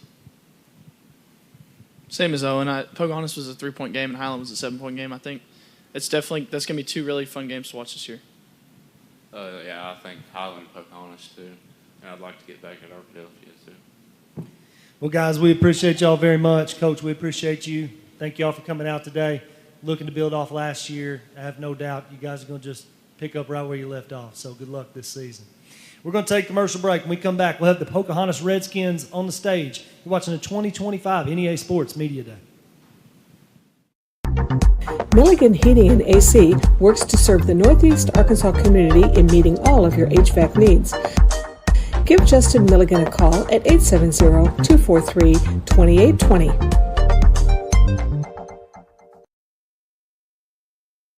It's your home or your business, Delta Glass is Northeast Arkansas's clear choice for superior glass products and services.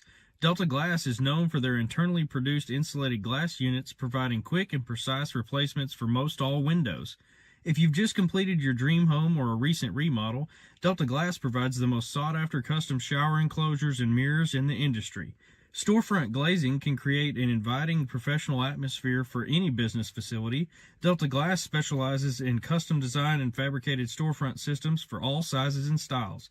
If you're in need of superior glass products and services that are second to none in the region, call Delta Glass today at 870-520-6290 or visit them on Dan Avenue in Jonesboro. Welcome back to the 2025 NEA Sports Media Day. On the stage now, we have the Pocahontas Redskins. Coach, if you would, go ahead and introduce yourself. Tell us who you got with you today and give us a little bit of an opening statement. My name is Cannon Davis. I'm the offensive coordinator at Pocahontas. This is my 12th year there. This is Carter Couch. He's offensive line, defensive line. He's our center. He's started for 3 years already. This will be his 4th year in high school football. He's played every game for 3 years so far. So, All-State, excited to have him back. We got Brendan Arnold, starting wide receiver, starting safety for us, started every game last year for us as well. And we got Austin George, starting outside linebacker, and he'll play some fullback and some wide receiver for us. And he was an all-conference football player last year. And then we got Coach Derek Hibbert down there, who's our offensive line coach. As far as opening statement, we're really excited to get the season started. We've got 8 returning on offense, I think 5 returning on defense. We finished in the top half of the conference last year, made the playoffs. As far as expectations, we expect to do that again. We want to finish in the top part of the conference and hopefully compete for a conference championship. So, first, offensively, coming from you, because I know you're the play caller, a lot falls on your shoulders. Not a conservative offense. I like to call it smash mouth football. Can we see that out of the 25 Redskins? We're going to be different than what we've been the last couple of years. I'd like to think that we're multiple as far as we're going to do whatever we feel like we need to do to compete in games and to stay in games and to have a chance to win at the end. I think we're different as far as we've had a couple quarterbacks in the past that have been really run heavy, that we've ran the ball a lot. Or we've got a quarterback in Spencer James coming that throws the ball pretty well. And we've got some receivers as far as Brendan and Austin, and then Mason Priest, who started for us last year, so we've got some receivers to throw the ball to. So I think we're going to be more balanced offensively. We're still going to run our run game. We're still going to rely heavily on our run game and use it to set up the pass, but we're going to be more balanced. Yes, sir. Carter, you probably don't even know who I am, but I followed you. It seems like you've been playing for decades. But talk about your career as a 4-year starter, and now ultimately it's going to be over with sooner than you know. Talk about your career, even going back to the days of Connor Baker. Yes, sir. I got to play in 9th grade with Connor and those guys, and it was fun. I've just played every game. I don't know. It's been a great run with the Redskins, and this last year I'm just going to take it week by week, game by game, and help the team however I can. And Coach Hibbert, if you would, I know you have the anchor of the offensive line sitting up there to your right, Carter Couch. Would you kind of talk about that offensive line as a whole and maybe other returners and how they've kind of their chemistry is going into this year? So Carter, he probably has more high school football experience than I do at this point now, being 4 years into it. But we started 3 sophomores on the offensive line last year. So we got some juniors that are going to have a little bit more experience. Elijah Converse will be left tackle. Isaac Molina will be left guard. Carter will be our center, for the 4th time in a row. Evan Thompson will be right guard. And then we have another senior, Mikey Alphen, will be our right tackle. We went to a lot of team camps this summer, and those guys just kind of came together and got nasty and just took pride in pushing people around, and it was fun to see. Let's go to Brendan and Austin real quick. And each of you guys talk about got a lot of returners back this year. There's always expectations at Pocahontas, tremendous tradition. So what are y'all's expectations on the season, and what you see your role in that? I want to show other players how to play and stuff, and leave a good example behind, and try and make big plays, get us down the field, pretty good scoring position for our run play to open up. I play everywhere on the field. Wherever Coach wants me to go, I go, and I try as hard as I can to play that. And I like to get all the younger kids involved and be a good leader for everybody below us. And as for expectations, I hope that we play as hard as we can every single week and do exactly what we want to do, which is win. and everybody in our conference is really good and really well coached. So it's going to be a tough year, but we're going to hopefully figure it out and win. And Carter, back to you, but I want each of the guys to answer this too. Talk about a Friday night in Pocahontas and what that feels like and what it means to you guys. Sometimes I don't know how other teams come there and play. You look up at the stands, it's just intimidating. Fans from all around the community just come and watch. It's fun. It's really fun. I mean, yeah, I agree with that. It's a long school day. You just want it to be over. Pep rallies, it's very exciting, and game nights, it's just a really fun experience. Sad it's going to be my last year doing it. There's nothing like running out of our flag thing we got and looking up at the stand and seeing all the people that come and support you. I mean, sometimes I go to Walmart in town and people are asking me what's going on and stuff. If you recognize the whole town knows everything about the Skins, we're just a really big community, and it gives me chills just thinking about it, just running out and seeing the whole crowd cheering for you and everything like that.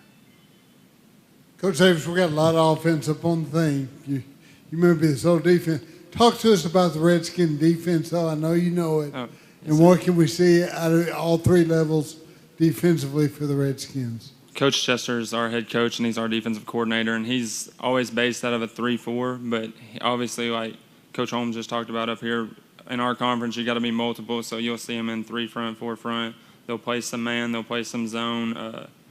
We'll see a lot of different offenses, and like we said, we have 5 new coaches in the conference this year. So some of those things we don't know yet. But Coach Chester's very multiple defensively, and he's very fly around and fight the football and hard hitting, and that's just his philosophy defensively, and that's how they're going to play. Guys, we'll ask you one question. I ask everybody, so tell me one game on the schedule. I know you want to play them all. You're just ready to get going, but one game on the schedule you got circled. You're looking forward to maybe a little more. Well, they just got out of here, but Southside and the Highland Rebels. Last year was my first year here, so my rivalry obviously ain't as bad as theirs, but I'd probably definitely say Southside and Highland as well. I'm looking forward to Highland. Last game of the year, Highland Rebels. I feel like Highland is a pretty good answer. I think they may have said the same when they were here. So not a lot of love lost there, but hey, every game's important. Every game's a big one. You're going to want all those. So we appreciate y'all being here today. Guys, coaches, thank y'all for bringing them. Good luck this year. Tradition runs deep. Enjoy every moment that you got on the field. So thank y'all very much. We'll take a commercial break. Next on the stage, we'll have the Greene County Tech Eagles. You're watching the 2025 NEA Sports Media Day. Watch the NEA Sports Network as we bring you live coverage this football season. From week 0 to the playoffs, we bring you rivalries and great matchups to go along with championship coverage. Be sure to watch each game at the NEA Sports Facebook page or the NEA Sports YouTube page. NEA Sports, putting Northeast Arkansas student athletes first.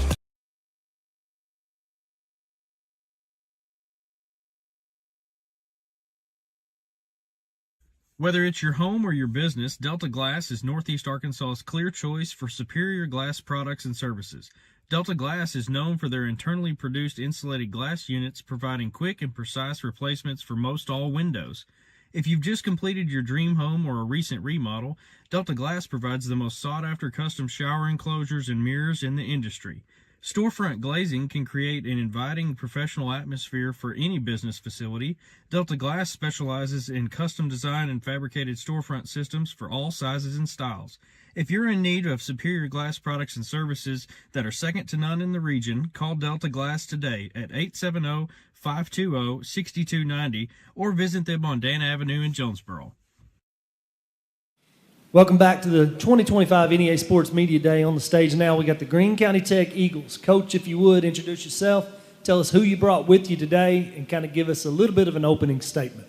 Yes, sir. Nathan Morgan, head coach at Greene County Tech. To my left is our big man, Evan Cooper, quarterback, Tucker Beasley, and our Swiss Army knife, Brock Branch. Just finishing up, wrapping up summer today, actually, so it's been really productive. Kind of going in and getting ready for mandatory stuff to start next week. We got our own media day coming up tomorrow with pictures and videos and some podcasts going on. So we've got a pretty good morning plan for them, and then some rest to get going into the heat acclimation and getting ready for guys in week 1. 0. Evan, throw it to you. Talk to us about the change in mindset. Pretty rough year last year. In a good conference, though, but what have you done to change the mindset of the Eagle football team? Yeah, so we really have just been putting our heads down and working, and we're going to do the best we can. Go ahead and throw it to you, Tucker. Same question. Obviously, we got an offensive lineman to your right, but tell us your position and then what the mindset is heading into the 25 season. So my goal is to be a leader, and if I ain't a good leader, then the team ain't going to be where it needs to be and motivation-wise. So really, I've just been trying to keep a cool mind even when things go wrong in practice, just to keep my guys going forwards. Your position on the field? Quarterback. I thought you were the quarterback. Brock, talk to us about your position and then also your off-the-field leadership role. Yeah, I've been playing at, just all the DB spots and running back and some certain skill positions. But, I agree with Tucker. I think I need to be a good leader. We got a lot of experience, so we're going to try to use that to our advantage and, try to win some more games. Tucker, not only since you're a senior, but also the quarterback, you got to be a leader of the team. Just what are some ways that you try to be a good example or a good role model for some of the younger guys that are coming up to the team this year? Well, so when things go wrong, I just got to keep a good mind, because if I get frustrated, the team's frustrated. And those younger guys, they haven't played as many years as I have, and they tend to get frustrated when they mess up, but I try to go talk to them and making sure they really understand what they did wrong before they get angry. Coach Morgan, talk to us about the Golden Eagles offensively as far as alignment and personnel. We'll still be in and out of 20 personnel, some 10. We'll mix in some 21 with tight ends. So we try to be as multiple as we can to give defensive different looks week to week, much less, throughout the season. So a lot of it's just trying to fit what we think we can take advantage of up front and where we can get some plus plays with guys in the box offensively. But we'll be multiple as much as we can. We do like to run the ball. You talked about it in the box, and that's right up your alley. Evan, talk to us about the offensive line and the expectations both of you personally and the offensive line as a whole. Yeah, so we got myself and a couple others, us, and we're about, I think we're average at like 250 weight. We got a freshman and a left guard right now, and then I got myself, but we're just going to be hammering and do the best we can.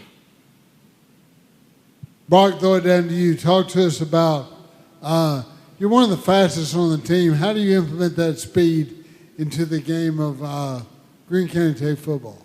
Well, there's a lot of different ways to do it, but, just using, the combination of my ball knowledge and my vision on the field and getting to the open field and try to run away from, everybody on the defense. Coach Morgan, back down to you. We talked about the Eagles offensively. Defensively, it's such a challenge in your conference against so many athletes. What can we look at as far as logistically from the Eagle defense? Well, that's one thing we like to try to do on either side of the ball is we try to be creative. We have some fun in the office. Last year we mixed some things up that caused some coordinators some issues. We're building on that. So we want to give them multiple fronts, multiple looks. I wouldn't say that will be one front over another any particular week. It's just what's going to fit. As long as we're gap sound and running to the ball, we should be okay. Evan, ask you, do you have a goal as far as a team goal and a personal goal for the Eagles? A team goal would definitely make it to the playoffs. Personal goal, I'd like to get probably about an 80% average blocking. Would probably be a good one. Tucker, I ask you the same question. Goals both individually and as a team. Well, clearly making the playoffs. That's the big thing. Whether I do good or not, just making to the playoffs is the biggest thing. And personally, I'd just like to stay healthy, mainly, and throw for about 1,500 yards. Brock, I'll ask you the same question. Goals both individually and personally. Like the other guys said, we're trying to get to the playoffs this year. That's a big thing for I think everybody on the team. But personal goals, just maybe try to make all conference this year and see if I can do that. Fighting for the playoffs obviously is a team goal. Talk to us about the hierarchy of the 5A East and where y'all stand in that? Who will you be playing for a playoff position? Well, I think it's always safe to say you're going to have Valley View, Nettleton, Winn, Harding's in there now. So those are always the four we're trying to get up there into those spots. But it's week to week. Well, we know how tough the 5A East is. But regardless of what previous seasons were or whatnot, we try to keep our standards high in that program. And so it's not about last year, years before. What are we doing this year, week to week? And if you're not chasing the goal again in the playoffs, you're not running the program right. Guys, I'm going to direct it to y'all for just a second.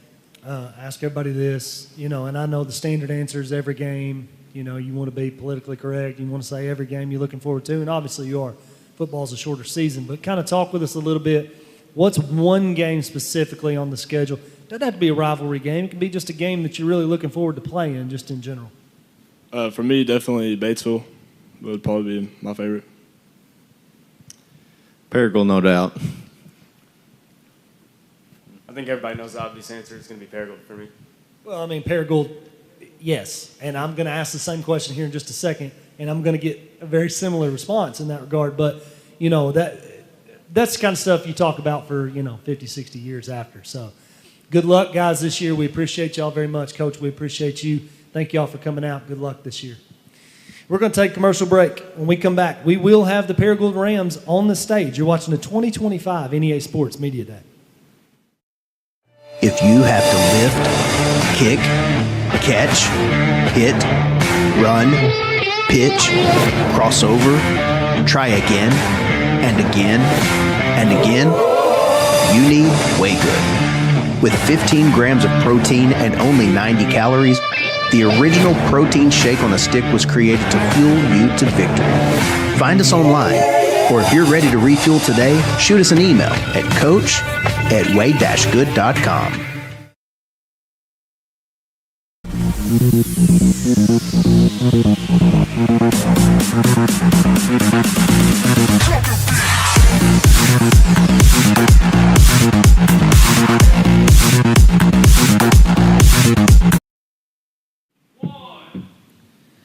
Welcome back to the 2025 NEA Sports Media Day. On the stage now, we have the Paragould Rams. Coach, if you would, introduce yourself, tell us who you got with you today, and give us a little bit of an opening statement.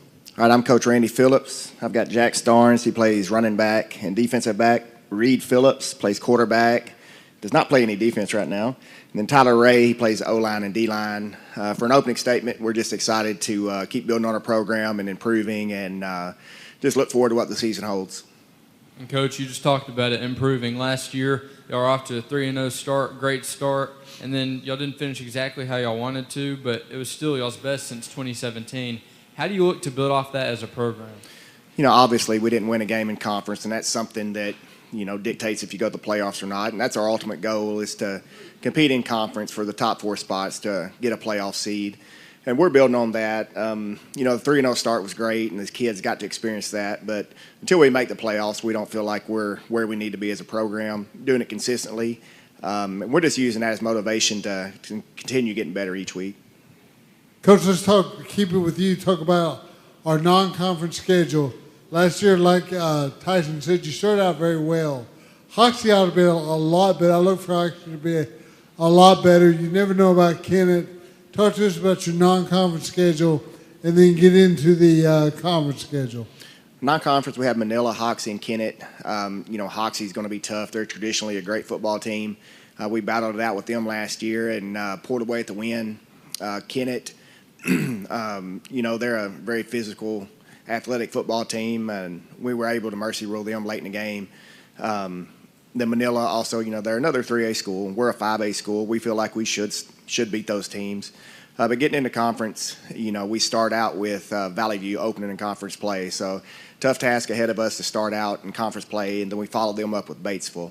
And I think Coach Lovell and I were talking, we haven't beat them in 25 years. So, we've got a chip on our shoulders and just looking forward to the opportunities ahead of us. Jack, you can start this off, but I'll ask all three of you this. Of course, y'all want to win some conference games this year and do better in the 5A East, but what are some things y'all have worked on individually to get better at, to be better for conference play this year?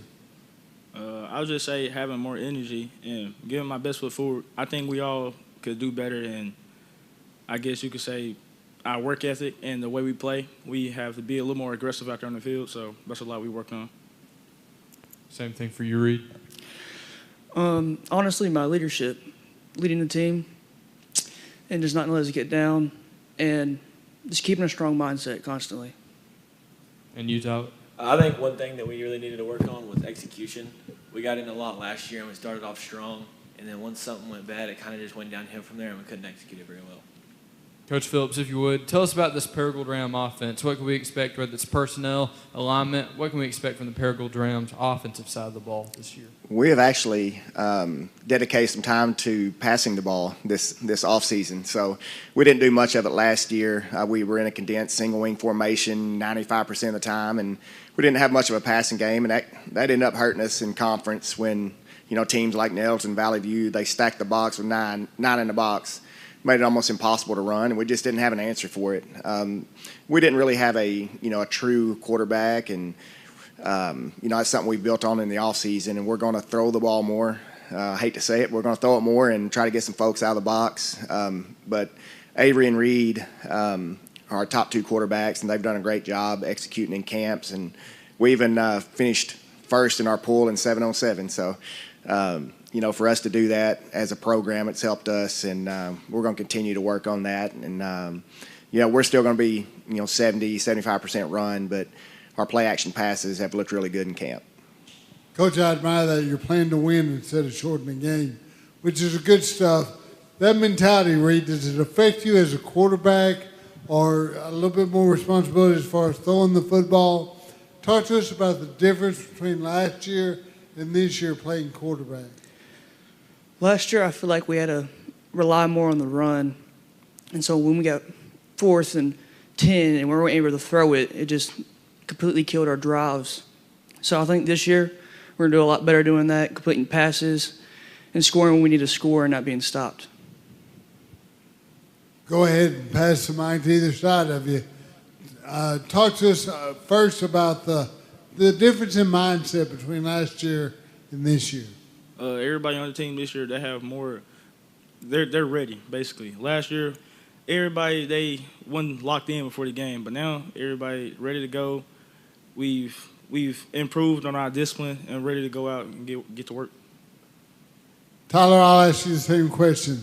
Difference between last year and this year for the Paragould Rams. I think this year we'll have a better mindset going in, considering the fact that last year when we went in, we didn't have the best mindset because of the season we came off of the year before that. But I think that last year with the better improving record we had, I think this year we'll have a better mindset going in. Now, you're probably the most physical player in the trenches. Talk to us about how that is incorporated to your peers. Has it helped out significantly with your peers, the way you can play the game so physical? Yeah, I think that, when people are going in and they're not expecting to, be hit in the mouth as hard as they are, I think once they see, how hard you got to hit other people just to, understand how hard the game is, I think once, you show people, they see how hard you got to hit and how hard you got to be in the game, then they understand more, get a better mindset of it. Great football mindset. And along that, the question about defense, talk to us about alignment and personnel defensively for Paragould. Defensively, a 4-3 team, bring back 8 starters on defense, so that should be a strength of ours this year. Last year we had a lot of young guys and got a lot of experience for the guys on the field. Some of the underclassmen got to play a lot last year. It's going to be more of attacking defense. Coach Lovell's our defensive coordinator, and they do a great job teaching fundamentals, but also kids flying to the football. Just a lot of expectations there, and we feel like our defense is going to be a key point of keeping us in the game. Got a lot of returning starters, and should be solid defense. You guys want to talk to y'all for just a second? I'm going to ask you the same question I've asked everybody. One game. What's the one? I know you want to play them all, but what's the one game on the schedule you're really looking forward to? Whoever won it. Obviously Tech, but I feel like I'm ready to play every game. I think, honestly, there's not a certain one that I'm looking forward to. I think as long as we just play to our standard and we knock out one team one at a time, then playoffs are ready for us. Well, guys, we appreciate y'all. Coach, we appreciate you very much. Thank you all for being here today. Good luck this year. Enjoy it. enjoy every game. How about that? So thank y'all. We're going to take a commercial break. When we come back, we'll have the Westside Warriors on the stage. You're watching the 2025 NEA Sports Media Day.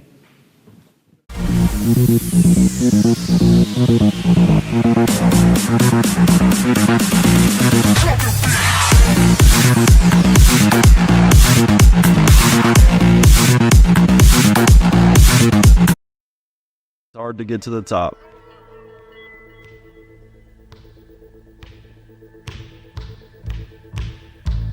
But how do you stay at the top? Hard work every day.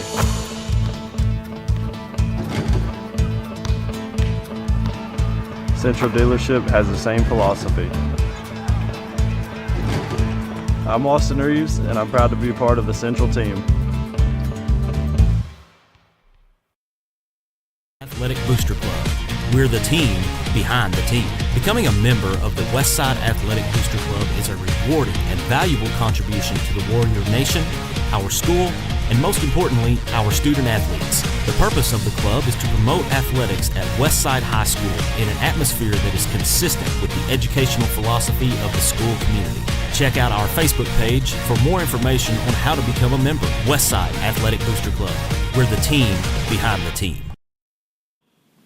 Welcome back to the 2025 NEA Sports Media Day. On the stage now, we got the Westside Warriors. Coach, if you would, introduce yourself for us. Tell us who you got with you today and give us a little bit of an opening statement. Yes, sir. My name is Tyler Garr. I'm the head coach of the Westside Warriors. Next to me, I got offensive line, defensive lineman Kai Cameron. I got Ashton Pickering, DB running back, and I got Aiden Turner, starting quarterback, and DB as well. Opening statement for us, I'd have to say, is it's been a ride right now getting to where we're going. It's been a lot of hard work, changing what we got going on, meeting the standard for these kids. So we're really excited what we got going into the season. So, Coach Garr, talk about your personal role, how you've gotten here to be the head coach of Westside.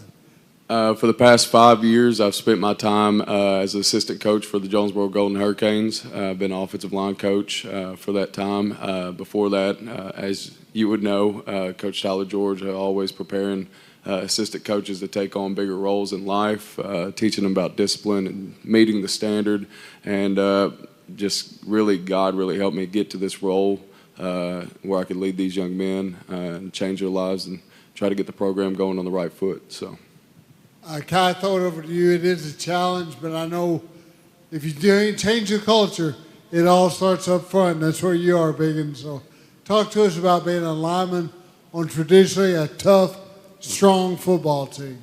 Yes, sir. We've been working a lot as linemen, and I just think that we've been working hard, and I think we're ready to go against any team that we go against. Ashton, talk to us about your role both on the field and off the field for the Warriors. So I'm a running back, and I'll have to carry the ball like last year. This year we'll incorporate more of throwing the ball, so I'll be blocking the backfield too. And that's it. You play both ways, though, don't you? Linebacker as well? No, sir. I play strong safety, and I play in the middle and outside.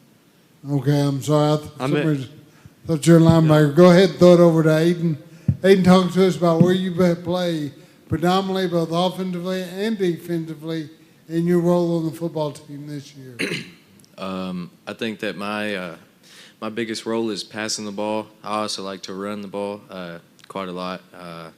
So that's going to help us throughout the season is running and passing the ball, just being able to do both and having all my blockers block for me. And then on defense, we're aggressive. I like to go down the middle. And that's about it. Coach Garr, come back to you. We talked a little bit about changing the mindset. Not necessarily a bad thing, because Westside is hard-nosed, tough football, and you like that. But how do you implement that into your new offensive formation schemes, et cetera? First off, start out, like I said, on the offensive side of the ball. So on the offensive side of the ball, I've kind of switched it up a little bit from what these boys are really used to at this point. We do still very heavy run game wise, but we are going to open the pass up a little bit more. A lot of 10, 12, and 11 personnel, motions, get some RPOs out there as well, as traditionally I've known for the past several years. When it comes to mindset and what we got with the offense, really we've been harping on details and efficiency and consistency and reaching the standard every day. So hopefully this season we see with what we've added offensively to our schemes, maybe the transition to that enhanced details and consistency in details could get us going on the right page and start, moving the ball a lot more. Now the Westside mindset, if you will, plays well on defense, but talk to us about the structure, the alignment defensively, and incorporate the personnel as well. So when we go mostly into our defense, we're mostly right now 4-2 defense. We do have some 4-3, got most coverages in right now. We're hard-nosed. We're trying to come attack you right now. We got really big, as you could tell, defensive linemen, offensive linemen up front that could disrupt any pass game, but also could fill the hole predominantly. And really good guys in the backfield, linebacker that will fill and blitz when we can. So, and our coverage game has gotten significantly better since we've started this summer. So, looking really good defensively right now. And it is predominantly a run-heavy conference. Talk to us about the conference as far as your preseason predictions. Ooh, preseason predictions. Really, it's going to be kind of difficult to get everything in line. I mean, if you notice throughout the 3-4A board, most of us all have new coaches. Batesville Southside, of course, has always been the team that has been predominantly thriving for the top. And so for us, really, we're just trying to get on the board and get up there and change the mindset because the past season we didn't have any wins. So we're just trying to get up there and compete. Kai, I throw it to you. Talk to us about the off-season. What's been different this year under Coach Carr? We've been working really hard, and this year we've been paying more attention to detail. So I think that's a big factor in everything that we've done. We've been working a lot harder than we did the past off seasons, and we've learned to face adversity more. Expand on that adversity. What are you talking about? When something goes bad or we're tired or something like that, we don't stop. We just keep going. We just work as hard as we can every day. That's a great answer. Ashton, throw it to you. Talk to us about playing for Coach Carr. What's it been like so far? Playing for Coach Gar is really good and easy because he doesn't yell at you. He'll tell you your mistake and tell you to fix it next time. And he just a good coach. Aiden, the biggest difference between last year and this year as far as Westside Warrior football? Definitely the offense and the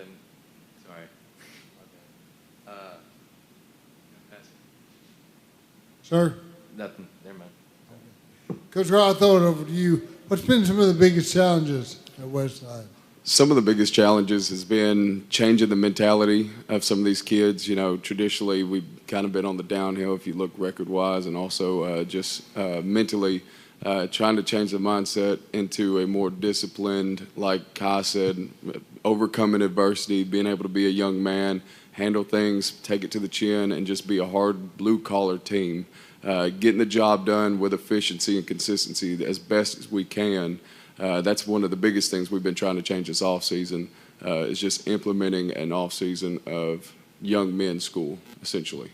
What have been the most positive surprises since you got at Westside? Some of the most positive surprises, one, I'd have to say athletic ability is honestly there. We have significant amount of sophomores, juniors, and senior players that could play ball really well, and also just the culture that they have already. I already knew that it was a good, tight-knit community, and so really they've been really warming and welcoming to me, so it was fantastic to really get to meet these kids and build that relationship with them. Guys, I'm going to throw it to y'all, as I do with everybody else. Kind of tell me, I know every game's important. You want to win them all. You want to play them all. So tell me one, though, that you really look forward to, that you've got circled your eye on already. Honestly, I'm ready for Trumann because they've got a really strong line, and I'm ready for the best competition that I think we'll see out of the linemen, how strong they are and stuff. All year, I think they'll be the strongest. I think Riverview, because it's our homecoming game, and that's where like most of our community will be there to watch us play and support us. I'm going to say Southside Batesville. They've been at the top for a while, and I'm just ready to knock them down. Well, guys, we appreciate y'all very much. Coach, we appreciate you. Good luck this year to all of you. Keep working, keep battling. Be a good year. Thank you. Thank y'all. We're going to take a commercial break. When we come back, we'll have the Cave City Cavemen on the stage. You're watching the 2025 NEA Sports Media Day. Athletic Booster Club. We're the team behind the team. Becoming a member of the Westside Athletic Booster Club is a rewarding and valuable contribution to the Warrior Nation, our school, and most importantly, our student athletes. The purpose of the club is to promote athletics at Westside High School in an atmosphere that is consistent with the educational philosophy of the school community. Check out our Facebook page for more information on how to become a member. Westside Athletic Booster Club. We're the team behind the team. Whether it's your home or your business, Delta Glass is Northeast Arkansas's clear choice for superior glass products and services. Delta Glass is known for their internally produced insulated glass units, providing quick and precise replacements for most all windows. If you've just completed your dream home or a recent remodel, Delta Glass provides the most sought-after custom shower enclosures and mirrors in the industry. Storefront glazing can create an inviting professional atmosphere for any business facility. Delta Glass specializes in custom design and fabricated storefront systems for all sizes and styles. If you're in need of superior glass products and services that are second to none in the region, call Delta Glass today at 870-520-6290 or visit them on Dan Avenue in Jonesboro. Welcome back to the 2025 NEA Sports Media Day. On the stage now, we have the Cave City Cavemen. Coach, if you would, introduce yourself, tell us who you got with you here today, and give us a little bit of an opening statement. Sure. My name's Tommy Cody. I've got Dakota Barnett plays center for us. I've got Tristan Wiles. He's a running back. And got Nick Lopez. He's a running back and receiver. A little bit about our expectations this year. You know, new program, new coming in. Hopefully we play hard and compete. Our goal is to compete in every single football game we play in. So, you know, that's kind of what we're trying to get toward. Coach, talk to us first about offensive philosophy, alignment, personnel. What can we see out of the Cavemen this year? Yeah, we're spread. We like to throw it around a little bit. We got to have an excellent screen game. Hopefully we can spread people out so that we can run the football a little bit. I think the strength of our guys are probably our guys up front, pretty decent up front, I think. But we got to spread out and get the ball to some playmakers and throw some screen game, little RPO action. It's going to be a little different than what they've seen in Cave City. They're used to more of the wing tee style, so we're going to spread out a little bit. Hard-nosed conference you play in, I know that. How do you attack that defensively? Yeah, well, we're a 3-4 defense. We're not super fast. I mean, we know who we are. The thing we got to do is we got to play hard, and we got to fly to the ball, and we got to run and play hard every play and commit and get 11 to the ball. So, yeah, it's a fantastic conference. It's one of the better conferences in the state. Question for you, Dakota, and then we'll go down the line. Just what's your positional role this year for Cave City, and also maybe a leadership role that you have on this team? As a leadership role, it's more about locking down the guys up front, getting stuff done, moving our bigger noses. We're going to have several of them in our conference and some faster DNs, moving stuff like that. From a position standpoint, it's more calling out fronts, DBs, who's where on this defensive side of the ball so we can get stuff done. Same question for you, Tristan. As a running back, I would say just making sure everybody on the line is where they're supposed to be, just checking, just looking down the field, making sure everybody is doing what they're supposed to do and being an example on the field, and just running the ball up the middle. As a receiver, we really just got to make sure we know the plays and know the routes we're supposed to be playing, and just make sure everybody goes full speed no matter what. Coach, Cody, back to you. You talked about a little bit different look offensively. What's the quarterback situation look like? Well, our quarterback, that's a great question. I'll tell you what. Dawson Johnson is our quarterback. When I first got there, the first thing I was told is, Coach, you don't have a player on the team that has ever taken a snap 7 through 12. So there was our first challenge. So the very first thing we did when we got there, we looked at guys throwing the ball, and so Dawson right now he's our guy. It's new to him. Everything is, the speed of the game is really going fast at this point. But he has come a million miles since the first day I got there, and he's really getting a grasp. And we ask our quarterback to do several things. We're trying to. We've got some RPO stuff that we do. Our quarterback needs to be able to run the ball a little bit. So he's a strong kid, a good runner, and he's improving every single day throwing the football. Coach, if you would, kind of talk about your non-conference slate and those games that are going to get you prepared for conference play. Yeah, we open up with ICC, then we got Mountain View and Melbourne. So it's going to be vital that we get off to a good start and get a little confidence. Confidence is so important, especially in a program that's struggled just a little bit. So we need to get off to a good start, and then we got Melbourne on that third non-conference game, and they are going to be really good tests for us. So we're looking forward to getting ready to get the thing kicked off. And Dakota, you can start this one off, but question for all three of y'all once again. What's one thing that y'all really worked on during the off-season to be better at when season starts? Physicality, especially up front. Last year we wasn't super physical with the front five. This year our guards are more physical, or stronger, our tackles are stronger, and lots of double teams up front working to the second linebacker position. Well, I hate to say the same thing, but physicality and trying to get people on the line to be more aggressive towards the people on the other side, even if they're bigger than them, because that's been a problem, is being afraid of the person in front of you. That's just not something we need to deal with anymore. I'm going to say more on our mindsets. Every game, we would always make a mistake, and we just get down on everybody, and we just came a really long way from that. And we just need to pick everybody up this year. Obviously, team goal is going to be to get to the playoffs. That's everybody's mindset. You're working toward getting to the playoffs. But give me an individual goal. Maybe you've worked on this off season specifically yourself to try to get ready for this year to make this year as good as it can be. Physicality up front. It all kind of rounds back to the same thing. The more physical, lower you can be up front, it's where football games are won.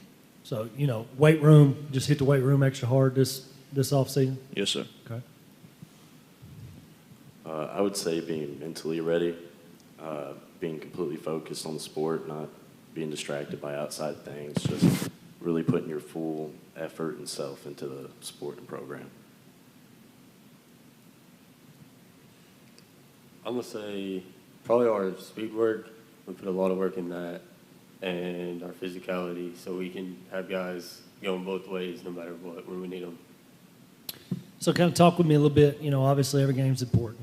Every game matters. You want to play them all. That's what it's all about. Football being a little bit shorter season. But tell me one game or two that you got on the schedule that you're really looking forward to playing. I think I'm really looking forward to playing Melbourne. Why? So I've got lots of friends, buddies, and some family members that go to Melbourne. So it's always kind of been who's on top of who. Bragging rights. Okay. I would say my top two are Melbourne and Highland. They've always been rivals of our school, and every year I'm excited to play them. I'm probably going to say Batesville Southside. That's where I used to go, and they just been really talking. Well, guys, we appreciate y'all very much. Coach, we appreciate you. Good luck this year. Keep working, putting in the work every day, getting a little bit better every week. So thank y'all very much. Commercial. When we come back, we'll have the Rector Cougars on the stage. You're watching the 2025 NEA Sports Media Show. Our journey began way back in 1891 with a group of folks who believed that this community deserved a local bank. Well, it's been over 130 years, and we're still the only true community bank in Northeast Arkansas.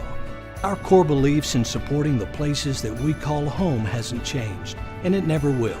We care about you. We care about our communities, because every journey matters.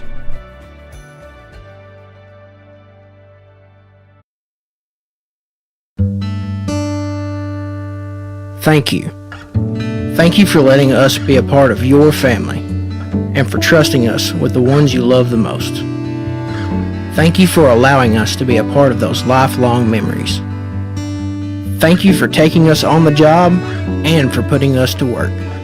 Thank you for choosing us for your first vehicle and for every vehicle after. Thank you for trusting us for 70 years.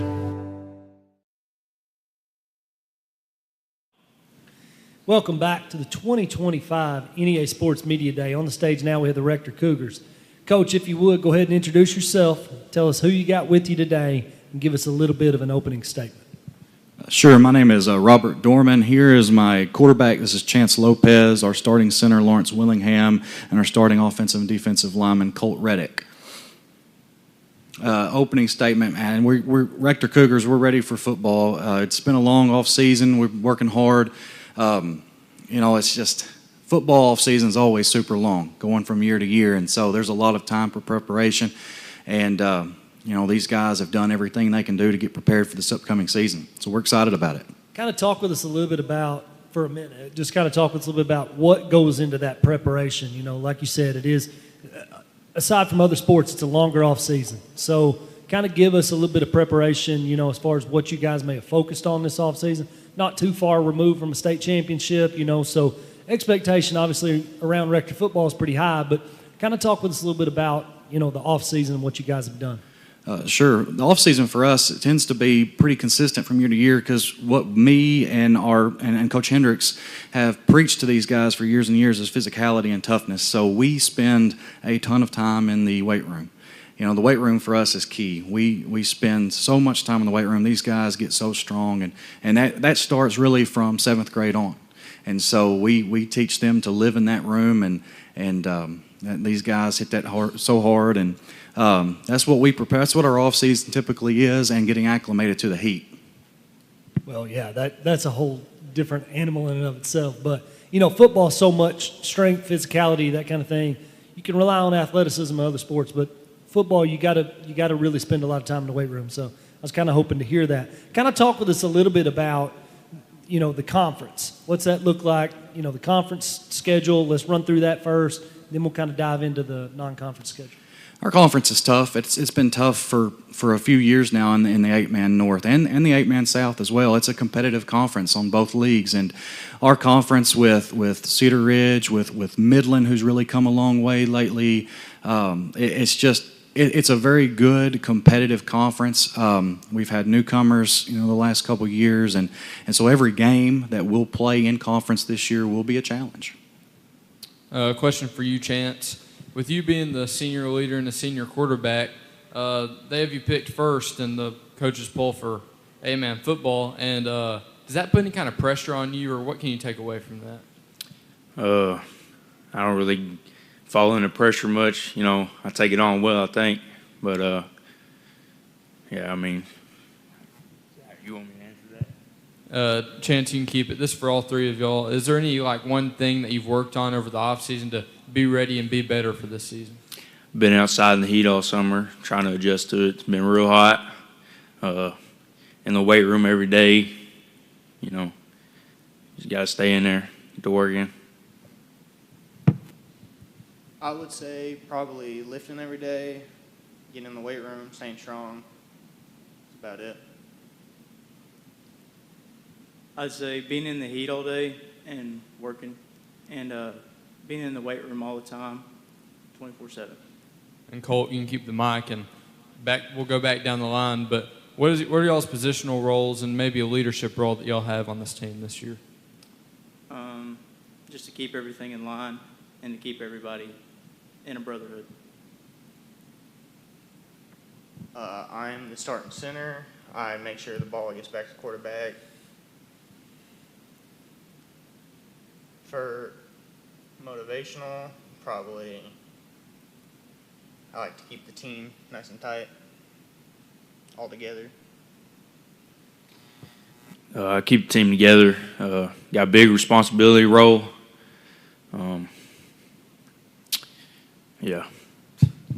Coach, I'm going to talk to you for just a second, and then we'll go back to the guys for a minute. But kind of talk with us about, talked about the conference. Let's talk about, any additional games on top of that, that you guys have scheduled that, maybe you're looking for. I mean, I shouldn't say looking forward to playing, but, that you think will be good tests for you guys and get you ready for the postseason. Well, we start our first 3 games of the year against Corning, then Marshall, and then Corning again. We see Corning quite a bit, and Corning's always a big test for us, being a bigger 3A school that we see in 8-man. And I know that's a game that all of our boys look forward to every year because, since we play each other so often, that's pretty much become our rival is Corning. And so being a smaller school, having to fight numbers and everything like that, for us, we need to stay conditioned. And so, the boys work very hard to be conditioned because most of these guys, all these guys, these 3 up here and the other guys on the team, they all have to play both ways. And so as far as us, we're typically one of the smaller teams that will face non-conference or conference. So we try to just stay as conditioned as possible, stay healthy. And so competition, like when I was talking about Corning and the on-conference, those are always tough games for us because those are bigger schools. They have more depth than us, but those are games we look forward to testing ourselves against. Guys, I'm going to throw it back to y'all for just a second. So obviously in any sport, team sport for sure, the team goals are what really, really matter. You're working as a team to get to a certain point, but from an individual standpoint, you got to have individual goals as well because I think reaching those goals and setting those goals are important for how you do your job to carry. So kind of talk with me a little bit about what are some individual goals maybe you have for yourself this year? I want to be All-State this year. And for the team, I want to make state playoffs again and keep the streak alive. So let me ask you this, though, to kind of dive into that. What's that mean as far as being All-State? What's that gonna mean for you? It means everything to me. Football is my life. Chance? My individual goals for this year, probably getting stronger, faster, staying in shape. For the team, making it to playoffs again. For my individual goals, I would like to have a better mindset and to just accomplish everything that we can this year. And for team, to make it to the playoffs again. So I'm going to ask you a question I ask everybody else. The one game on the schedule. I mean, I know Corning, big rivalry game, and if that's the answer, that's the answer. But kind of tell me one game in particular you're really looking forward to playing this year. Well, Corning's the answer. We talk a lot. They're coached well. We're coached well. It's just a tough game. We love it. Just line it up. Just line them up and let's see what happens. Okay? I would probably say Corning and Midland are 2 most competitive games. Got to go with Corning and Midland. Can't wait. Well, guys, we appreciate y'all very much. Coach, we appreciate you. Thank you. Thank y'all for being here today. Good luck this year. Keep working.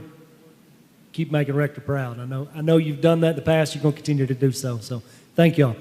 We're going to send it to commercial. When we come back, we will have the Cedar Ridge Timberwolves on the stage. You're watching the 2025 NEA Sports Media Day.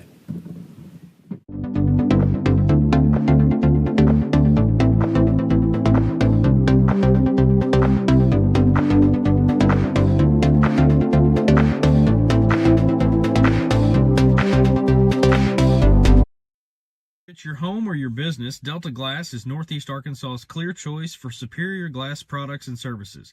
Delta Glass is known for their internally produced insulated glass units, providing quick and precise replacements for most all windows.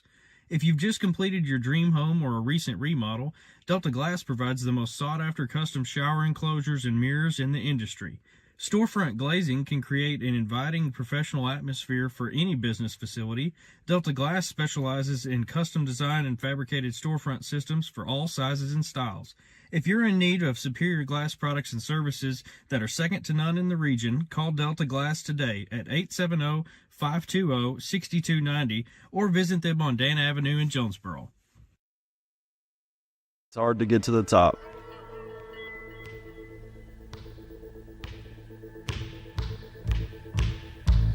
But how do you stay at the top? Hard work every day.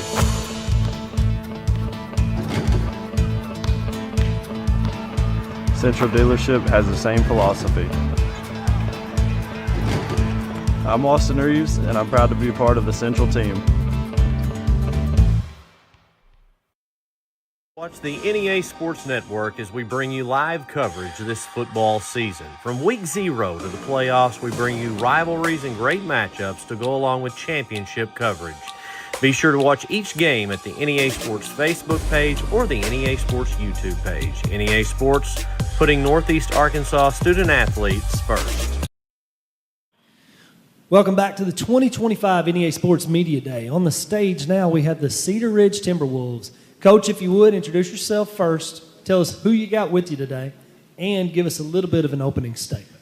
Yes, sir. I'm Scott Morgan, and I have brought with me 3 two-year starters, going to be 3-year starters for us. We got Bentley Bullington. He's going to play linebacker and be a receiver for us. We've got Jonas Elms beside him. He's going to play quarterback for us this year and one of our defensive backs. And on the end is Cash Martin. He's our running back and linebacker as well. As far as getting started, we're just looking to continue and build on what we had last year. Had a super successful season, best season in school history, and these guys here beside us are a big reason for that. We were very experienced last year.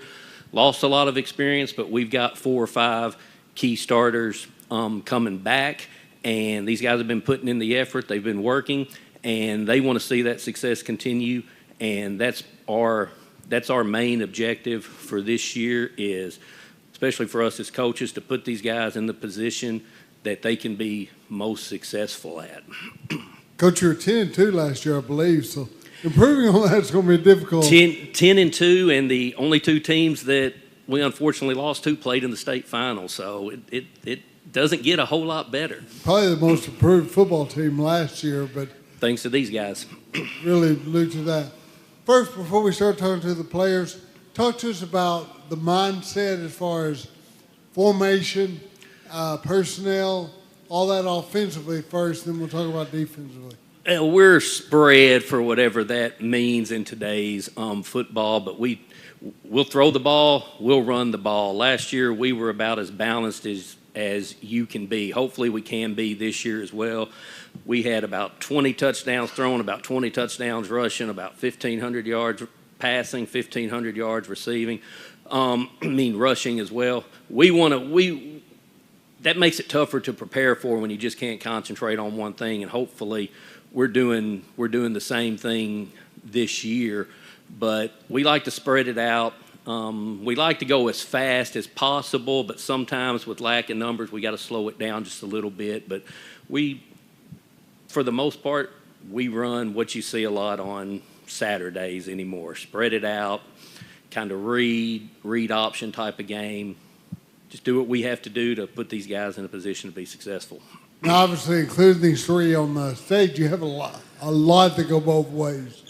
Talk to us about entire roster size and some of the depth. We pretty much have everyone that goes both ways.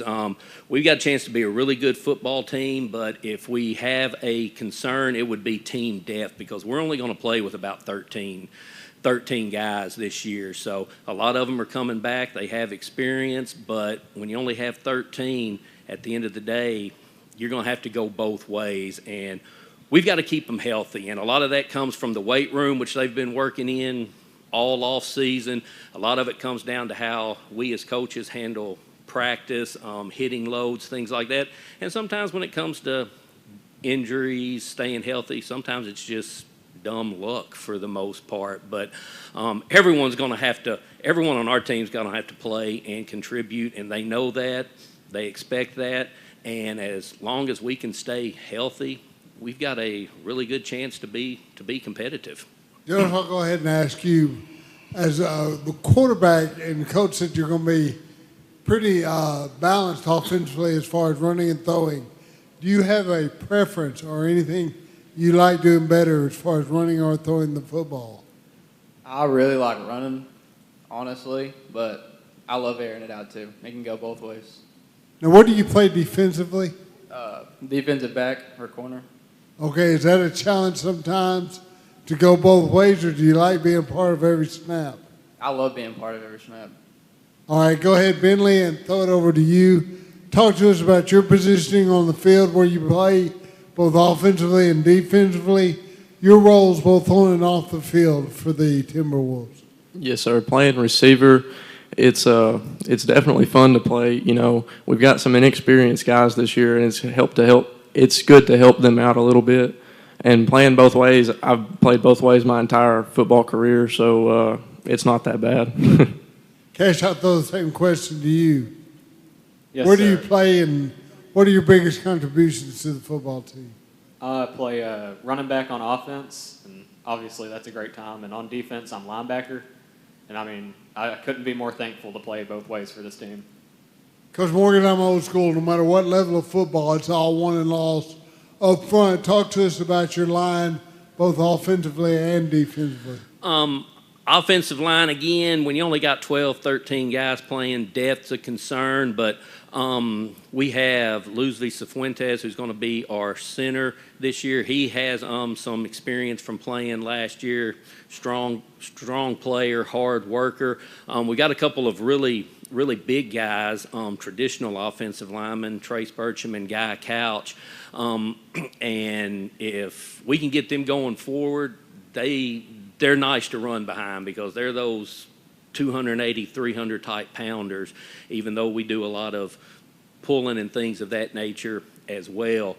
But especially on defense, that defensive line is key, and that's held down by Wesley Horton, who's a returning all-state player for us, and he frankly has dominated the last couple of years up front. You don't have many defensive tackles that have over 100 tackles, and he can just make plays on his own, and once they start double teaming, he frees other people up to make plays like these guys here beside us. But at the end of the day, usually on offense and defense, both, as you know, you're usually only as good as those guys up front. That's where it all starts. What kind of rotation do you have? You mentioned you're more than three on the line, but what kind of rotation do you have? We don't have just much of a rotation. Now, we'll change fronts every once in a while to kind of go bigger or go smaller. We've been fortunate enough to get a couple of guys to join us this year, Weston Cook and Parker Magnus, who are able to play the defensive end spots. We really like what they've done in the summer camp season, and we think they can help fill in and rotate and give us good production on the field while being able to give some of these guys a little bit more of a break. But for the most part, again, with 12, 13 guys, you're pretty much out there, and they know that. Guys, kind of talk with us a little bit. What's one game on the schedule that you're really looking forward to playing more than maybe any of the others? I'd have to say Midland. I mean, that's our rivals, and unfortunately we lost to them last year. I have to agree with Bentley. It's definitely Midland. Yeah, I think we've all got the same answer. Nothing like rivalry, especially, at any level of sports, but high school rivalries, man, they sit with you for years after. So, well, guys, thank y'all for being here today. Coach, thank you very much for bringing them. Good luck this year. We look forward to seeing great things from you guys. We're going to take a commercial break. When we come back, we'll have the Corning Bobcats on the stage. You're watching the 2025 NEA Sports Media Day.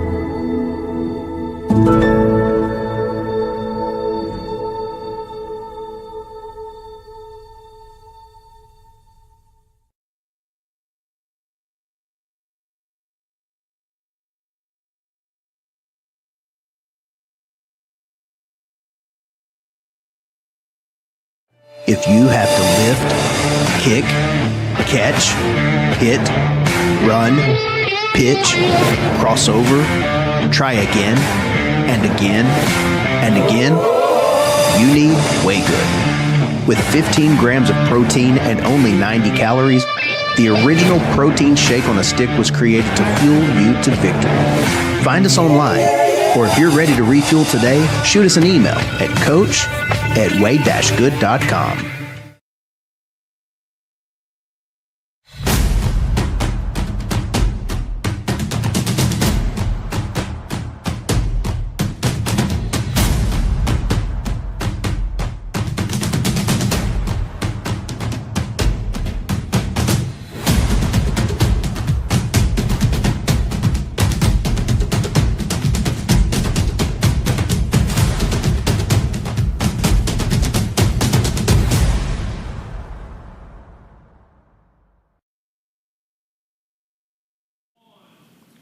Welcome back to the 2025 NEA Sports Media Day. On the stage now, we have the Corning Bobcats. Coach, if you would, introduce yourself first, tell us who you brought with you today, and then give us a little bit of an opening statement.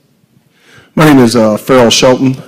Today I brought with me senior Bailey Leonard, linebacker. We'll play H and Y, a little bit on offense. Senior Caden Stanley, returning all conference for us. We'll play offensive, defensive line. And senior Owen Burkhart, who will play linebacker and running back.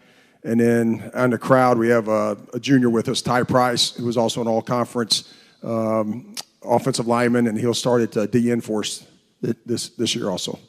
Coach, you and I talked a little bit off air. You have one of the biggest rosters in 8-man football in the state of Arkansas, but you still have a lot going two ways, I'm assuming. Talk to us about those playing both ways, both offensively and defensively. Well, last year we were blessed. We were able to go one way with our offensive and defensive lines. We just had to make up of it. We are trying this year to get back to that on our lines to try to go one way. Offensively, our scheme is we're not going to run a lot. We want to do it as well as we can, but we want to go up tempo because we know that we probably have the numbers here for a few years on people. We want to try to get as many plays in as possible. This year with our offensive line with junior Ty Price and Caden Stanley coming back, we feel real good about our offensive line. We've also got a senior at center, got a sophomore who's going to work in at center and probably at tight end, another junior at tight end. So we have the numbers there. For us, I think the question mark for us, and I had answered it in a magazine. Someone asked the strength and weakness. I think our weakness is that we're going to be our youth and our skill kids, but it's also going to be our strength. Is that we're going to be able to watch those kids grow every week. We have some athletic kids, but just watching them grow every week is going to be fun for the most part. But we'll be pretty good on our offensive and defensive lines. Bailey, throwing it to you. It's almost here. Football season is upon us. Talk to us all about the off season and what you've done in preparation for the 25 football season. I mean, just working hard every day, every day, just working out, eating good, getting to bed on time, drinking when I'm supposed to, just taking care of myself to be the best athlete I can. Caden, though, to you, what's Coach Shelton like in the off season? Well, he does a good job getting us prepared for the season. But, it's all free right here. This is your one-time event. Well, he's not as hard on us in the off season as he is during the season, but he does make sure we get prepared going into the season. Owen, though, you talk to us about your roles, both offensively and obviously defensively, for the football team. Well, this is a first time being linebacker, but it's really just hyping them up. Moving over from where? I'm sorry. Your first time a linebacker from what position? Cornerback. Okay. So it's really just trying to hype up the team, get them ready, make sure they're all set in the right positions and knowing the plays right. Coach, you talked about schematically a little bit about your offense already, but talk to us defensively. How do you line up defensively? For the last 2 years, we have lined up in a forefront. We had 4 very, very athletic kids, and last year we were blessed to have 4 seniors on our D-line. One of them was an all-state track kid, so he was very athletic at DN. He was probably 6'1", 6'2", and 190 pounds. We'll start at a forefront. Bailey started linebacker for us this year, but we're going to look at working with a three-front with Ty Price and Caden over here. We can work a three-front, then with Bailey and Owen, one of them then being interchangeable to walk up as a DN to the, if we want a four-man. What we feel, though, is that the back end of our defense is pretty athletic. Bailey, Owen, and some other linebackers are going to give us the ability to pressure out of a three-man front, so that we don't have to use so many guys on the D-line, but we can still get that speed and explosion off the edge. Excuse my ignorance with 8-man football, but I'm assuming it's predominantly manned up in the defensive secondary. Yeah, and there are certain sets, that we will. It'll look man, but we still play. If a team gives us trips, I'm still going to play my 11-man principles. That we're going to man and we're going to quarters off the other two receivers. If someone gives us a two-receiver set, we run quarters coverage, which is a zone. Which it will eventually turn to man, but it will start as a zone look. Offensively, behind center, what are we looking at? We have two kids. What's different this year is we've lost 99.2% of our offense from last year. Finding the kids, to come in, we have a junior and a sophomore that will, and I think both of them give us the ability to do different things this year. Our running back, we have 3 or 4 kids. We have again junior and some sophomores that again each one of them have their own specialty, and we're very excited about that. But again.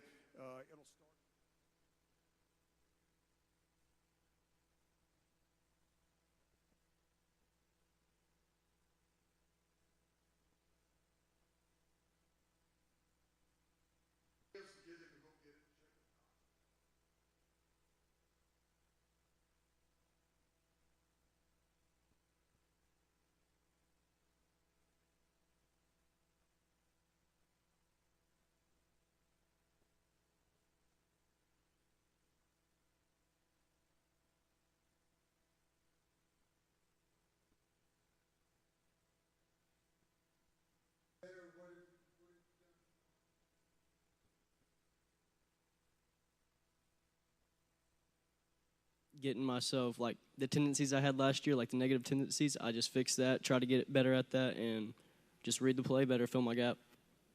Okay, go ahead and throw it to you, Kate. Talk to us about everyday football. What's a practice look like this time of year in Corning, Arkansas? Well, we start off at 6 in the morning weightlifting and conditioning and stuff like that, and then we go 6 p.m. 6 p.m. at nighttime. We do that too. 6 a.m. and 6 p.m. every day. So, Caden, I'm assuming an afternoon nap is big. Yep. 12 hours sleep. Caden, talk to us about being on the offensive, defensive line in practice. Is it good to have numbers? Do you like a rotation, or do you like being on the football field constantly? Well, I think it's great that we do have depth at line because we get tired really fast, and I just think it's great to have depth. Owen, throw it to you. Talk to us about some of your peers at linebacker. Who else will help you out on that side of the football? Bailey will definitely help me out a lot. He's very experienced, and I trust him to know what's going on, so I'll definitely look for him mostly. Well, guys, I'm going to ask you my infamous question, so you got to just tell me. I know all of them. You want to play them all. You just want to get started. Give me an answer. Who do you want to play? Who's the game you've got? What game do you have circled right now that you're really looking forward to? I have 2. Okay. Tunica and Rector. Tunica, Mississippi? Okay. Yeah, okay. I think Subiaco and Tunica. Okay. Y'all are too young to go down there and gamble, though, so don't be doing that. I'm definitely ready for Tunica again. It was the only team we lost last year, and I'm ready to get them back. Coach, we talked about Tunica. Y'all do quite an extensive travel. Talk to us about the challenges of traveling so far. Well, that's been a challenge, being in the unsanctioned. Next year, we anticipate all of our other sports have already moved to 2A, and by the numbers, we will move to 2A and be sanctioned. So it has been a challenge with the scheduling, but our community and our administration at Corning has just been very supportive. The biggest thing is I want to find games for the kids. And so is there some travel? Tunica was probably a 2.5 hour trip. So, it wasn't that bad, so, and the way we schedule it, we try not to take, 2 of those long trips back to back. Us and the Rector administration have been outstanding. The coaches have. We will play them twice. So it saves both of us a travel trip. But it's also been a pretty fun experience. The kids, we get to see different places of the state, go down and see a place like Subiaco. I mean, you guys got to see Subiaco Academy. That place is outstanding. And we got to go down there and see that. And our community was able to travel down there. We get to go over to Marshall. We get to go to Rosebud. So it's been hectic, but the kids have answered. And our biggest thing is we want the kids to play every week. We don't want there to be, just because we're 8-man that we play less games. I want to give them just the chances, as when I played or I coached 11-man. I'll tell you, though, I think the travel is more hectic on the coaches and the parents and all that. The kids, they enjoy it.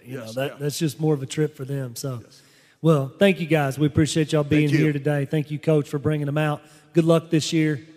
Go Bobcats. So, all right, we're going to take a commercial break. When we come back, we will have the Trumann Wildcats on the stage. You're watching the 2025 NEA Sports Media Day. Milligan Heating and AC works to serve the Northeast Arkansas community in meeting all of your HVAC needs. Give Justin Milligan a call at 870-243-2820. Thank you. Thank you for letting us be a part of your family and for trusting us with the ones you love the most. Thank you for allowing us to be a part of those lifelong memories. Thank you for taking us on the job and for putting us to work. Thank you for choosing us for your first vehicle and for every vehicle after. Thank you for trusting us for 70 years.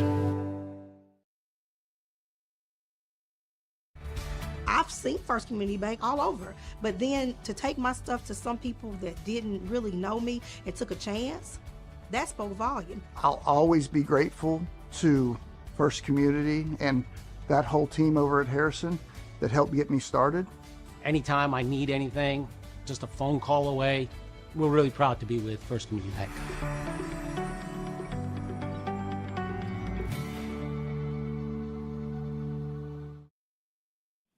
Welcome back to the 2025 NEA Sports Media Day. On the stage now, we have the Trumann Wildcats. Coach, if you would, go ahead and introduce yourself, tell us who you brought with you today, and give us an opening statement. Yes, sir. First off, I want to say thank y'all for having us.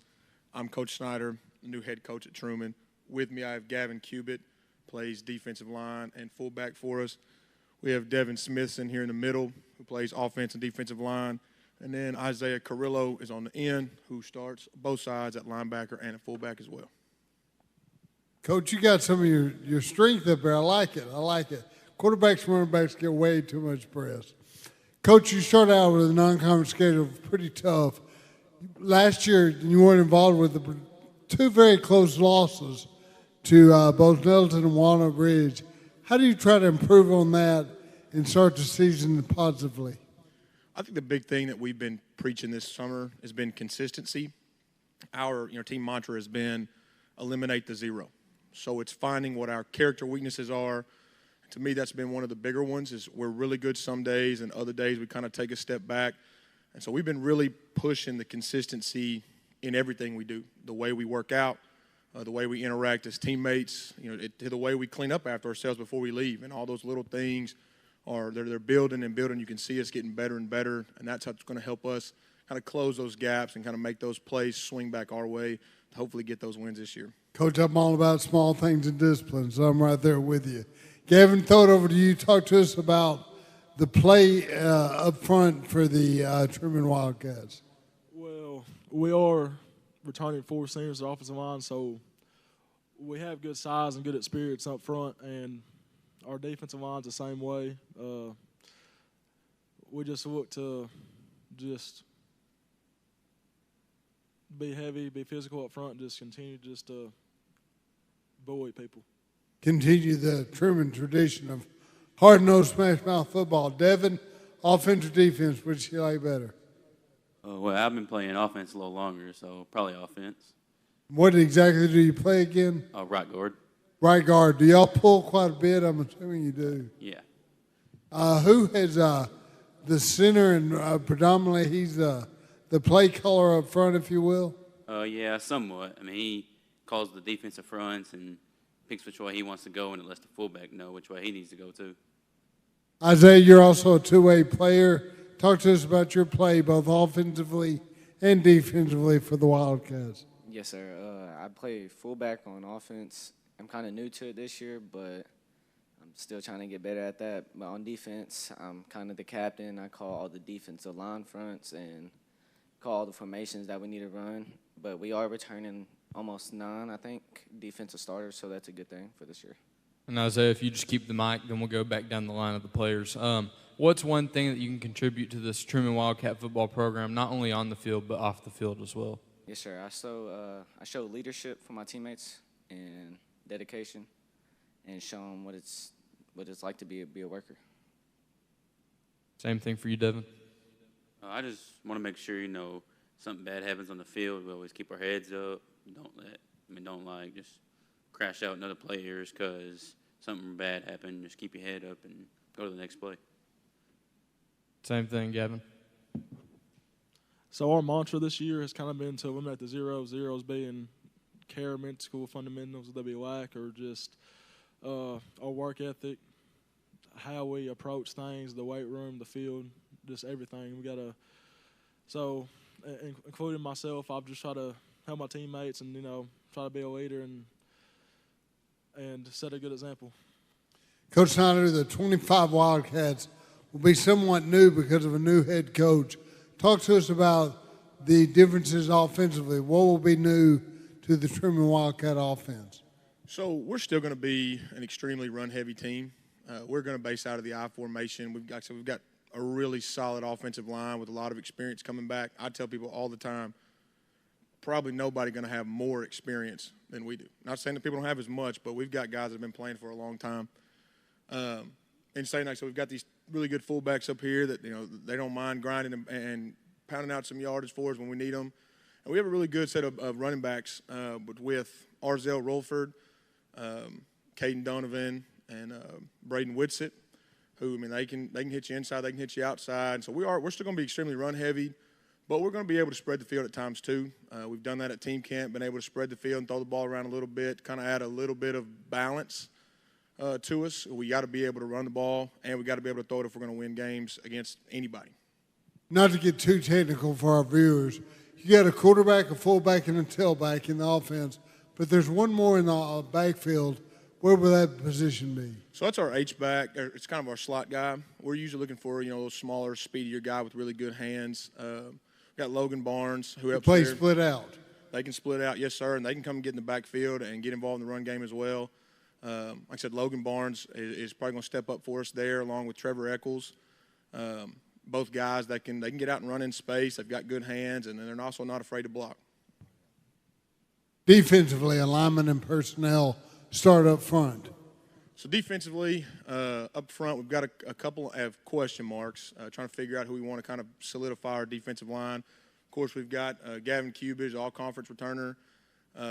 Devin is going to help us on the D-line as well. We're lucky to get Maverick Atkins back. He had a little elbow injury during the summer, and he's slowly getting back, which should kind of solidify us. Guys like Logan Mars will help out up front, along with Gabe Cifuentes, trying to keep some of those big guys one way, but they're going to have to play occasionally, certain situations.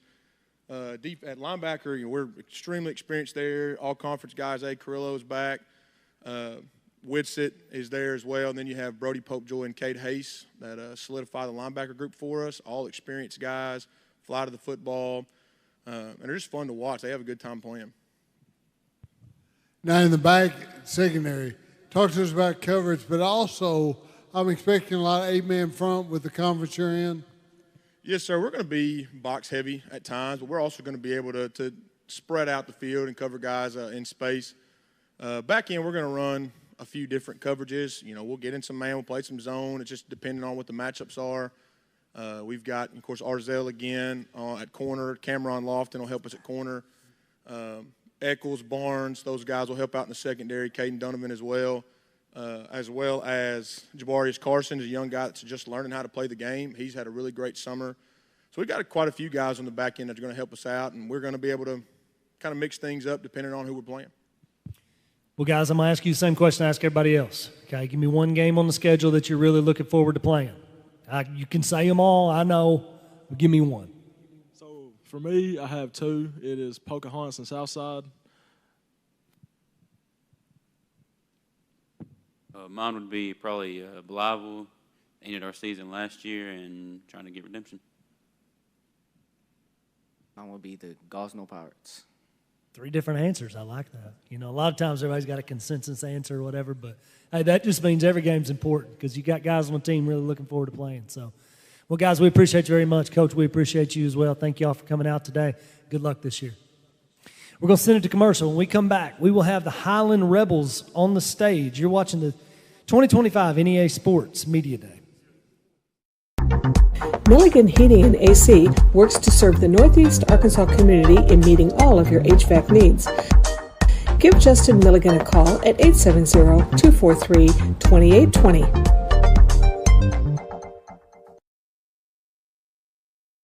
Whether it's your home or your business, Delta Glass is Northeast Arkansas's clear choice for superior glass products and services. Delta Glass is known for their internally produced insulated glass units, providing quick and precise replacements for most all windows. If you've just completed your dream home or a recent remodel, Delta Glass provides the most sought-after custom shower enclosures and mirrors in the industry. Storefront glazing can create an inviting professional atmosphere for any business facility.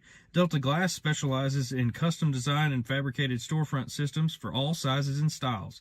If you're in need of superior glass products and services that are second to none in the region, call Delta Glass today at 870-520-6290 or visit them on Dan Avenue in Jonesboro. Watch the NEA Sports Network as we bring you live coverage this football season. From week 0 to the playoffs, we bring you rivalries and great matchups to go along with championship coverage. Be sure to watch each game at the NEA Sports Facebook page or the NEA Sports YouTube page. NEA Sports, putting Northeast Arkansas student athletes first. Welcome back to the 2025 NEA Sports Media Day. On the stage now, we have the Highland Rebels. Coach, if you would, go ahead and introduce yourself. Tell us who you brought with you today and give us an opening statement. Yeah, I'm Sterling Stowers. This has been my 3rd year as a head coach.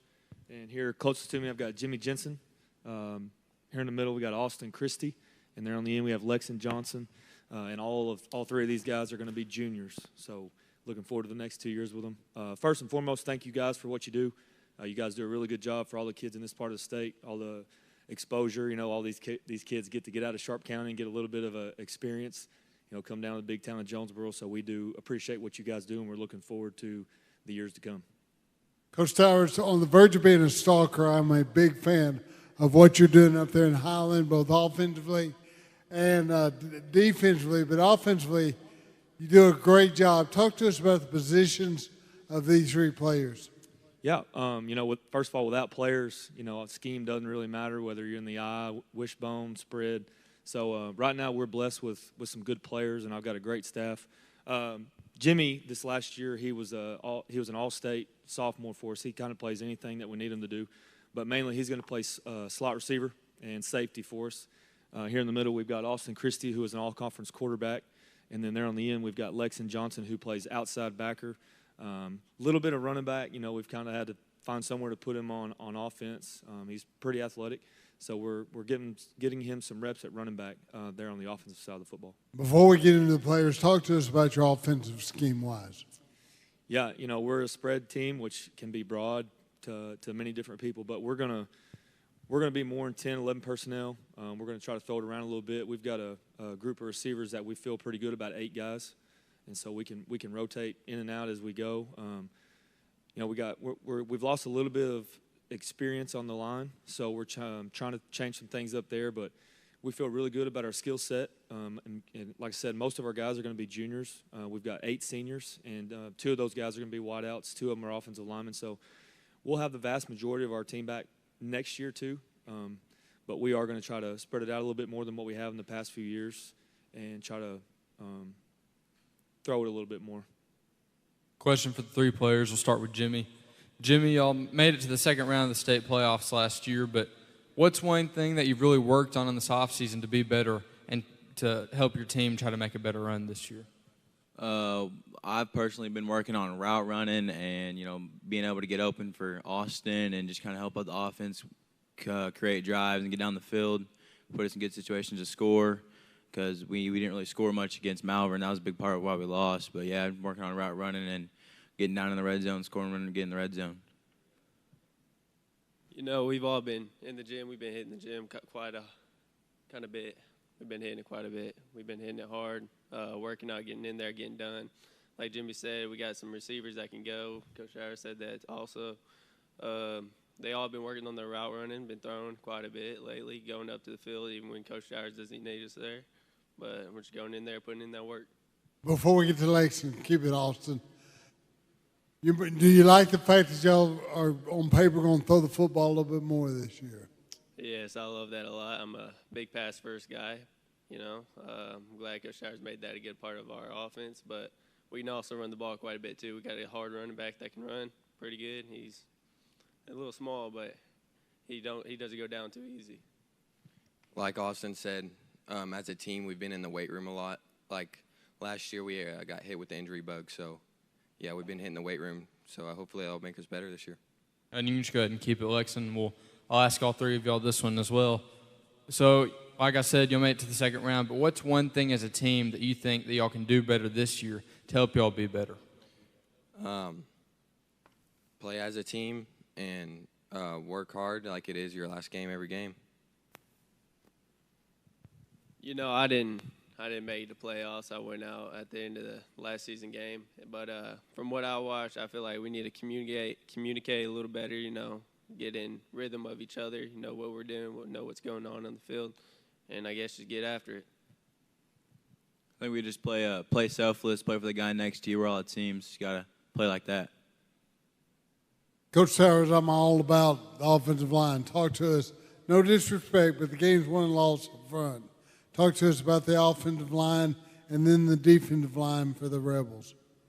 Well, we talk about that every day, when we can go to as many 7-on-7s as we want, but ultimately at the end of the day, 7-on-7s don't win any games. The guys up front do. Like I said, we lost a little bit up front. We lost 2 starters last year to graduation, so we've got 3 guys coming back. And we've actually had some guys step up. We had a couple move up from junior high. We've got some upperclassmen that stepped up, and so we're kind of getting a little bit of experience throughout the summer. We've went to 3 or 4 team camps, but ultimately we can only be as good as our offensive line. Defensive line, we lost 2 starters, probably once in a career in terms of the 2 guys that we had up there at the same time. We had a 6'4", 300-pound defensive end, and then we had about a 6'5", 400-pound nose guard. So you get one of those every once in a while, but to have both of those guys at one time is very rare. So we've got to replace, those 2. I think we've got 8 back on offense, and we've got 6 back on defense. So again, we're going to be junior heavy, like I said a minute ago. So we're looking forward to the next 2 or 3 years for sure. But without the O-line, D-line guys, we can't be very good without them. Now, like I said, you're building a program up there in Highland. A requirement for that is depth. You talk about the depth on the offensive, defensive lines. Talk about the depth in the backfield and the back end of the defense. Yeah, right now we're about 44, 45 players, which doesn't sound like a whole lot, but for us it is. And so, like I said, our receiving core as this group is as deep as it's been since I've been the head coach. Our secondary, we've changed up our defensive schematics a little bit, so we're having to use a little bit more depth there. And we had some guys step up, but, we got hit with the injury bug late week 10 last year, and so the guys that we had to just kind of throw in there and get through those last 3 games, they do have a little bit of experience coming back through the summer and moving into fall camp. Very quickly, Coach, and just negate this if I'm being ignorant. Y'all got a new turf up there that's pretty special, don't you? Kind of elaborate on that very quickly. Yeah, first of all, great administration for that, great school board, booster club and all that. Really the biggest difference in our turf versus anybody else is we don't have the rubber beads in it, so it's kind of a little bit of a cooling factor. It's still going to be warm, it's still hot, but it is nice to have turf for sure. Guys, I'm going to ask you my infamous question. Ask everybody, so go ahead. Standard answer is going to be everybody. You ready to play everybody? But give me one. Give me a team. Give me something on the schedule you got circled. I'd personally say Southside. I got hurt in the first quarter of that one, so I didn't get to play that. It's a little bit of a get-back game. Honestly, we ain't scared of no one. We're ready to face whatever's ahead of us. But if I had to say a team, we lost to Southside and what everyone thought was a conference championship, so I say Southside. I would say Pocahontas. They're our rival, but I'd say Southside. Well, guys, we appreciate you very much. Coach, we appreciate you. Always a joy to have y'all here. So good luck this year. Keep battling, keep working. I know it's only your junior year for all of you, but, hey, you don't get a lot of football games necessarily. So, treat every game like it's your last one. You just never know. So keep working. All right, we're going to take a commercial break. When we come back, we're actually going to go off script here just a little bit. We're going to go ahead and have the Gosnell Pirates on the stage. You're watching the 2025 NEA Sports Media Day.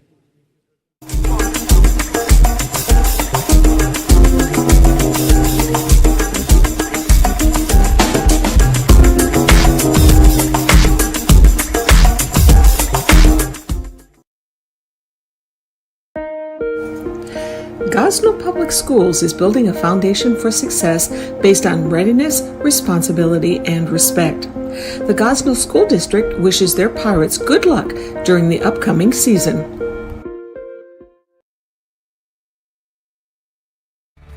I've seen First Community Bank all over, but then to take my stuff to some people that didn't really know me and took a chance, that spoke volume. I'll always be grateful to First Community and that whole team over at Harrison that helped get me started. Anytime I need anything, just a phone call away. We're really proud to be with First Community Bank.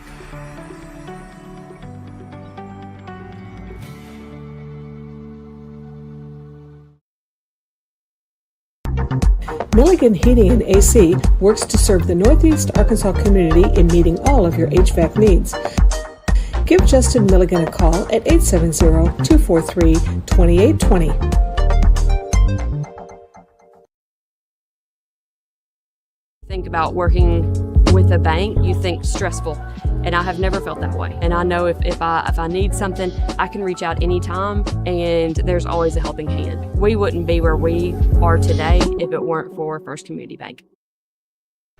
Our journey began way back in 1891 with a group of folks who believed that this community deserved a local bank.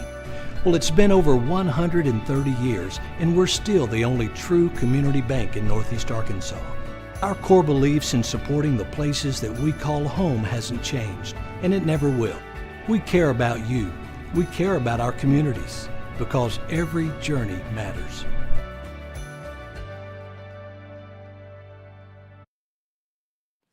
Welcome back to the 2025 NEA Sports Media Day. On the stage now we have the Gosnell Pirates. Coach, if you would, go ahead and introduce yourself and tell us who you brought with you today, then give us an opening statement. Okay, Coach Chris Smith, Gosnell High School. Obviously, I brought 3 seniors with me today. I got Hunter King, Azarias Gonzalez, and then I have Jai Jacobs Ford with me today. 3 seniors, been great. Glad to have them here with me today.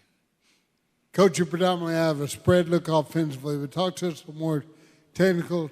Start up front with the offensive line. Talk to us about the line and personnel in the backfield. Okay, yeah, offensive line, obviously a lot of things start there. You got to be able to control the numbers in the box. I have some good size up front, 2 big tackles, have experience up the middle with the seniors, but, what we really run is what's called a veer and shoot, so we try to control the numbers in the box, and then we got to have good enough skilled players, obviously, when the numbers are even out there, try to get one-on-one matchups and give them situations to win, and I got confidence, with the box guys we have this year, they'll be able to control the numbers, and I have confidence in our perimeter guys, they'll be able to make plays and control the numbers in the box as well, so we're pretty excited about it. We've hit the ground running since I got there late April, and these guys have balled in, and they've been a key piece to helping the transition, to expedite the process for us, and but we can do multiple things in our system. We can be light, we can be heavy. We just kind of adjust to what we see, and we take what they give us. Hunter, that all sounds wonderful, but it's all won and lost up front. Talk to us about the Gosnell Pirate offensive line. We have some pretty good guys up front, starting with me at left tackle, the only senior on our offensive line. going through to our left guard and right guard. They're both sophomores, but they're big and strong. They're not going to fear down with any team, really. They're going to step up to the challenge. And then our center and right guard, they're both juniors, really big, really strong, and always willing for a challenge. Asarius, you just play on the defensive side, correct? Yes, sir. Talk to me about the defensive line, and then I'll ask you another question when you get through talking about your peers. The defensive line's looking pretty good this year. We have a very, very fresh bodies. Mason is our defensive end. He's a junior this year. He's really come a long way from last year, and I like the look we're running. All-time leader in sacks at Gosnell High School, big time. What is your move? Swim move, ripping? Talk to me about rushing the passer. One of my favorite moves from when I was a sophomore up until now is just a simple push and pull with a rip. It's something I learned early on, and it's a very easy move to do. Jai, I'm going to ask you a question here. You probably already know where I'm going with this, but kind of talk with us a little bit about pretty big summer for you, last few weeks for sure. Committed? Yes, sir. Okay. Go ahead and talk with us about that. Tell us, where you committed and what's that going to look like after the season. I'll commit to Rice University. Yeah. The coaching staff played like a big part of my commitment. Go Owls. Yeah. Coach Abel and Coach Hoff, like that whole coaching staff is like a family. Like, for real. Like, when they brought me in, like, I just felt like it was home, for real. Coach Huff, like, he moved the slots around a lot, so, like, I feel like I could touch the ball, like, around, like, 6 times a game in there. So, like, I love their offense. I love Coach Abel and Coach Huff. That's a pretty big deal, but the good thing now is you got that out of the way. That's, you don't have to sit and worry about that during the season. Obviously, you have that to look forward to, but now the question becomes, how do you put that kind of on the back burner right now and focus on your senior year here at Gosnell? Yes, sir. Just staying healthy. Like, that's gonna be like a big part in like this whole season. Staying healthy. Don't really got to worry about too much of like the colleges and all that. Just go out there and play ball. Ain't really like stressed about the colleges and stuff. Coach Smith, throw it back to you. Talk a little bit offensively, defensively, as far as alignment and personnel. Some of them are on the stage. Talk to us about alignment and personnel.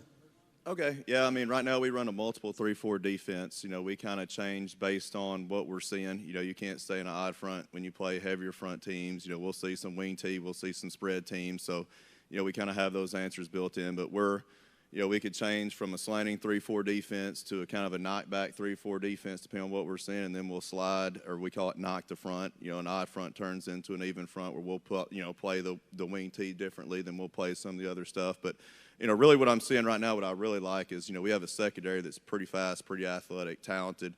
And, of course, when you have a good athletic secondary like that, you're able to load the box and bring one more in the box, and they can block. So we'll be able to get some pressure, and that also creates coverage sacks too. You got a great secondary that can play bump and run. That allows you to send that extra guy, and then you're going to be able to, of course, heat some teams up. But, I think they fit well off each other. Sometimes it's about how the pieces marry and how they gel together, determines how you can play a little bit. So like I said, you have a good secondary that allows you to send those extra guys and slant and play more games with teams up front and send an extra guy. Versus if you didn't have that, you couldn't do that. Jai, I know football. He just gave you one of the biggest compliments he could give you. Obviously, you man up a lot in the secondary. Yes, sir. Are you right or left, or you got to hit him no matter where he goes? Yeah, I move around a lot. Like, I can play corner. I can shut down the best receiver. I play safety, come down, play the flats, anything like Coach want me to play, for real. Coach, like I said, that's such a luxury to have a lockdown corner via Deion Sanders, somebody like that. Allows you to stack the box. I appreciate that. Talk to us about your schedule, though. And you're very blessed, predominantly the 3A, 4A3, whatever conference you're in, predominantly run heavy. Yeah, for sure. And, we got to be aware of that. You got to adjust your practices, be able to fit that. Especially, I learned in my days in West Tennessee, there's a lot of, 70-year-old coaches that ran the inside veer, outside veer, rocket toss, wing tee, veer, and all that stuff. And, everybody, is used to playing the spread, the pro eyes of the world. But when you play those teams, you got to learn, you got to practice against those defenses or, offenses year round. Because what they want you to do is, of course, that week you play them 1 week's not enough to prepare to be able to stop those, because you got to have assignment-based football. You got to give guys one job, play one thing, don't chase the eye candy, don't chase the reads. And that's a different kind of defense. It's a different kind of football, and you got to practice toward that, not just the Monday you play them, but you got to practice for that year-round. You got to be aware when that's on your schedule. You got to be practicing for that, and you got to be ready for that.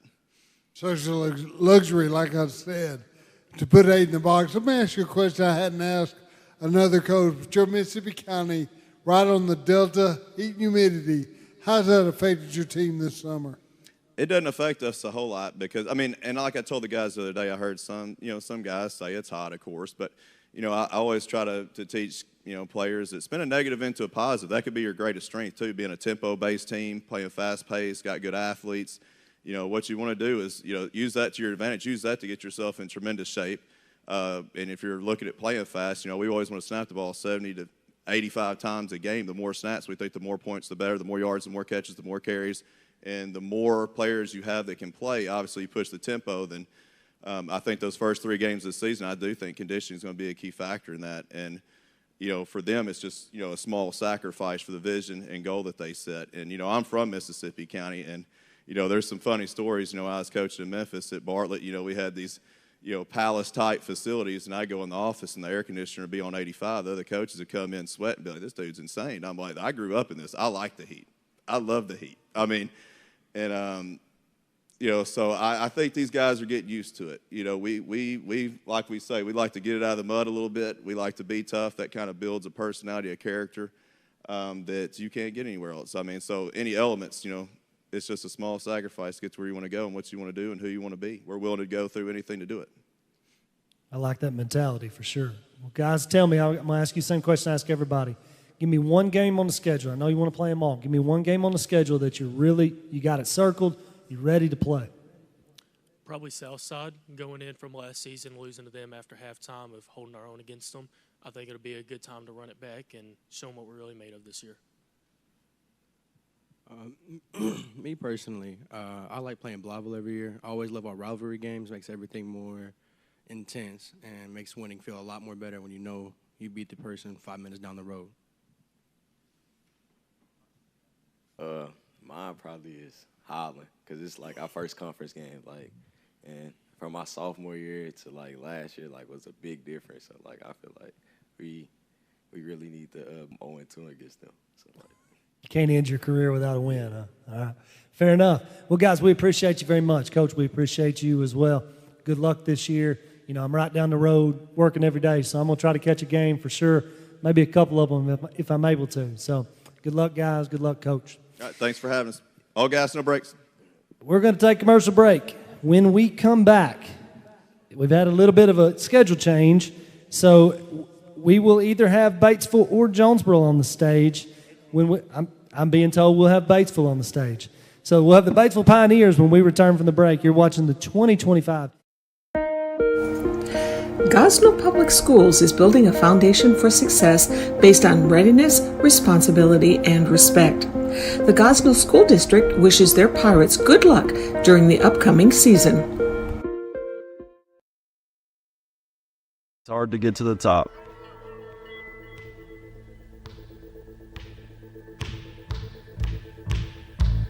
But how do you stay at the top?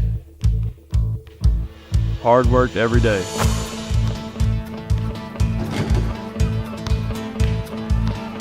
Central Dealership has the same philosophy. I'm Austin Reeves, and I'm proud to be a part of the Central team.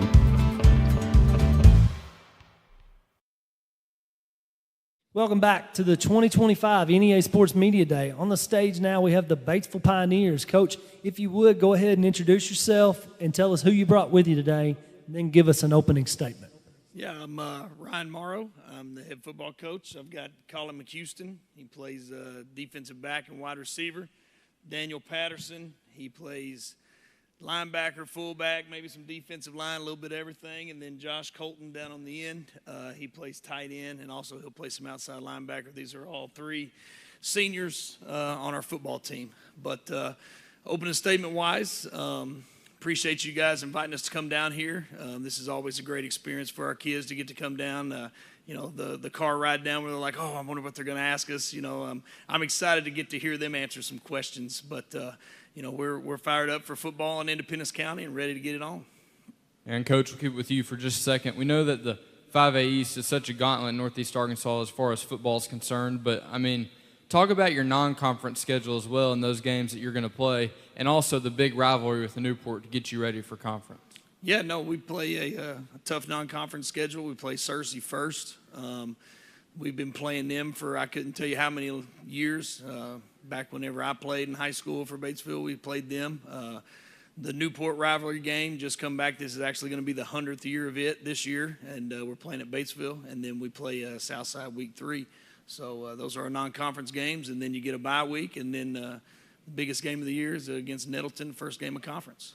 A question for the players now. Colin, we'll start with you. What's your positional role going into this season for Batesville? So I'll be playing defensive back, strong safety, and then receiver.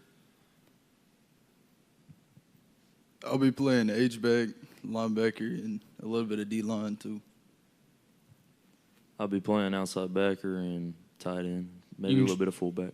You can just keep it there, Josh. What's one thing that you've worked on over the offseason to be ready for this season and to be better than you were in the previous years? Really just getting in the weight room, getting stronger, just trying to be stronger to be the most physical team out on the field. That's what we try to be, you know. Yeah, for me, it's been learning the playbook, changing plays, or changing positions, and just that's been a big one for me. I've been really working on my speed training and getting in the weight room and trying to get stronger. And, Coach, you have some 3 talented guys with you, but you also have a very talented specialist, and that's Jackson Elam. Just what kind of weapon is he to have him on special teams for kickoff and field goal kicking and everything that he can bring to your team?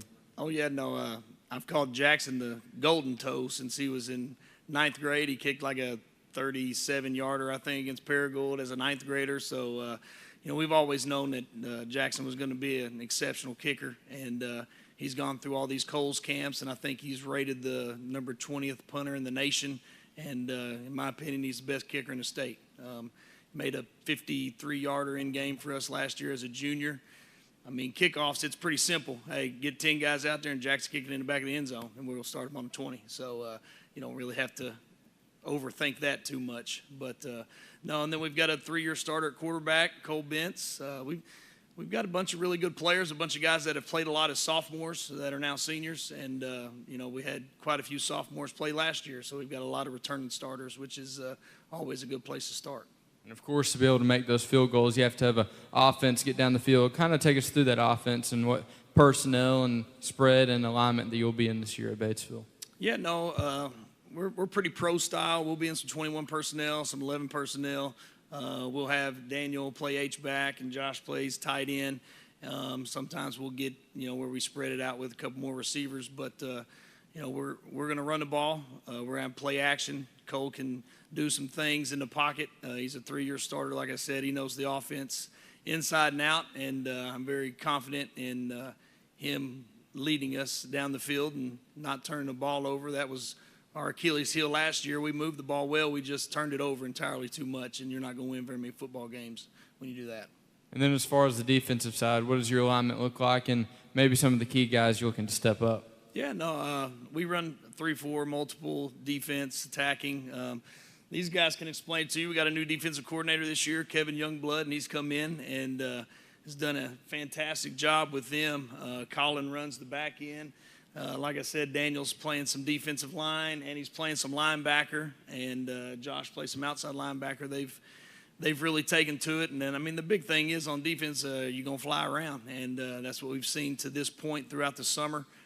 We work out Monday through Friday at 6:59 in the morning, and our kids have had a great summer to this point. Question for the guys once again. What's one goal that you've set for yourself for this upcoming season, whether it's a statistical goal or a leadership goal, anything like that? I just want to be the best that I can be for my team and just do whatever they need me to do. Just help the team in the best of my ability. Just really be a leader and help the team really just accomplish our goal. And Coach, throughout the off season, like we mentioned, it's a long off season for high school football teams. What's one thing you've maybe seen throughout team camps or in the weight room, or something that's really impressed you about this team as we get ready to start the 2025 season? Well, like I said, we come in the morning at 6:59, and these guys right here, they've not missed a single day all summer long. Josh hadn't missed a day since he was in 7th grade. And, they've been very committed to the weight room and obviously getting stronger. And one thing that we really had to do is get a lot faster, doing some speed training things. And, we've got about 50-something kids on the team, and every single morning we had about 47 there. So we weren't chasing a whole lot of kids.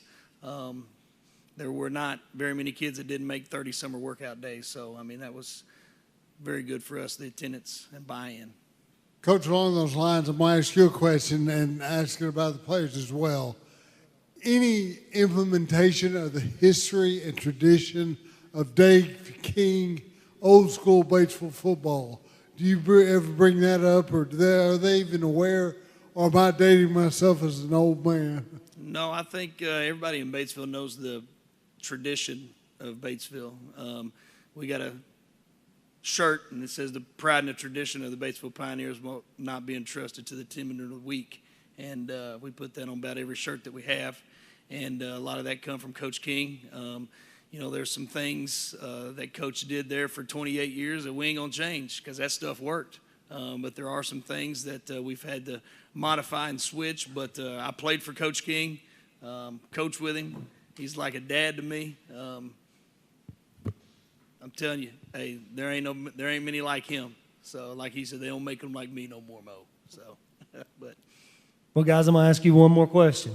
One game on the schedule. You know it's coming. You know I'm going to ask this. So, one game on the schedule. I know you're going to say we want to play them all. I get it. Tell me one. Yes, sir. I'm just looking forward to the first game, and that's Searcy Lions. Searcy Lions for me, too. Really setting the tone and getting that first win, Searcy. Then we can take it one game at a time after that, right? Well, thank you, guys. Thank you, Coach. We appreciate y'all very much for being here. Go Pioneers. All right. Well, we're going to send it to commercial break. When we come back, now hang on. Okay, we got Jonesboro in the house.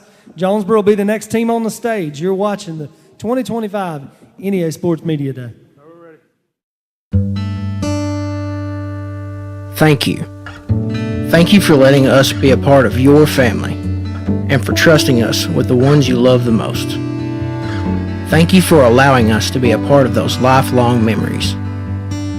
Thank you for taking us on the job and for putting us to work.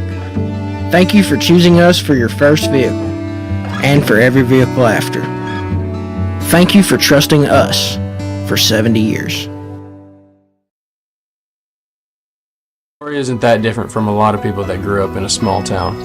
My dream was always to play baseball, but as a kid, it's hard to prove yourself when you're so far away from the big leagues. When no one else thought I was good enough, our community did. From family to friends, coaches, and local businesses, my community built me into the player that I am today. And I'm just getting started. When you have the support of a community, anything is possible. First Community Bank, where community comes first. Welcome back to the 2025 NEA Sports Media Day. On the stage now we have the Jonesboro Hurricane. So, Coach, if you would, go ahead and introduce yourself. Tell me who you brought with you today, and then give us an opening statement. I'm the head coach, Tyler George. To my left, we have our quarterback, Asa Myers, our running back, T.J. Brown, and then our athlete, we'll call him Jaquez Jordan. Jaquez is not an athlete. I'm kidding, Jaquez. I'm a big fan, brother. Coach George, just kind of give us an opening statement. Talk to us about the expectations out of the 25 Hurricane. Well, expectations are always high. Not really a big end result type of guy, but we like to try and enjoy the journey, enjoy the process, get better, a little bit better every single day. Obviously, we want to have a winning record. We got to get back to those days. We want to be able to host a playoff game. A big goal we do have is to win a playoff game. I think that's huge. Once you can win one, the rest of them, you're almost playing with free money there. So that's kind of been where our mindset is with our program. Ace, I've been watching you seemingly forever. You know I'm a big fan of yours, a big fan of your family. Senior year, is there a different mindset or a different objective you have as a starting quarterback as a senior? Definitely leading the team more and just leading everyone pretty much. How so? Making sure everyone shows up every day and getting extra work in after practice and keeping everyone up. So not only do you lead by example, does that require phone calls? How do you go about being a team leader? We usually have a group chat with all our position groups, and we just communicate in those. Okay, TJ, I throw it over to you. You're going to be the running back for Jonesboro this year. Although there is a little bit of depth to that position, you're a single back set. Talk to us about being the lone running back behind Asa, or next to Asa, whatever the case may be. Yes, sir. Asa is a great quarterback, so with that, they have to respect our pass game. So running just come easy because they got to respect Asa. He a dog at the end of the day. Yes, sir. Jacquez, let's talk about your role as a Hurricane. Obviously, you're going to be a pretty important part this year for the Hurricane.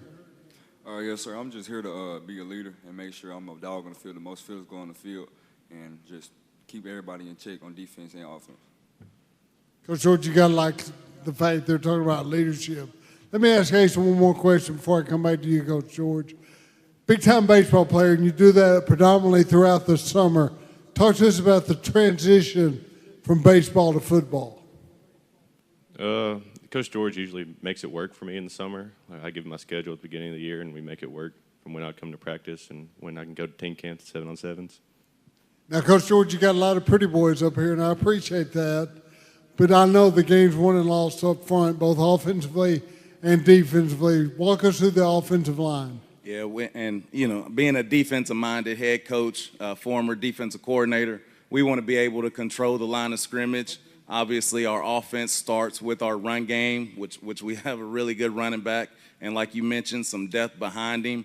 We'll start a couple of younger kids this year. J.D. Davis at right tackle, Javon Ivory at right guard, Stephon Blankenship, who's a center for us. He's a senior.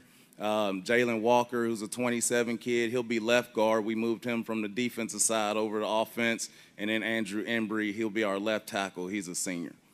Depth behind Asa, what are you looking at there? Yeah, we have a couple of guys. Aiden Grimes came out. He was a baseball kid. He came out. He started throwing with us during the spring while he was still in baseball season and kind of fell in love with it and decided he wanted to play. So we have him. He's a 27 kid.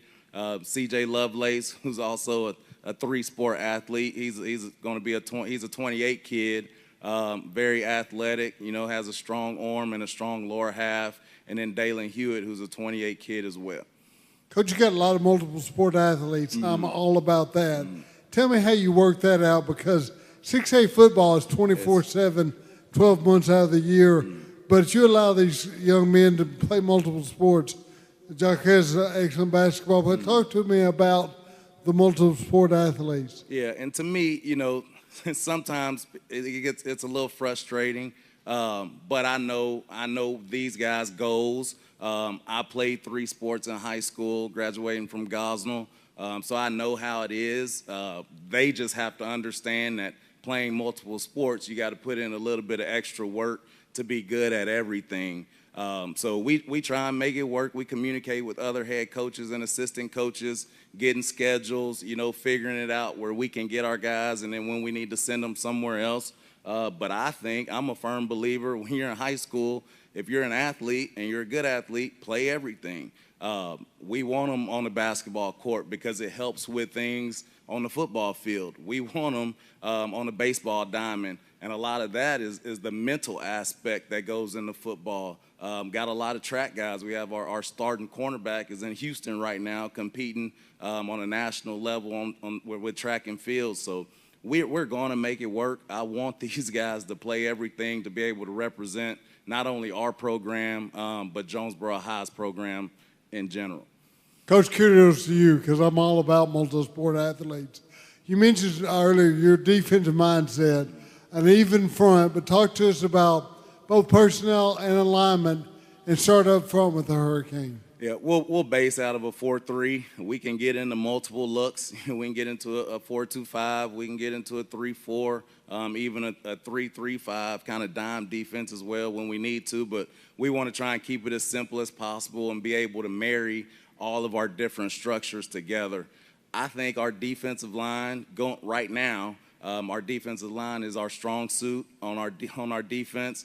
We have 7 or 8 guys that I believe can start for us, which is huge to be able to rotate guys, especially if we get caught in long drives or begin the non-conference games whenever the weather's a little bit warm outside.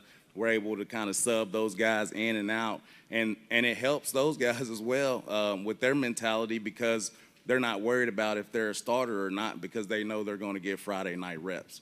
H, I'll ask you the next question. And I usually ask the coaches this. Talk about schedule because you've dropped down in conference, but you're still open with Conway. Talk to us about a very tough non-conference schedule. Yeah, our non-conference schedule is really hard. It's probably one of the hardest in the state.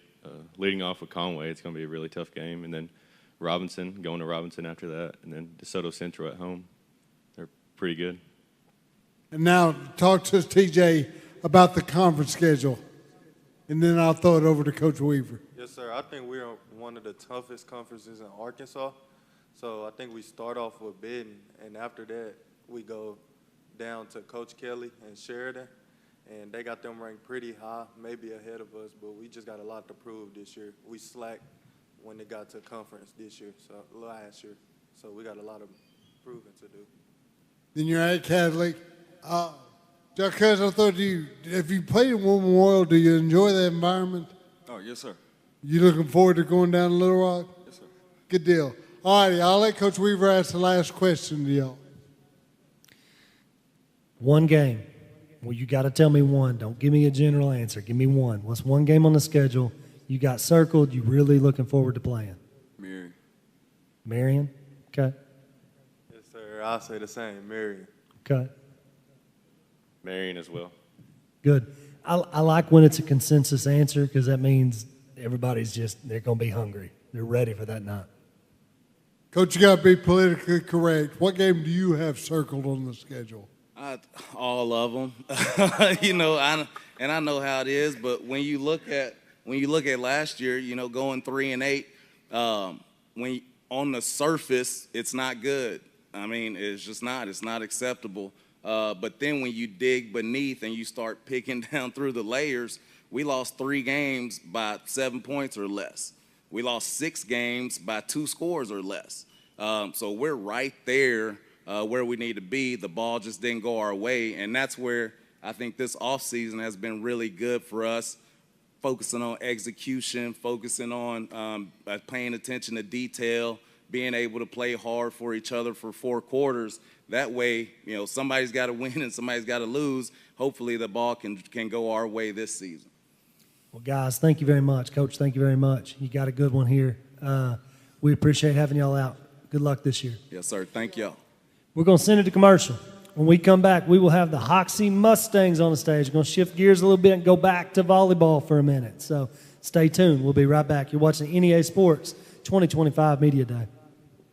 1945, we've been more than just a bank. We've been deeply rooted in communities across Arkansas, growing alongside the families and businesses we serve. We started the Farmers and Merchants Bank in Stuttgart, Arkansas 80 years ago to ensure working folks could borrow money to run their farms, fund their businesses, and build their families' futures. Today, Farmers and Merchants Bank is proud to continue supporting our communities, including our students and athletes. Farmers and Merchants Bank, member FDIC, equal housing lender.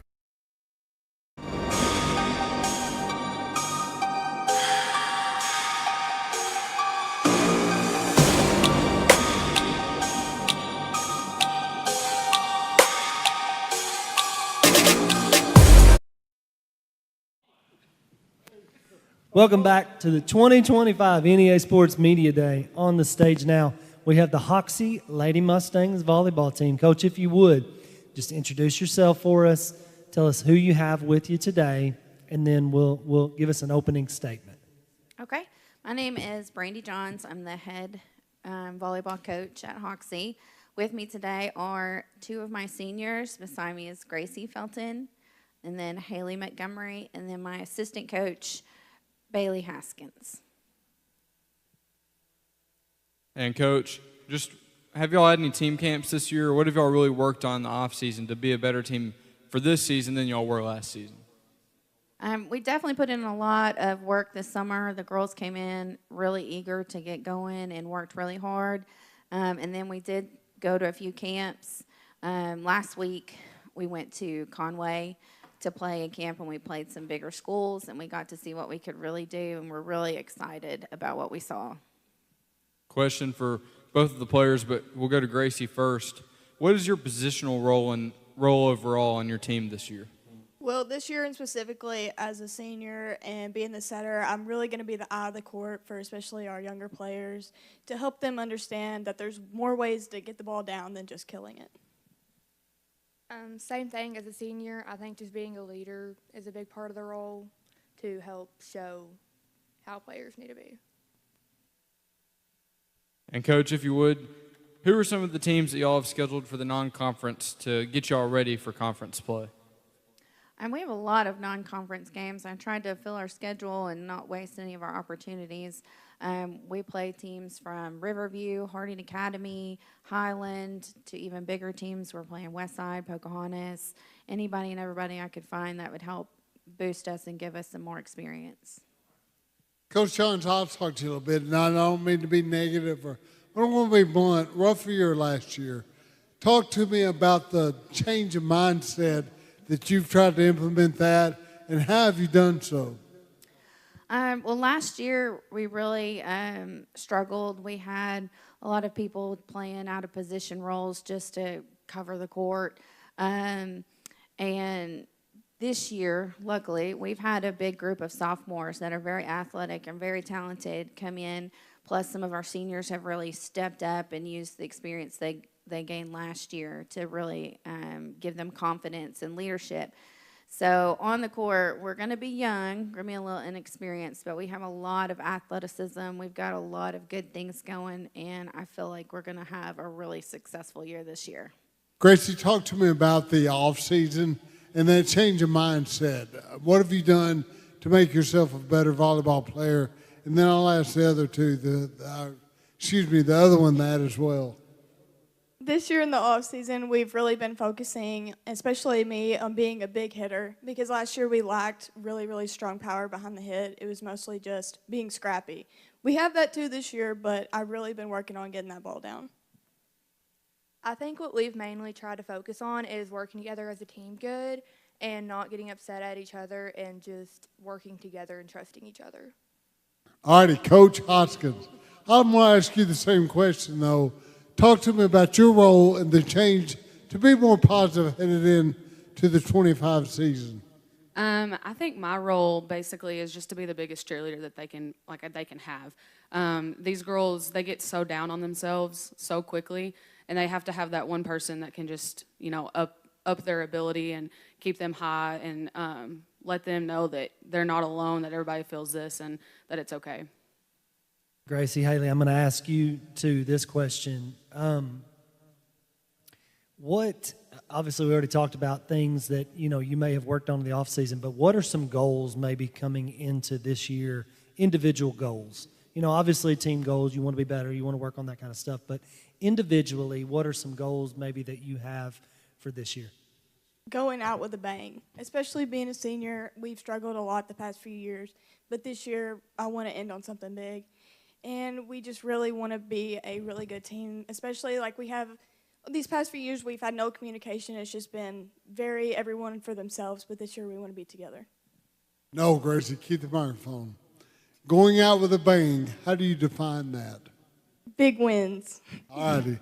Haley, I'm going to ask you the same question Coach Weaver asked you this year and your expectations and what you would like to accomplish in this season. My biggest goal myself is just to stay confident with my abilities and I know how to play, and so just show that on the court and show that I know how to play and to help build up the younger kids for their seasons after this. So outside of volleyball, outside of the games, outside of all that stuff, what is something that you truly enjoy about it? You know, maybe it's the road trips, maybe it's, you know, practices, maybe it's just hanging out with everyone. Like, what is it that outside of the games themselves, what do you think you really enjoy, or that you will maybe miss the most about playing volleyball? I think what I'll miss the most is the friendships that you make with everybody. You get so close spending so much time with them. So to go from doing that to not seeing them as much, like, it'll be hard. But. I'm going to be real. They're crazy. So the road trips and the trips in general, they're just so much fun. They're a very good, strong, very fun group of girls, and I'm ready to see them what happens after I leave. Well, more than the wins and the losses, you're going to remember all of the times you had together. And that's what sticks with you for a long time anyway. So, Coach, in your documentation, mentioned something about a strong sophomore class. Yes. Talk to us about that class specifically. Well, they're a lot of them, which is good, but they're also tall, and we have a lot of athleticism. Like, they just make plays, and you don't know where it came from, and you weren't expecting it. They go so hard all the time, like the hustle, the effort, and mixed in with these seniors that have this experience, it's going to be really fun this year. And not only that, as a coach, I think you see them on the court, but then getting to spend this time we had with them at camp and stuff, they're just a good group, and you don't have to worry about them, and that means a lot as a coach, to just have a group that meshes well, don't fight, and get along, and will give all the effort on the court. So we're just really excited about this year. girls, last question. One game that you're really looking forward to playing this year. What is it? The Harrisburg Lady Hornets. They're going to bring us the competition we're looking for. I agree, same thing. Harrisburg, they're smart and they're good, and they're going to give us a run for our money. Well, ladies, thank you very much. You did terrifically. Coaches, thank you very much for bringing them here today. Good luck this year. We wish you nothing but the best. We're going to take a commercial break. When we come back, we will have the Hoxie Mustangs football team on the stage. You're watching NEA Sports 2025 Media Day.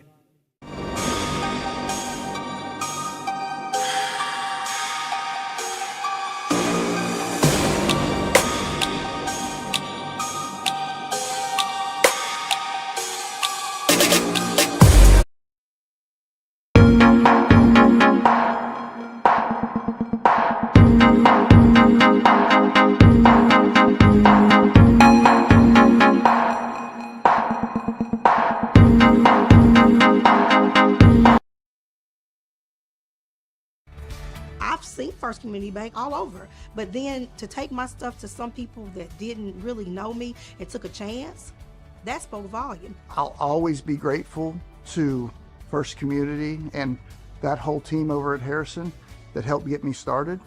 Anytime I need anything, just a phone call away. We're really proud to be with First Community Bank.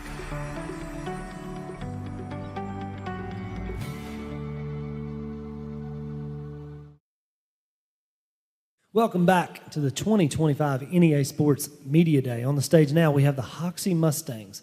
Coach, if you would, go ahead and introduce yourself. Tell us who you brought with you today and give us an opening statement. Tom Sears, brought 3 seniors, Dalen Barnhill, number 1, number 2, Max Slaughter, and number 3, Dylan Barnhill. Opening statement, we're excited to be here. We appreciate you guys doing this every year for Northeast Arkansas football. Seems like it's flown by. A lot of years been doing this, but excited to be here again. We're excited for the season. It's right around the corner. Hope this weather cools down a little bit for us, but you know, it's football season time and it's part of it. So we're excited for it. Coach, you know I'm a big Tom Sears fan, and I know a 4-7 record last year was painful for everybody involved in Hoxie. What have you done, and what have they done in the offseason to right that ship? I appreciate that. Number one, you know, it was tough. It was a tough year, and you know, it all comes back to me. I'm in charge of the program. I'm the head coach. Everything goes through me. So, no, 4-7 is not acceptable, and no one in our program felt that way. You know, and it wasn't because of lack of preparation or heart or care.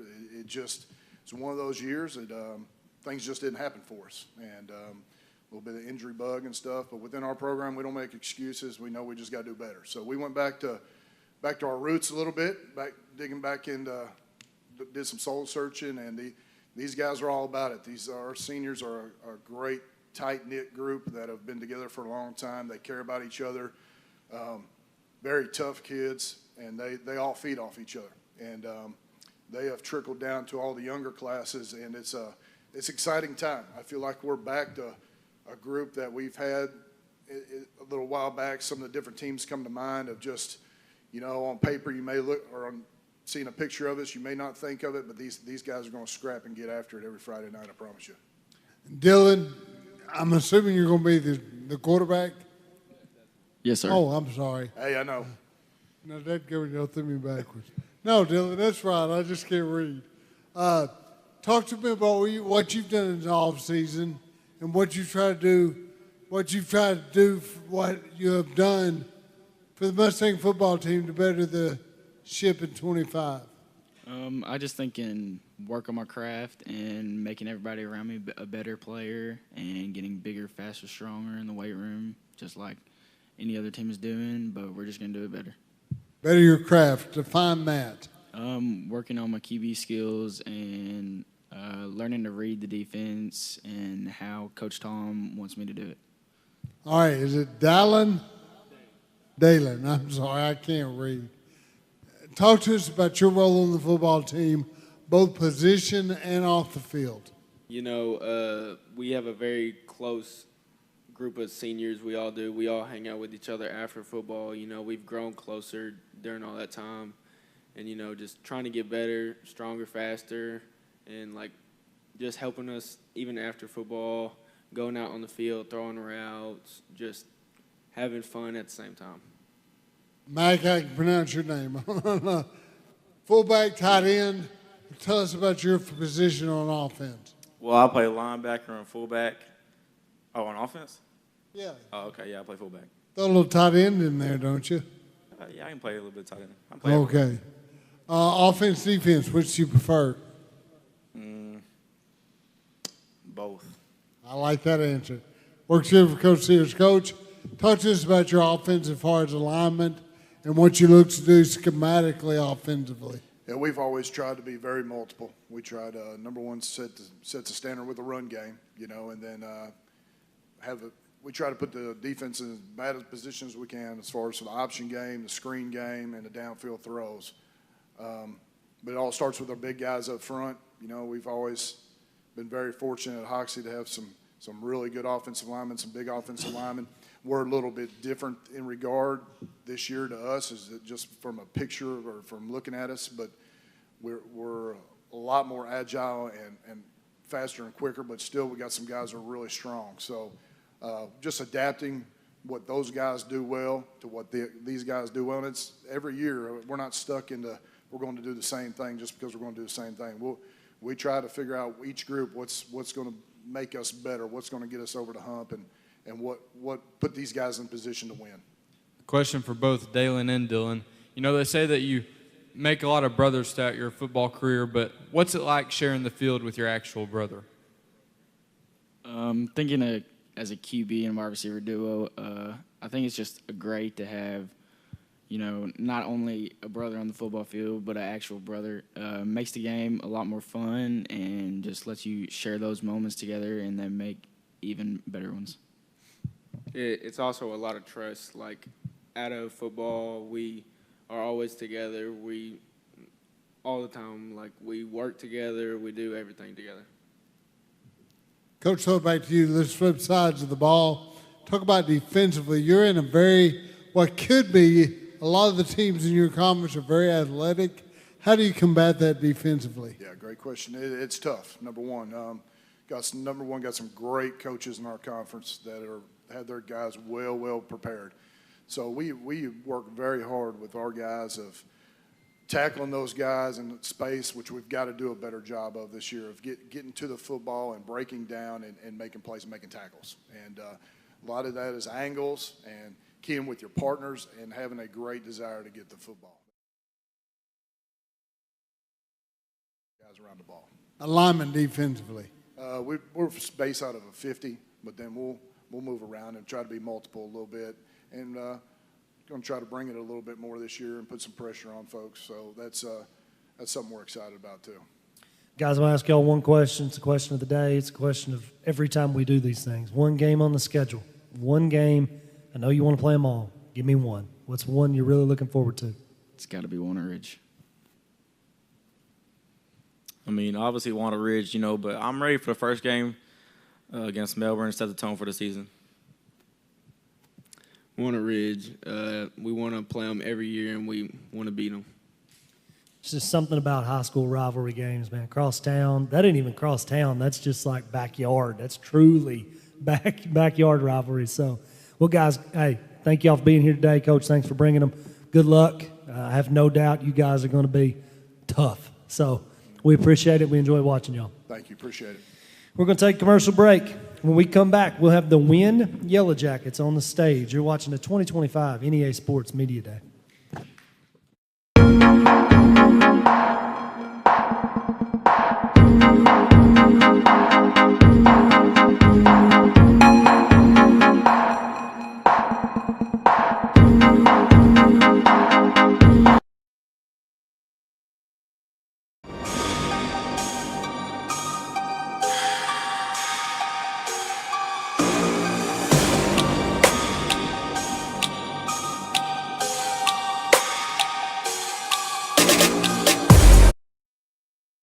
Things never change, like enjoying your favorite video game or getting ready for Friday movie night.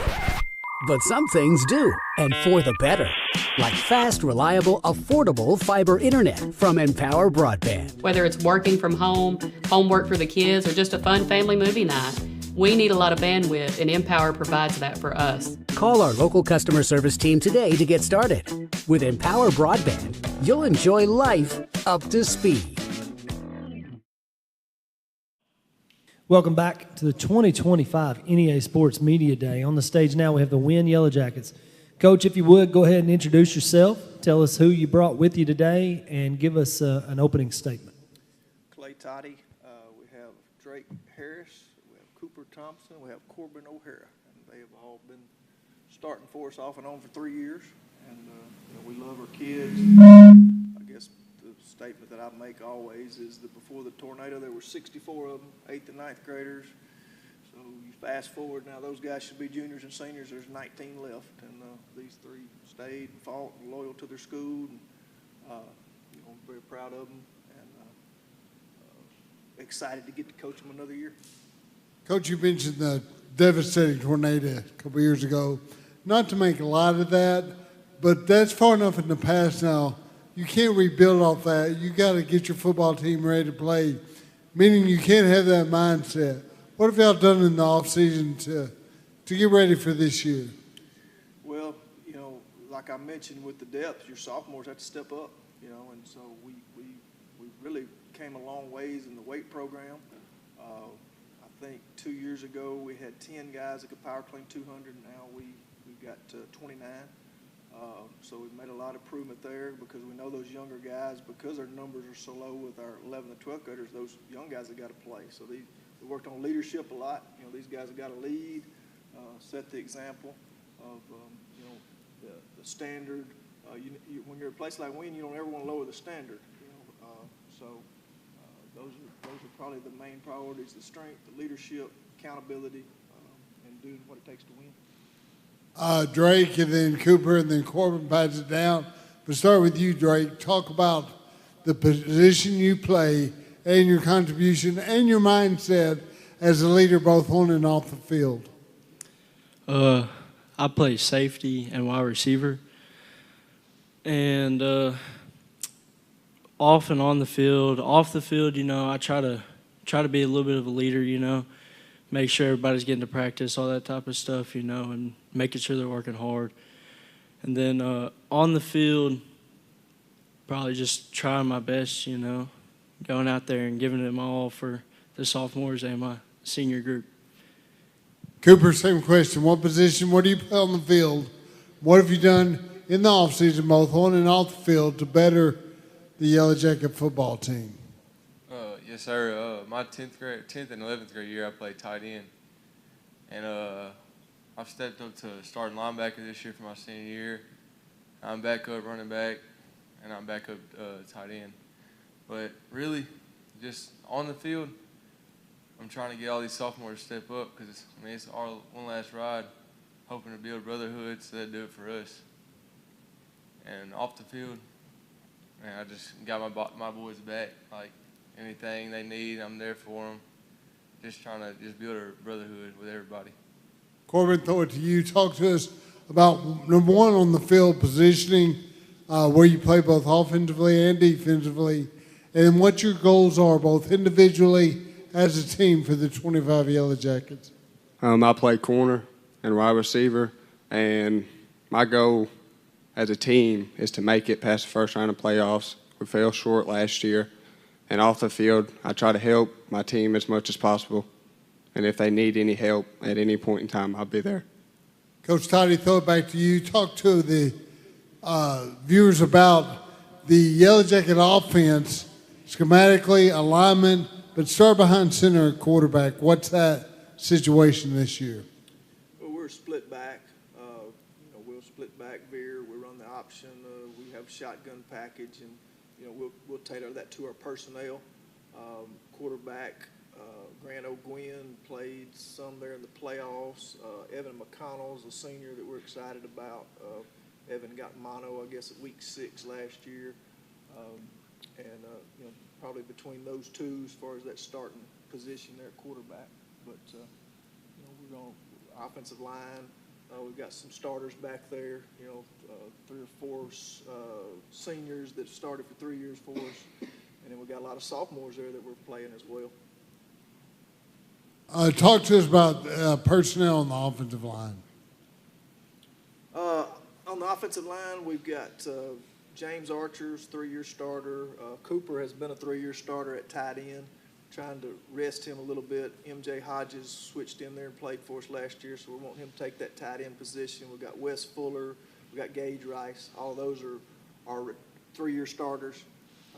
And then we've got some sophomores, Dylan Moore, Austin Banks, Adonis Austin, John Mills, some tight ends there, sophomore tight ends, Martin Hirons, Maddox Wingo would be a junior, and Rafe Cook.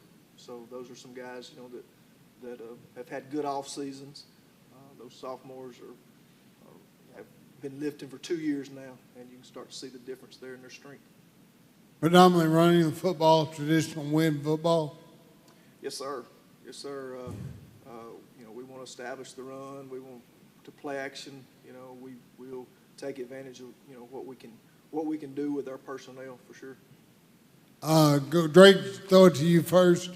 Talk to us about your off season, the weight room, conditioning. What all has been involved with your off season this year? Well, the beginning of off season, I was in baseball, I'm a 2-sport athlete. But as soon as I got back to football, we hit the weight room hard. We got like 4 lifts a day, we're hitting it hard. And then conditioning, we're just making sure we're running on and off the field, making sure we're running in between those lines and really just getting ready for the season. Cooper, I'll ask you the same question. And then Corbin, talk to us about the Yellow Jacket off season. Yes, sir. Just like Drake said, I play baseball, so I'm not there for the beginning. But I'm making sure when we're lifting in baseball, I'm doing everything I can, not skipping reps, pushing myself to go harder, so I am ready when I come back to football.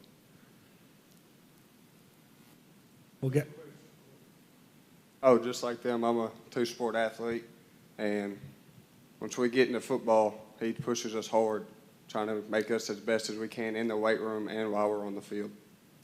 Guys, I'm going to ask you the question of the day. Tell me, what's one game on the schedule? I know you want to play them all, but one that you got circled right now. Marion for sure, We didn't get to finish last year. Had a 3-hour lightning delay, up at the half. But we just got to make sure we really finish it this year. Same as well, Marion. It was hard to lose them last year after we fought all first half, got up, come out fumbling, which, you got to get past that. But we didn't finish it all. And that's what we're trying to do in practice. We're trying to finish, finish practice hard. We're just trying to all build leadership so we can finish. I think Marion, I want to finish that game out this year. Well, guys, we thank you very much. Coach, we thank you also. Thank you for bringing these guys here today. Good luck this year.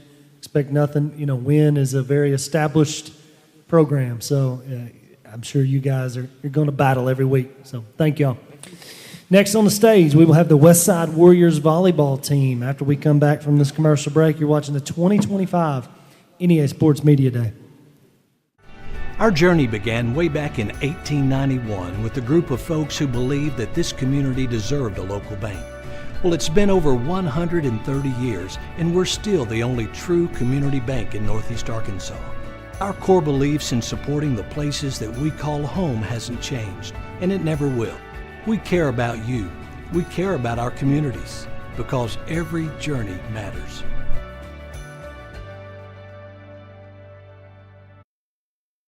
Athletic Booster Club. We're the team behind the team. Becoming a member of the Westside Athletic Booster Club is a rewarding and valuable contribution to the Warrior Nation, our school, and most importantly, our student athletes. The purpose of the club is to promote athletics at Westside High School in an atmosphere that is consistent with the educational philosophy of the school community. Check out our Facebook page for more information on how to become a member. Westside Athletic Booster Club. We're the team behind the team. Welcome back to the 2025 NEA Sports Media Day. On the stage now we have the Westside Warriors volleyball team. Coach, if you would, introduce yourself, tell us who you brought with you today, and give us a little bit of an opening statement. I'm Cody Ziegler. I'm the new volleyball coach at Westside. Today I have our setter, Maddox Kierton, our libero, Veda Watkins, and our outside, right side, middle, kind of does it all, Kirby Conrad. You know, I'm new to the program this year, so as far as like expectation goes, things like that, like we're just getting in. I'm trying to learn the girls, let the girls learn me, and we're just pushing them every single day in the gym, working hard, trying to set some collective team goals, make sure that we're all on the same page, and start putting our best foot forward. Coach, how are you implementing the very rich tradition and history of Westside volleyball with this group, being new to the program?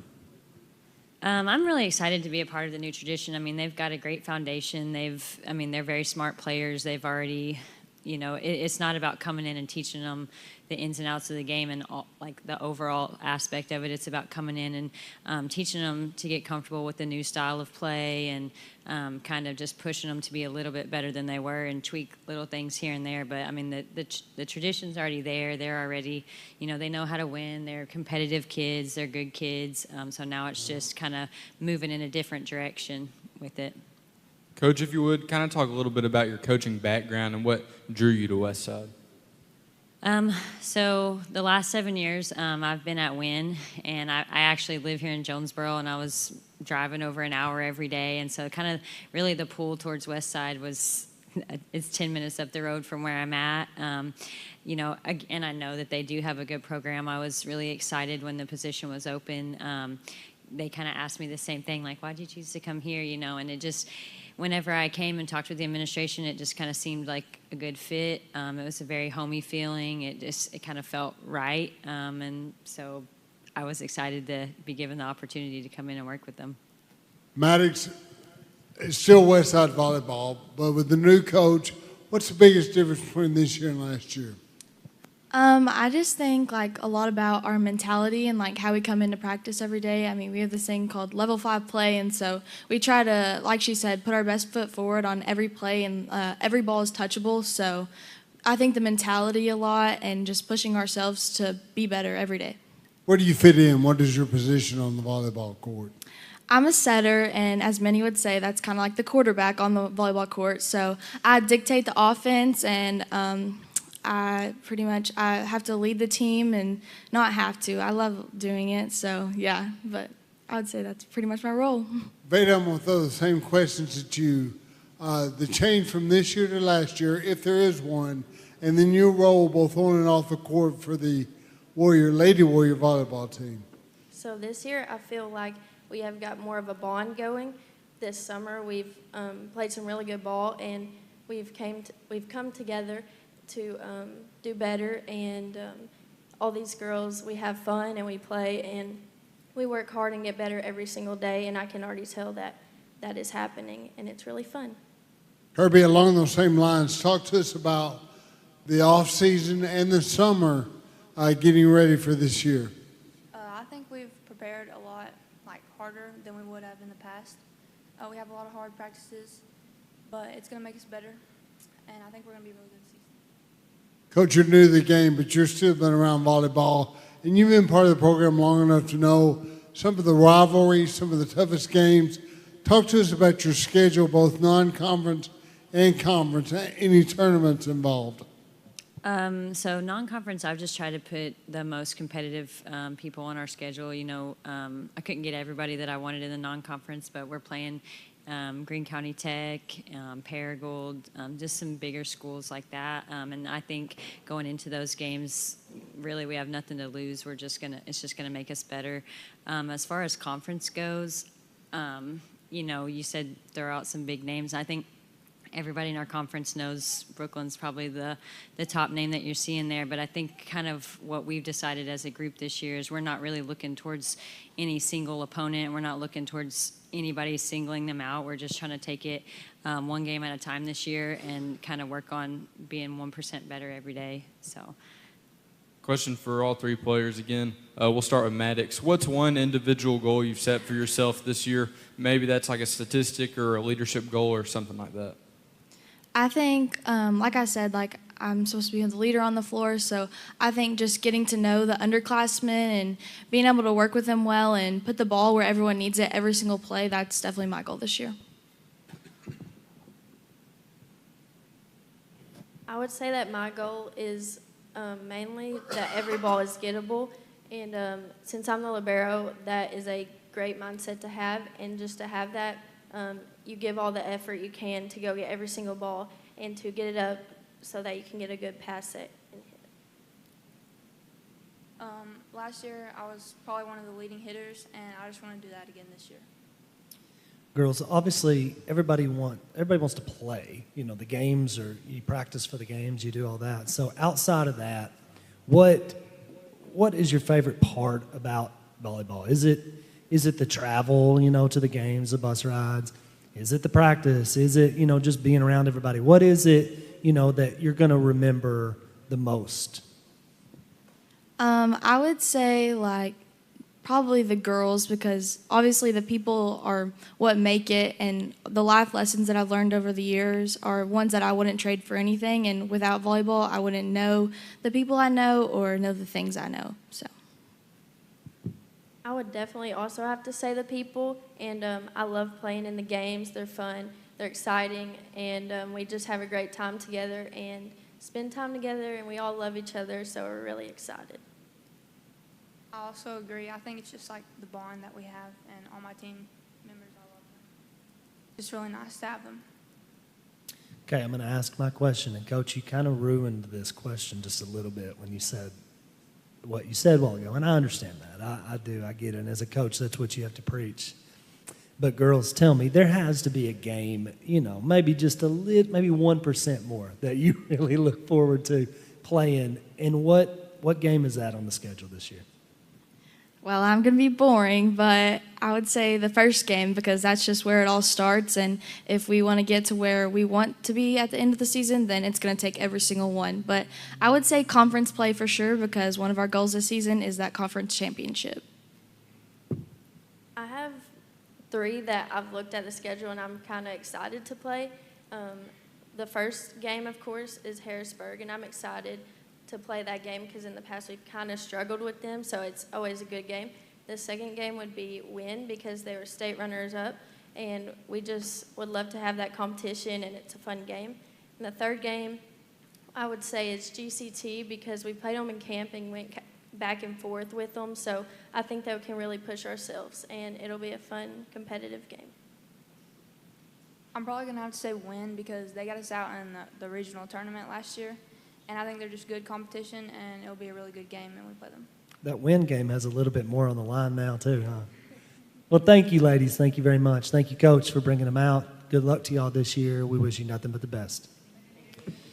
All right, we're going to take a commercial break. When we come back, we've got two more teams, but next we'll have the Harrisburg Lady Hornets volleyball team on the stage. You're watching the 2025 NEA Sports Media Day. Athletic Booster Club.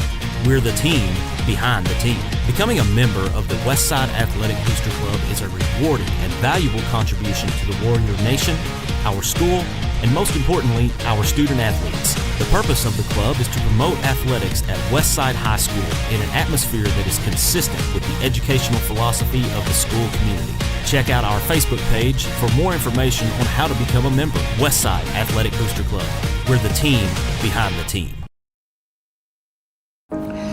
The Harrisburg School District serves the community of Poinsett County to offer the highest quality education possible.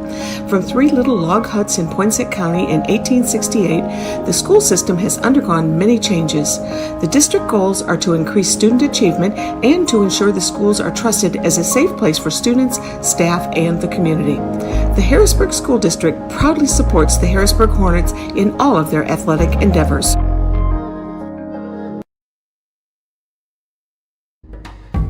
The Harrisburg Athletic Booster Club is a proud supporter of today's game and all of the student athletes in the Harrisburg School District. Go Hornets! Welcome back to the 2025 NEA Sports Media Day. On the stage now we have the Harrisburg Lady Hornets. Coach, if you would, go ahead and introduce yourself. Tell us who you brought with you today and give us an opening statement. This is Cassie Carlson, outside hitter, 6th position. Adeline Kosher, outside hitter, 6th position. And Laney Casebeer, who plays middle for us. Coach Falls, talk to us about your path and how you ended up as the coach here at Harrisburg Volleyball. That's a long story. It started a long time ago, but back in the 90s, I coached a girl named Carla Roberts, who is now an administrator at Harrisburg. And when I decided to get back into coaching, got in contact with her. She told me I had some great kids to coach, and we made the decision, and that's where I ended up going. Good deal. Casey, throw it to you. Talk to us about your expectations for the upcoming season. We did lose some big players last year, but I do think that these upcoming freshmen will definitely help still push us to state, hopefully getting farther than the 4th round. Adam, I ask you, what's it like? Coach Falls and I have known each other a long, long time. What's it like playing for Coach Falls? Playing for Coach Falls, it's really nice. He picks out our weaknesses in practice and really drills us in those areas and makes sure we're fully prepared for anything thrown our way. He's very supportive in everything we do and really just makes sure that we have a strong bond. We'll talk afterwards. You don't have to be politically correct. Laney, I'm kidding. Talk to us, Laney, about your goals, both personally as a team for the Lady Hornets. I just want to make sure that there's always a positive atmosphere and that everybody feels at home and, yeah, just keep it positive. Coach Falls, I know the school year has not started yet, but walk us through a day in the life of Coach Falls as far as volleyball.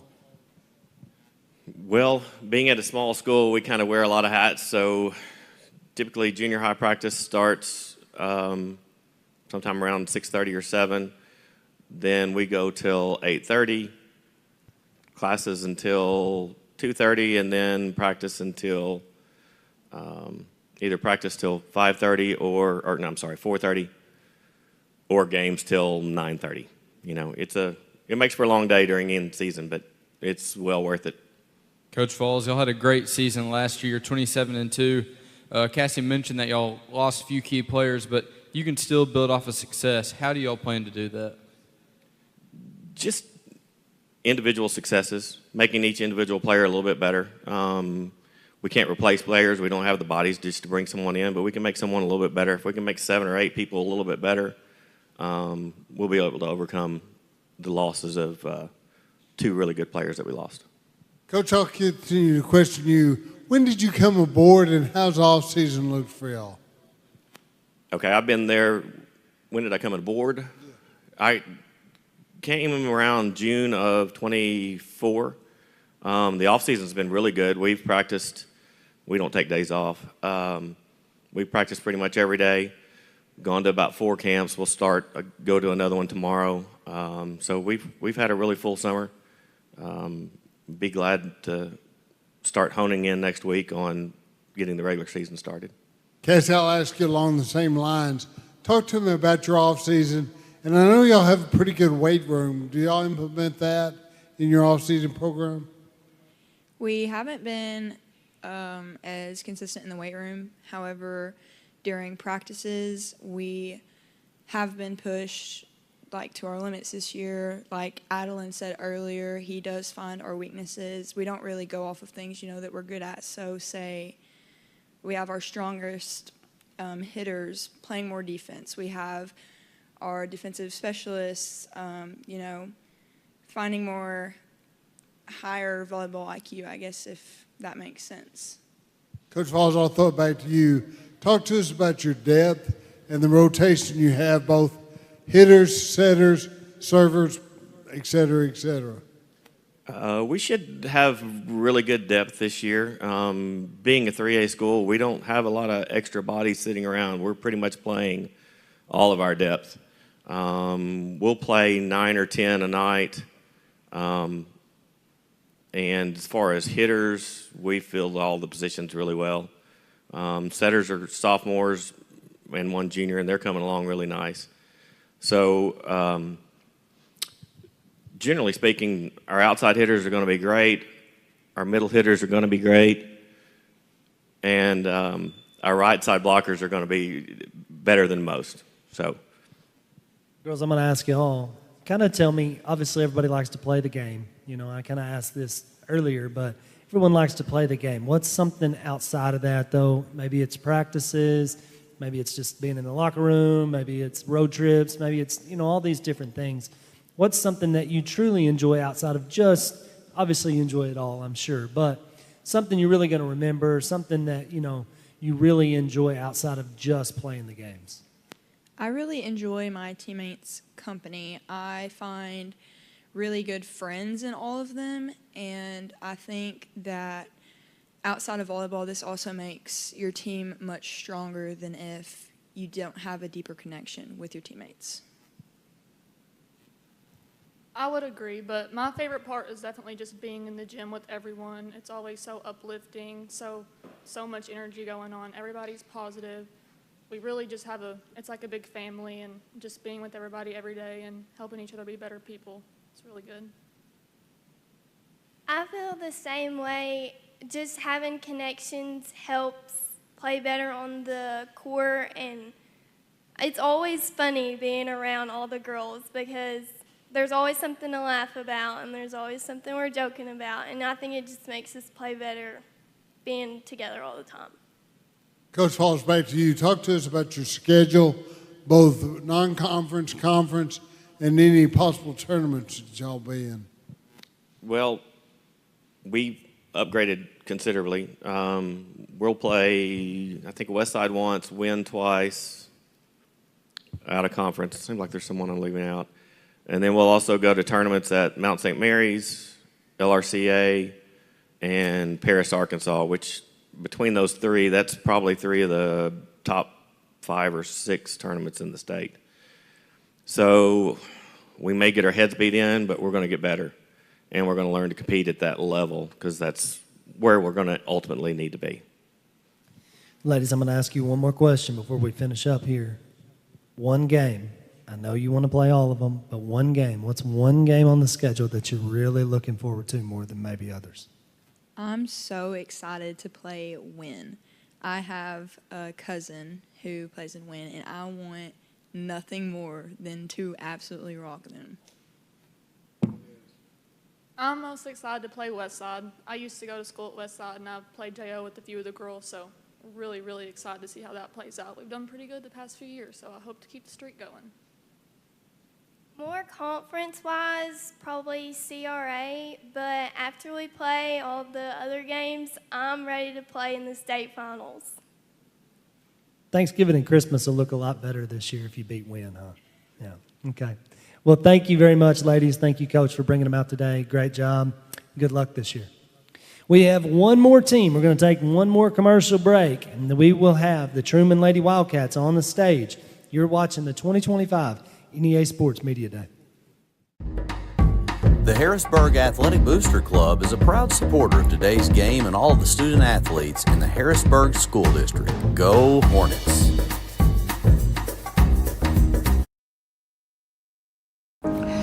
The Harrisburg School District serves the community of Poinsett County to offer the highest quality education possible. From 3 little log huts in Poinsett County in 1868, the school system has undergone many changes. The district goals are to increase student achievement and to ensure the schools are trusted as a safe place for students, staff, and the community. The Harrisburg School District proudly supports the Harrisburg Hornets in all of their athletic endeavors. Watch the NEA Sports Network as we bring you live coverage this football season. From week 0 to the playoffs, we bring you rivalries and great matchups to go along with championship coverage. Be sure to watch each game at the NEA Sports Facebook page or the NEA Sports YouTube page. NEA Sports, putting Northeast Arkansas student athletes first. Welcome back to the 2025 NEA Sports Media Day. On the stage, we have our final team, best for last, right? Final team of the day. Coach, if you would, the Trumann Lady Wildcats, let me say that. Coach, Yes, if you would, go ahead and introduce yourself. Tell us who you brought with you today and kind of give us an opening statement. All right. So I'm Austin Phelan, and I brought with me 3 seniors, and I've got another senior in the back as well. But to my left, I've got Lindley Correa with me, and I've got Maddie Barnes, and I've got Haley Hauk, and we've also got Delaney Osment in the back with us. Just want to say thank you for letting us come up here today and just give a couple thanks and shout outs to our administration and whatnot. And just say that our girls are prepared and they're ready and they've been working hard this summer, and I'm really excited to see what they have to bring to the table this year. Coach, if you would, kind of give us just a brief, short recap of last year's season, how that went, and how you look to build off of last year. Last year's season was it was a very fun season. It was fun to coach them, fun to see what they can do. We were pretty young last year. We only graduated 2 seniors, but they had some big shoes to fill. But I think that these girls are ready to fill those shoes and ready for whatever challenge that the Lord brings them this year. We'll continue to build as the season goes on, each game, night in and night out, and giving it our best effort and working our butts off. Go ahead and pass the mic down. We'll just go from girl to girl. Talk to us about the off-season program, what you've done personally to get better this year, and your expectations for this year. I feel like our off season has really pushed us hard this year. We've done lots of cardio this year, and so I feel like it's really going to help us on the court, not get tired and everything. But me personally, I've been really focusing on my skill work so I can be better for myself and for my team. Same question, next young lady. I agree with her too. In the off season, we're in the weight room 3 times a week and have practice every day. But we go in every day and we work really hard just to make sure that we're being the best that we can for our team. But me personally, I think that just being in practice and working on my skill level just so I can be the best player that I can.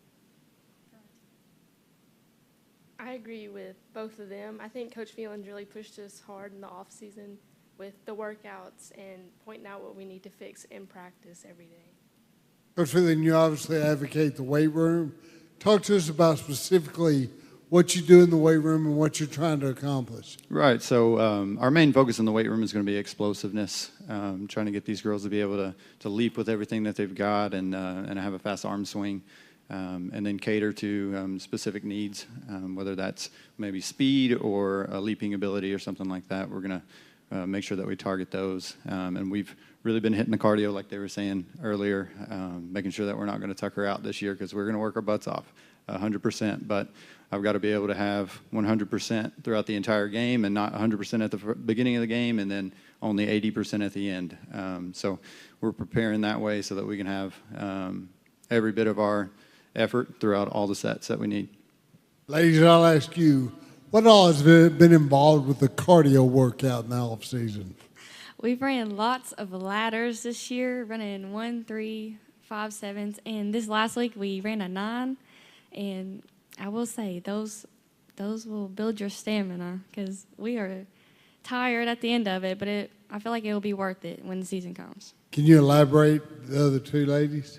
Just like she said, lots of ladders and stairs when after serve receive, or sometimes we do it before, so we do our serve receive tired, so it makes us better and have more stamina for in the games. But I think it really helps us out to make us better players. Yeah, he just tells us we have to do it while we're tired so we can build up our stamina.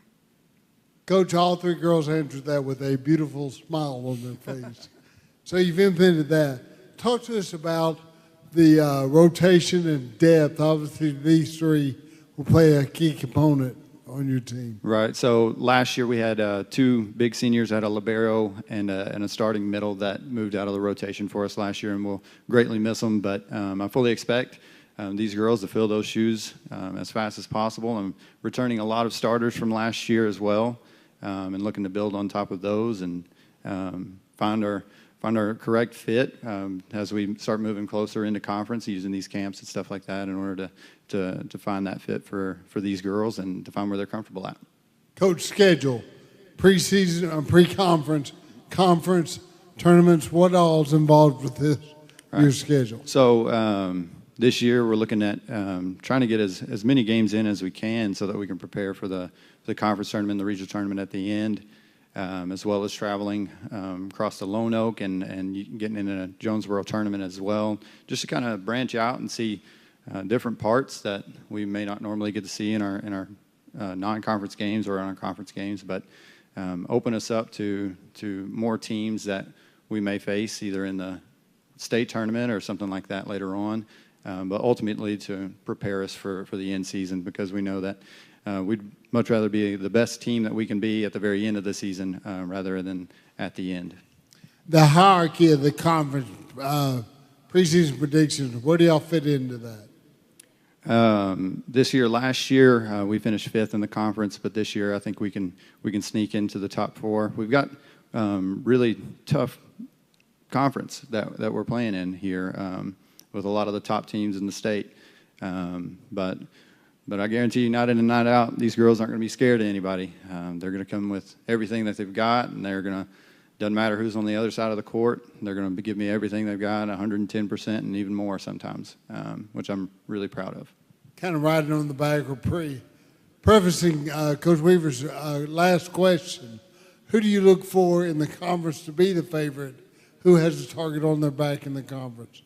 Well, with all the moving pieces from this year, we got a lot of different coaches and stuff like that are moving around. I really couldn't tell you a specific team at the moment. We know that Brooklyn was in the finals last year at state championship, and we know that Westside's a great team as well. And Highland's a good team. Pocahontas is a good team. I mean, we're in a conference with some monsters, and we come in night in and night out trying to give them everything that we got. Ladies, I'm going to ask you, as I ask everyone else, final responses for the day. What's the one game that you have circled more than any others on the schedule? I feel like every year I look forward personally to playing Highland, just because every time we play them, we always go to 5 sets, and the game's always like super close. Like at the end of a set, we're both in the 20s, and sometimes we go over 25 points, and I just feel like it's just a really competitive game, and it gets us like hyped up and the other team hyped up, and it's just a fun game to play overall. I agree with her, because Highland's always one of my favorite games to play. They're always a super competitive game. Just getting to play against them every year, I always look forward to it, because we're kind of close in skill level, so the games are always super close, and it's just a fun game to play. Another one I always look forward to is Pocahontas, because it's also a very competitive game. We played them in a camp a few weeks ago, and we went pretty close, so that was a game I'm looking forward to, too. I agree with both of them. Highland and Pocahontas are top games that I want to play in, because we just always come so close with them. Like, our skill level is just right next to each other.